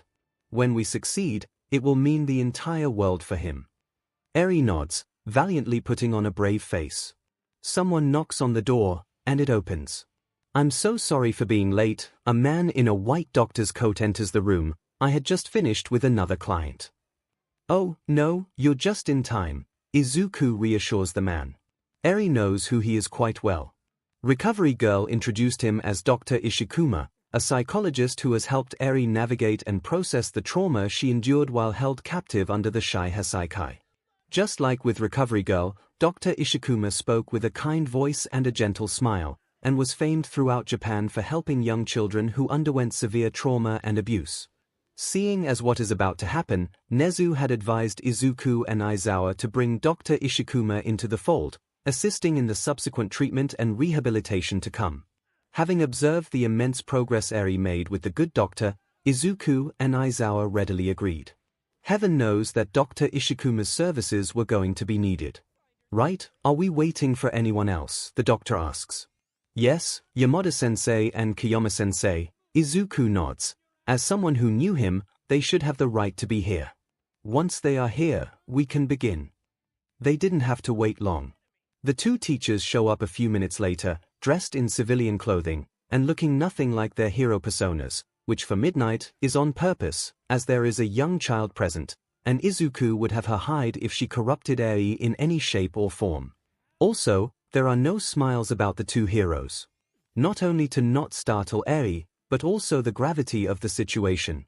While there is undeniable hope in the air, things will remain tense, at least until the outcome is revealed. Everyone knows that they are standing on a crossroad, and no one dares to say anything. Not until the outcome is revealed. Izuku squeezes Eri's hand. Come, let's go to the next room. Eri nods, leaning into his leg. Izuku gives another nod to Aizawa, who reciprocates, and together, followed closely by Dr. Ishikuma, they head over to the interrogation room, where Kurogiri is held. The warper looks up at their arrival. There is no animosity, no demands to be released.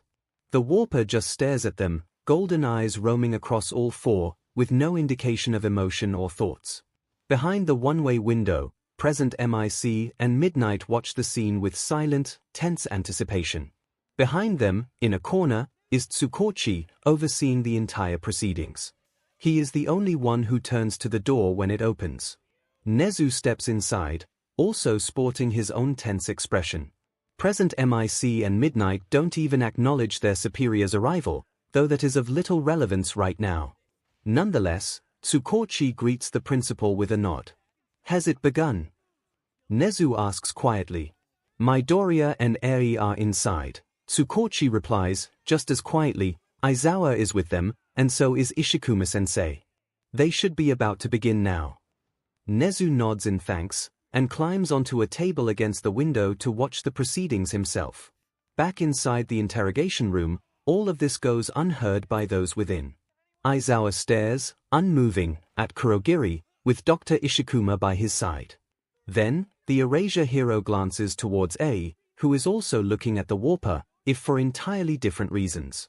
His role is obvious, to act as the primary defense should something go awry.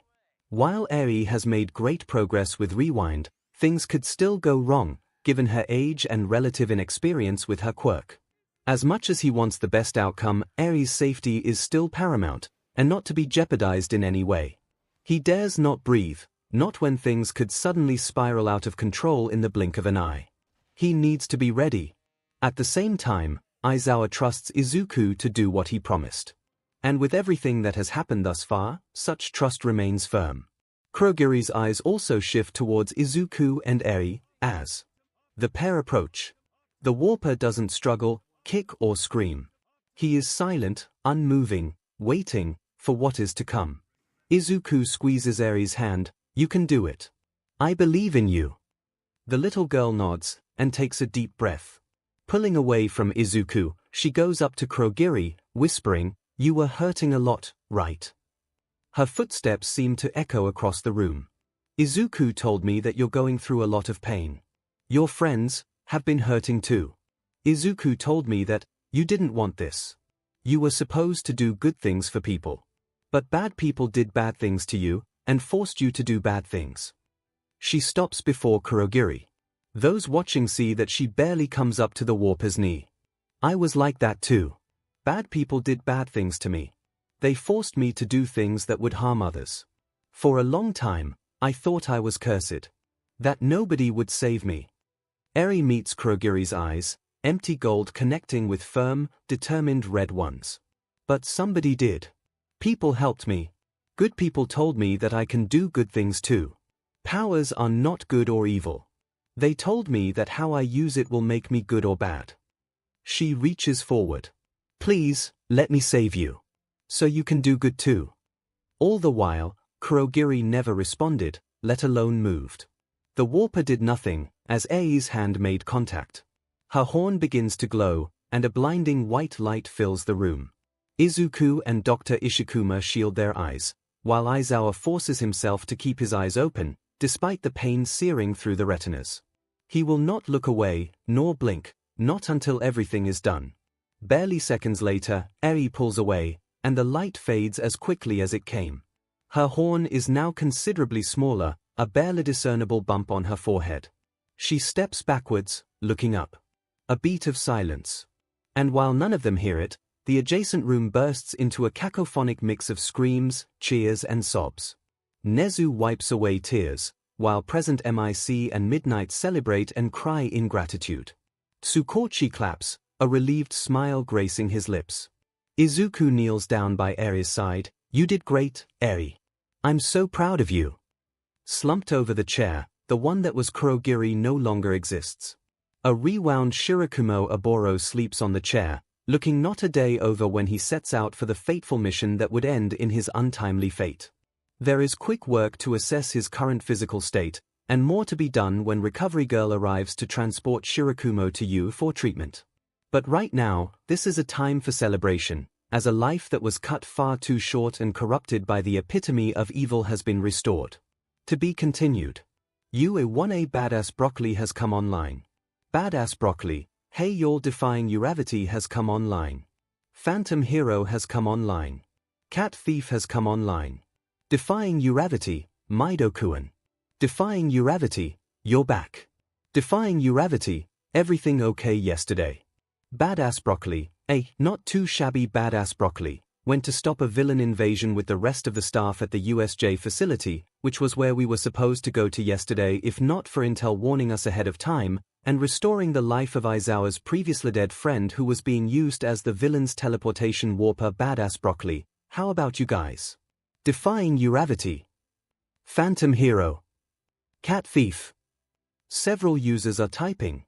Izuku patiently waits for his friends to finish key smashing and attempting to wring out answers about the bombshell he just casually dropped on them. In the meantime, he goes over to a private chat and sends the recipient a few messages. When he gets an answer from them, he returns to his group chat. Badass Broccoli, yes Badass Broccoli, I know y'all are concerned and want answers. Badass Broccoli, but the most important thing is, I'm safe, Principal Nezu is safe, Aizawa is safe, and all of the staff members are safe. Badass Broccoli, the only casualty was the ringleader, whom Snipe Sensei shot in the head and body. Badass Broccoli, and, although you guys are not supposed to know this until next Monday. Badass Broccoli, we're going to have a new classmate. Badass Broccoli has added unknown number into the chat. Badass Broccoli has renamed unknown number to Loud Cloud. Badass Broccoli, everyone, say hi to Shirakumo Oboro, also known as Aizawa's previously dead friend whom we reverted back to life. Loud Cloud, hi. Defying Uravity. Phantom Hero. Cat Thief. Hungry for Broccoli Needs Sleep has come online. Copycat has come online. Floaty Rainbow has come online. Floaty Rainbow has changed the chat name to Ravenous for Broccoli. Floaty Rainbow, I figured that I get a head start at that for you two. Need sleep. Copycat, don't lie to yourself. Hitoshi needs sleep. Need sleep, alright fine need sleep, But we need to talk about the fact that 1 copycat, 1 needs sleep, shut up needs sleep, there was a motherfucking villain attack on you and needs sleep, 2, 𝐒𝐿 and all of the teachers were there need sleep, and 3, not only did 𝐒𝐿 and co defeat the villains need sleep, but he apparently de-aged a friend of our homeroom teacher and brought him back to life. Copycat, honestly copycat, what's there to talk about? Need sleep, copycat, no, Shinsu Hitoshi copycat, listen copycat, yes, there was apparently supposed to be a villain attack copycat, but as 𝐒𝐿 said, you was tipped off, and the staff was ready copycat, the villains lost the element of surprise copycat, and they paid for it dearly copycat, and apparently, Principal Nezu trusted 𝐒𝐿 enough to allow him to be their copycat, if my instincts are correct, which they generally are. Floaty Rainbow, Jan copycat, shut up. Copycat, 𝐒𝐿 was the one who tipped off the staff about the attack. Floaty Rainbow, I wonder how Midokuen got hold of the intel though. Need sleep, must be whatever bullshit he has in him need sleep. ISTG his quirk must be some foresight or future-seeing stuff. Copycat. Copycat, 𝐒𝐿 does have similar hair color to Sir Night Eye at that moment, despite the residual aches and pains from another brutal training session by his SPM donor. Todoroki Shoto suddenly shoots up from his previous position of face-planting into his futon. For some inexplicable reason, he has the urge to create a conspiracy board and check with Fuyumi if they have any red string lying around the house. Copycat, maybe an illegitimate child, perhaps. Floaty Rainbow, but Midokuen's quirk isn't that though. Floaty Rainbow, remember Aizawa Sensei's assessment test on the first day. Copycat, Demon copycat, but back to my main point. Copycat, however he got his intel, 𝐒𝐿 worked with the staff to thwart the attack. Copycat, imagine if he hadn't need sleep. Floaty Rainbow. Need sleep, SHT need sleep, we would have been fed. Floaty Rainbow, I can't imagine fighting actual villains. Copycat, see. Copycat, 𝐒𝐿 did us a huge favor. Copycat, we didn't have to face villains because of him. Copycat, therefore, we can rest easy, and not have to worry about how and where he seems to get information from nowhere. Floaty Rainbow, well. Floaty Rainbow, I did say that Midokuen is my main source of chaotic entertainment. Floaty Rainbow, so I guess it's back to simping hours for you too. Need sleep. Need sleep, you know what? Need sleep, I'ma not give AF anymore. Floaty Rainbow, just accept that with Midokuen, Bats hit insanity will happen. Loud Cloud has been added to the chat. Loud Cloud, hi. Loud Cloud, what's this? Copycat. Need sleep. Floaty Rainbow, I rest my case to be continued. So, we're going to talk about it, right? It had been silent for way too long in the conference room, with none of the gathered staff speaking, or even opening their mouths, for that matter. However, everyone present knew the metaphorical elephant in the room, and the gunslinger hero known as Snipe, bless his heart, decided to break the silence and get on with things. Oh, we should be talking about it, but we're all too scared of All Might and Nezu to say it.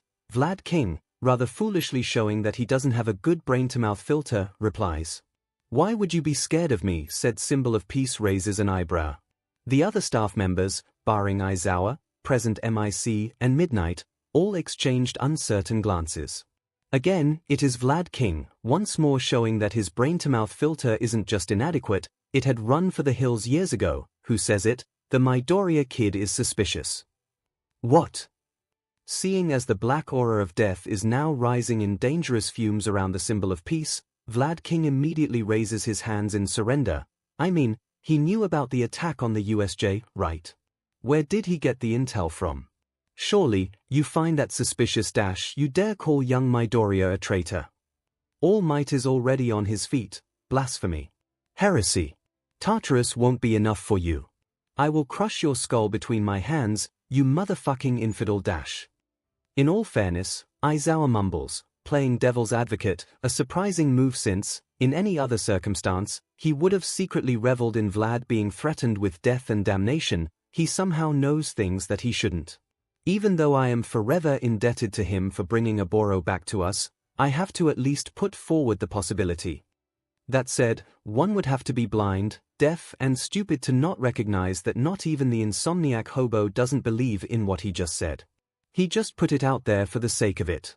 And, as much as he would like Vlad to meet an untimely fate, The problem is that should All Might inflict his famous Detroit smash on his co-worker, the entire room, himself included, would get eviscerated in the process.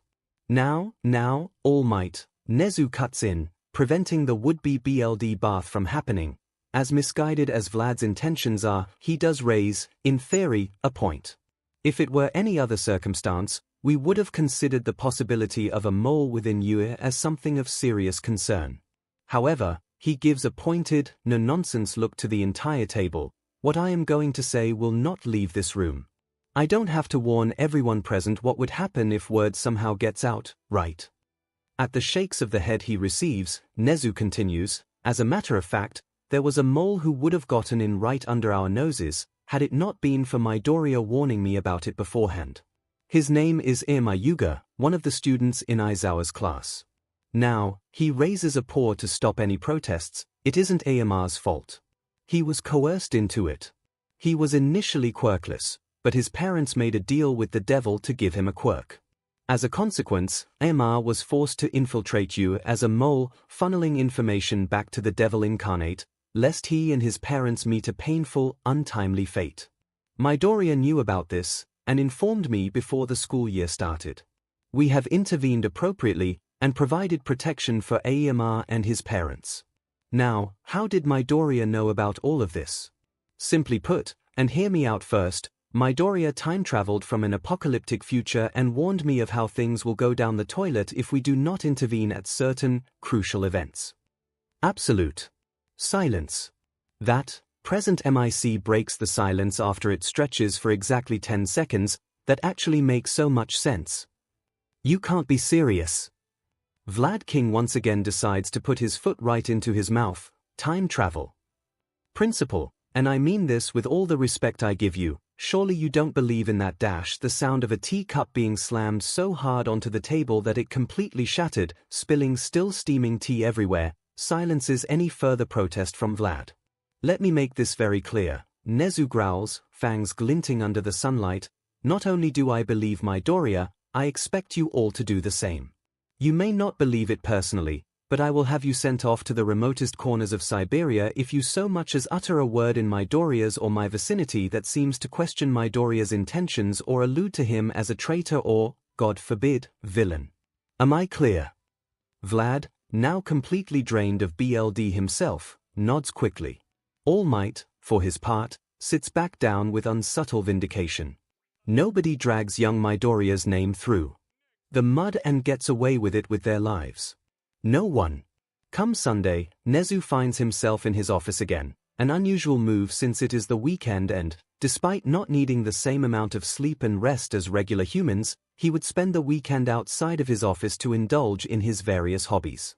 However, this was an important matter that needed to be addressed, the sooner the better. Ida-san, thank you for coming at such an inopportune time. The turbo hero famously known as Ingenium bows deeply. The pleasure is mine, 𝐒𝐿-san. It's good to see you again. Likewise, though I'm afraid this isn't a social meeting. Would you like some tea while we wait for the other attendee to arrive? Ingenium politely accepts, and 𝐒𝐿 had just poured out a cup for the hero when the door opened. Apologies, 𝐒𝐿, the train was delayed due to a villain attack. Ingenium turns to the voice, and blinks, nonplussed, at the sight of Izuku entering the office. Oh, no trouble, Izuku-kun. Ingenium had just arrived himself. It's an honor to meet you, Ingenium-san, Izuku bows. Ingenium returns the bow, though he does send a confused look to 𝐒𝐿. What's going on? I will let Izuku-kun explain. The principal defers, pouring a cup of tea for Izuku. Taking a sip and setting the cup back down, Izuku gets straight to the point. The hero killer will attack you, and leave you paralyzed from the waist down. You would be forced to retire, and Tenya would be driven to hunt Stain down in a harebrained attempt to avenge you. Explain. Izuku does just that, explaining how the attack would take place during the sports festival, while Ingenium was patrolling in Hosu. Ingenium, for his part, paled behind his stony mask, because Izuku's description of how Tenya would go after Stain was so on-brand that it was borderline creepy. Yes, Tenya is a huge stickler for rules and laws, but Tenya valued family over everything else, and 𝐼𝐺𝐸𝐻 knows that his younger brother put him on a pedestal, despite his consistent attempts to dissuade 𝐻ENYA otherwise. If it is true that he would get crippled by Stain in the near future, then he wouldn't doubt that 𝐻ENYA would do something insanely stupid to get revenge. Well, you've certainly given me a lot to think about, kid. Just, don't go on patrol alone, Izuku says, with the utmost seriousness. Take at least one sidekick with you. I don't doubt that you're more than capable, 𝐼𝐺𝐸𝐻-san. But Stain, his delusions have long gone past the category of insanity. Also, as class president, your brother is one of my responsibilities. The last thing I want is for him to be killed. 𝐼𝐺𝐸𝐻, for his part, nods. I get it, don't worry. I'll be careful, and I'll take at least one sidekick with me. In truth, the whole idea of time travel sounds incredibly far-fetched, if theoretically possible given how boundless quirks are. That said, he appreciates the gesture, and he is cautious when going out on patrols anyways. Perhaps the doom and gloom prediction wouldn't even come to pass, but 𝐼𝐺𝐸𝐻 isn't going to give it much thought. Especially with the sports festival coming up, and he intends to support 𝐻ENYA, like any loving older brother would do. To be continued. Izuku knows what is coming next. Despite the USJ attack not going as badly as it previously did, the sports festival is still taking place on the same day as it had been in the previous timeline. Once more, Aizawa is the one to announce it to the class, albeit without looking like a glorified Egyptian mummy, and the class is gripped with the same excitement that Izuku remembers previously. Of course, also knowing what is going to happen following the announcement, Izuku goes to the door, opens it, and comes face to face with the same crowd of students filling the hallway outside his classroom. Excuse me. 𝐻ENYA chops his hand a little ways behind Izuku. What are you all doing here? Please move, you are all blocking the way. Some things might be the same, but others won't be. Especially given that Hitoshi and Nito are in 1A, and not part of the crowd outside. Furthermore, since the attack of the USJ facility was not publicized, and the attack apparently was not leaked out to the press, crucial events were missing from the minds of those standing outside of 1A's classroom. Hey! We're from 1B next door. Izuku sees Tetsu come up to the front, pumped and charged with manly energy. The sports festival was just announced. Don't think that we're going to be slouches. Just because you might be Class A, we'll show you that we can be just as good as you guys. Well, Izuku thinks, at least he isn't going about how 1B could possibly do better during a villain attack.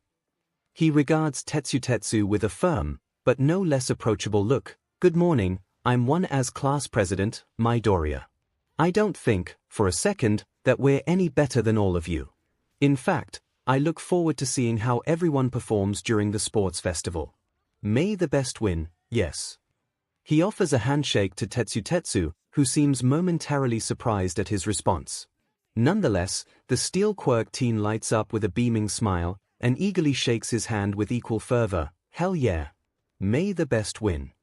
Phew, crisis averted. Izuku pats himself on the back, though, he glances at the other students. That said, we do really need to get to lunch, so do you guys mind just backing up a little bit?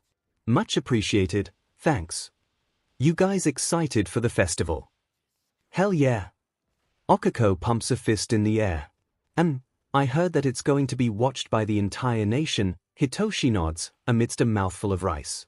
He swallows. We could also be scouted by pro heroes too, if we do well enough. I admit, I've watched previous runs of the festival, Nito says. I wonder if things will be different this time. No doubt, they will. Izuku thinks, if I have anything to do about it, I guess that would be interesting if they do things differently now. All eyes turn to Oboro, the newest member of the present 1A class. Unlike the others in the group, he had barely touched his lunch. Instead, just listening in on the conversations. Izuku can understand why. Even days after the fact, Oboro is still adjusting to a world that has moved on since his first death.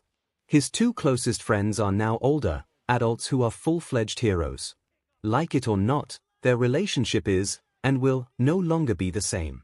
Aizawa and Yamada both have different responsibilities now. Things cannot go back to what they were before. To put it bluntly, Oboro can only get back up and move forward. However, that didn't mean that Oboro would have to go through this alone. Regardless of how different things may be now, we'll be doing this together, Izuku says firmly, reaching over to squeeze Oboro's hand.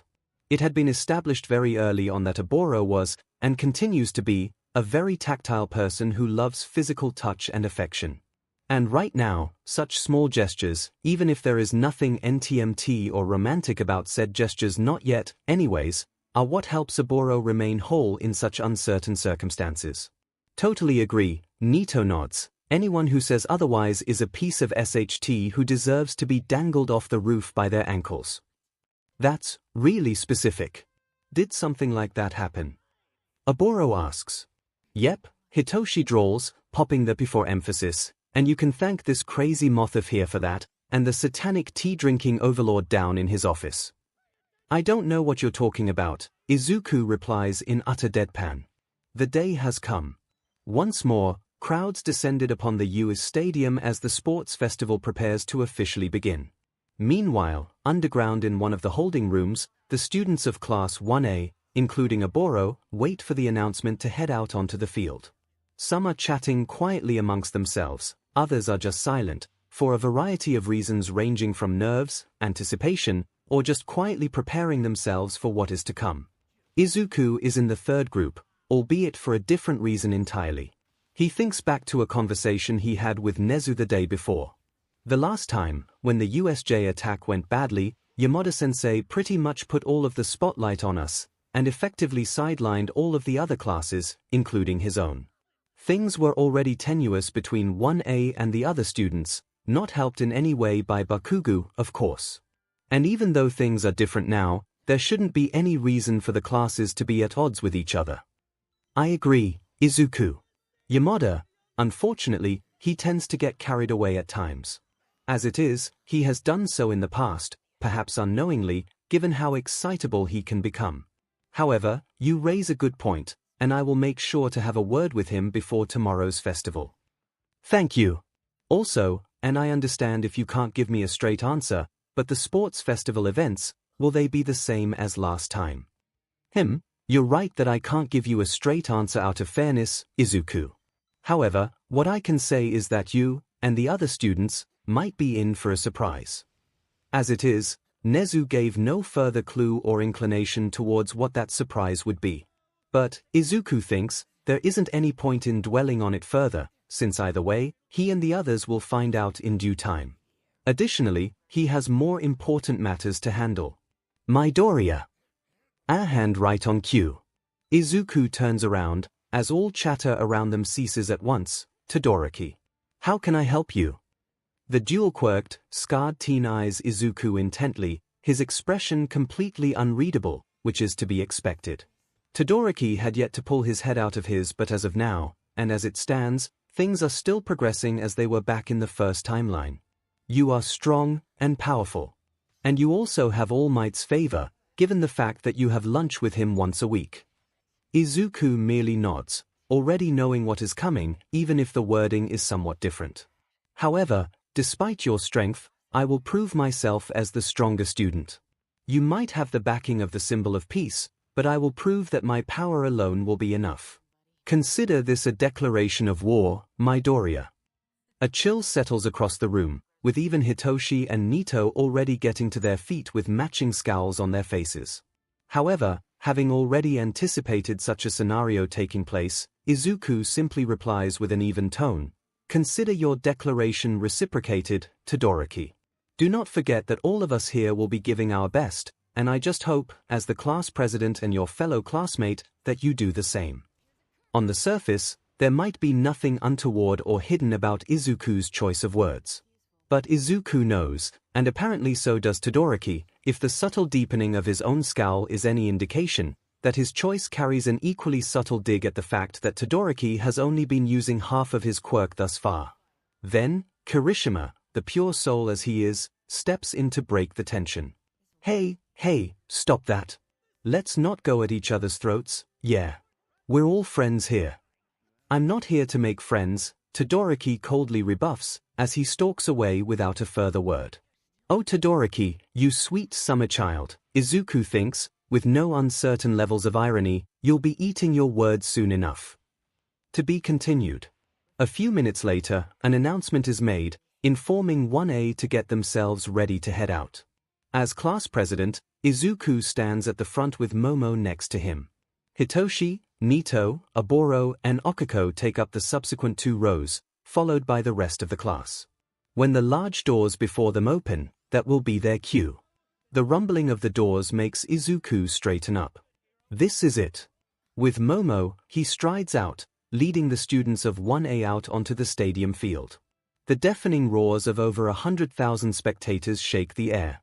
Izuku is glad that Jiru and Shuji have earplugs on, as even he finds his own eardrums ringing slightly from the noise. Cutting through the roars of the spectators, Present MIC's amplified voice introduces the entire class to the excited masses on site and those watching at home.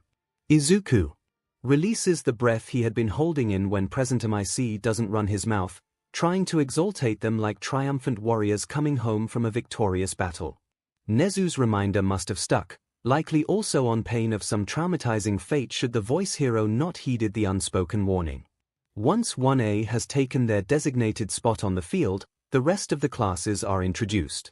Izuku nods in satisfaction as every class is given equal attention and time in the public spotlight, with Present MIC also raining praise for all, regardless of education track. When all students have assembled, Midnight takes the stage, immediately putting every hormonal teenager and adult under her stuck spell. And now, let's give a rousing welcome to our first-year cohort student representative, Midoriya Izuku, who will open the festival with the competitor's pledge. Last time, Bakugo painted an even larger target on 1 as back by letting his ego and superiority complex get the better of him. Now, Izuku strides up onto the stage and takes the offered microphone from Midnight. Taking a moment to sweep his gaze along the 200 or so students before him, Izuku begins his speech. I suppose you all are expecting some boring or cliched speech. Don't worry, I'm doing things a little differently today.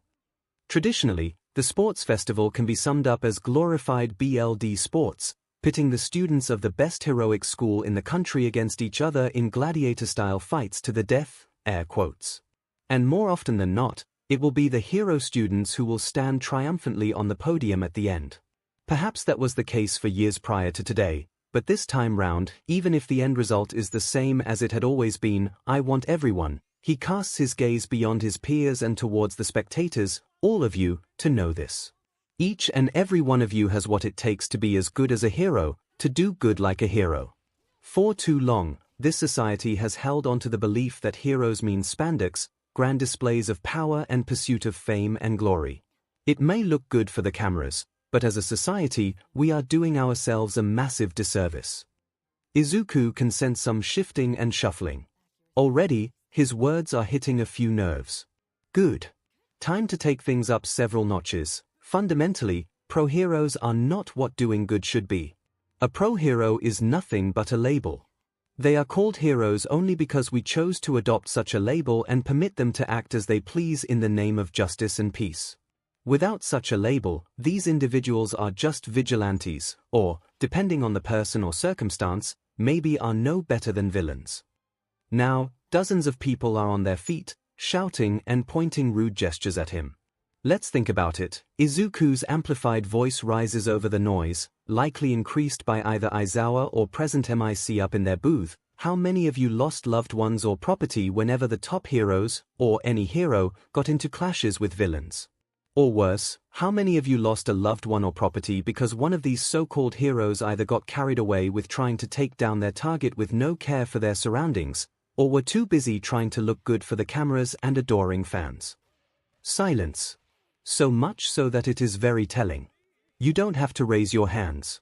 I'd be honestly surprised if any of you had not been impacted by the fights between heroes and villains, or the intrinsic longing for attention that some individuals make the very essence of their lives. Izuku could almost hear Bakugo grinding his teeth at the not-so-subtle jab, but he carries on. Quite frankly, if not for the label that society slapped on those with flashy quirks and colorful spandex, there would be no clear distinction between what we call heroes and villains. And this leads to the point I'm making. If heroes are only heroes because of the societal label, what would that leave us if we take away that label? His gaze sweeps across the stadium, If we take away that label, it opens the door to greater collective benefit. Doing good for your fellow human will not be reserved only for those in spandex and with flashy quirks. We will not equate being and doing good only to those deemed to be heroes. Each and every one of you here today, and those watching from home, have as much potential to create positive change to the world at large. A simple act of kindness, care, or support can mean the difference between a brighter future or a downward spiral. As the saying goes, the flutter of a butterfly's wings in the Amazon creates a hurricane in the Atlantic. Everyone has the power to make lives and our world better, no matter their gender, physical attributes, quirk, or lack thereof. Izuku looks to his peers before him. I say all of this, knowing that some will see me as a heretic spouting blasphemy and will double down on their biases. But for those who thought they don't have what it takes to make someone's life better, who thought they aren't able to change their lot in life, or thought that the world is against them in every way possible, I say all of this to help you see that whatever you might have thought before is completely false. You can be just as good as those that we label as pro-heroes. You have the power and choice to change the world for the better. Those who say otherwise, and try to suppress you and your efforts, they are scared. They are scared of losing their power and influence. They are scared because they know they are in the wrong, and will do everything to stay in power and control. Too long, we have been idolizing a false idealism, one that will plunge our society into the abyss if something is not done. So I stand before you all, on this bright, sunny day, to encourage everyone to make that first step towards change. Regardless of who wins this year's sports festival, everyone has what it takes to be a hero for someone else. But that can only happen if we choose to do good for someone else in need. So, to open this year's sports festival, I ask you all, are you ready to change the world for the better? Immediately, the deafening roar of approval from 200 students rocks the air, followed closely by the vast majority of the 100,000 spectators all around him. Good, now, as always, plus ultra. Then, because he simply could, Izuku holds out the microphone and drops it onto the stage. Across Japan, eyes are glued to television screens as the sports festival is broadcasted live. For some, Izuku's speech stirs varying responses. In downtown Musutafu, several kilometers away from the U campus, within a spacious office situated within a building which houses the governing authority which oversees all Japanese pro-heroes, the president of the Hero Public Safety Commission, a steely middle-aged woman, sits with her closest aides, watching the live broadcast with an unblinking gaze. The moment Izuku drops the microphone, the television is shut off. This is an outrage, one of the men shouts, getting to his feet. How could you allow such mockery to happen? We need to do something, Ma'am President, another one cries. That boy is a danger. Soon, the men are all shouting over one another, more or less yelling the same things. The middle-aged woman simply slams her hand down on the table. Enough. Immediately, the entire room goes silent, and those who were on their feet sit back down. I am on the same wavelength as you all, trust me, she says, her voice low, but no less steely. Midoriya Izuku just spat in the face of everything me and my predecessors had built up. Such desecration of the hero system will not go unpunished. However, we must not be rash. Her eyes narrow at the sight of several aides opening their mouths to protest. That is all it takes for those mouths to clamp back shut. We risk raising suspicion if we make any public acts of retribution. Furthermore, the Commission has no official control over the hero schools, and that's not to mention the pest that is Nezu. One would have to look closely, but the mere mention of the principal's name sent minute shivers down the backs of several aides. Sighing, the president closes her eyes for a moment. We need to be discreet about this. Call in some favors, put pressure in just the right places, anything that can be easily waved off or explained away. Our end goal is still the same, but we need to be careful. With All Might teaching at UA, we cannot afford to misstep. I am just as annoyed as all of you, but for the sake of the hero system, we need to bide our time. Many hundreds of kilometers away, in Hosu City, several pedestrians gather in front of an electronics store with a shopfront displaying several television screens, each one broadcasting the sports festival live. Izuku's speech is loud enough to be heard despite the normal traffic flow, his voice easily carried through the adjacent city blocks and alleyways. In one such alleyway, a figure listens in to the broadcast, completely unnoticed by the pedestrians nearby. The figure sneers, his tongue clicking, as his katanas glint under the sun. He had listened in, waiting to hear what the first-year's representative would say as per the competitor's pledge, and what he heard left, in his mind, plenty to be desired. He can't bear to listen any longer. This kid, this wet behind their ears, naive child doesn't know what he's rambling about. Midoriya Izuku, from what he heard, has no idea how the real world works. He doesn't see the darkness and rot that permeates society. To the uninitiated, Midoriya seems to know, but he knows better. He suffered under this corrupt system, he experienced the pitfalls firsthand. His crusade against the fame-hungry, false idols masquerading as heroes is more than just empty words peddled by a child who is still blinded by rose-colored tint. Midoriya might think that mere words will be enough, but he is actually doing the dirty work to weed out the false heroes and cleanse the image of pro-heroes. Whatever. He must not get distracted. His crusade must not get waysided by the empty platitudes of a child who doesn't know anything. He has a target to track down, and nothing will stop him. Beneath a seedy bar that was once regularly cleaned and maintained, but has now fallen into abandoned disrepair with copious amount of dust, grime, and even the first traces of mold accumulating on every and all surfaces, a monster masquerading as an all-powerful man, who was, once upon a time, the literal bogeyman of the criminal and villain underworld, but has now been reduced to a mere fraction of his true power, seethes with barely restrained rage. One might argue that he brought this upon himself, as he had specifically ordered his minion to hook him up to the live broadcast of the sports festival. And even though he cannot visually see what is on the screen, his hearing is still as perfect as the day when he was at his greatest. Every word that was broadcasted live from the stadium on UE grounds, spoken by an insolent brat, whom he long suspected of, was the one who robbed him of his greatest weapon and warper, grated against his ears like nails against a blackboard entirely lined with sandpaper. And indeed, he subjected himself to such an arduous experience, but not for some twisted, masochistic pleasure devoid of logic or comprehension by mere mortals. No. Even in this reduced, humiliating state, he is still the king of the underworld, the bogeyman who struck fear in the souls of heroes, vigilantes, and villains alike. He may be a mere shadow of the man he once was, but he has not lost his mind, his ability to think, plan, and scheme. Although he can't say for certain, it was Midoriya Izuku's interference that cost him Tenko and Kurogiri. It was Midoriya's meddling that disrupted his plans to shake hero society by invading the USJ facility. And it was the brat's fault that he was, essentially, back at square one. At the center of his current predicament, it was Midoriya Izuku. As the brat's words grated against his ears, his mind worked in overdrive. This setback was, unfortunately, one that he didn't anticipate, despite the myriad of precognitive and foresight quirks in his possession. But he is anything, if not, resourceful and adaptive. Yes, years of investment, resources, and manipulation have been lost, but he will not be defeated by this brat. He still has his connections, his favors, and untapped resources to come up with a new plan.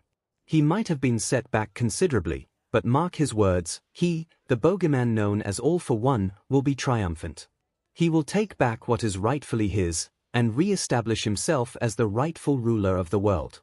Nothing will stand in his way, especially insolent brats like Midoriya Izuku. To be continued.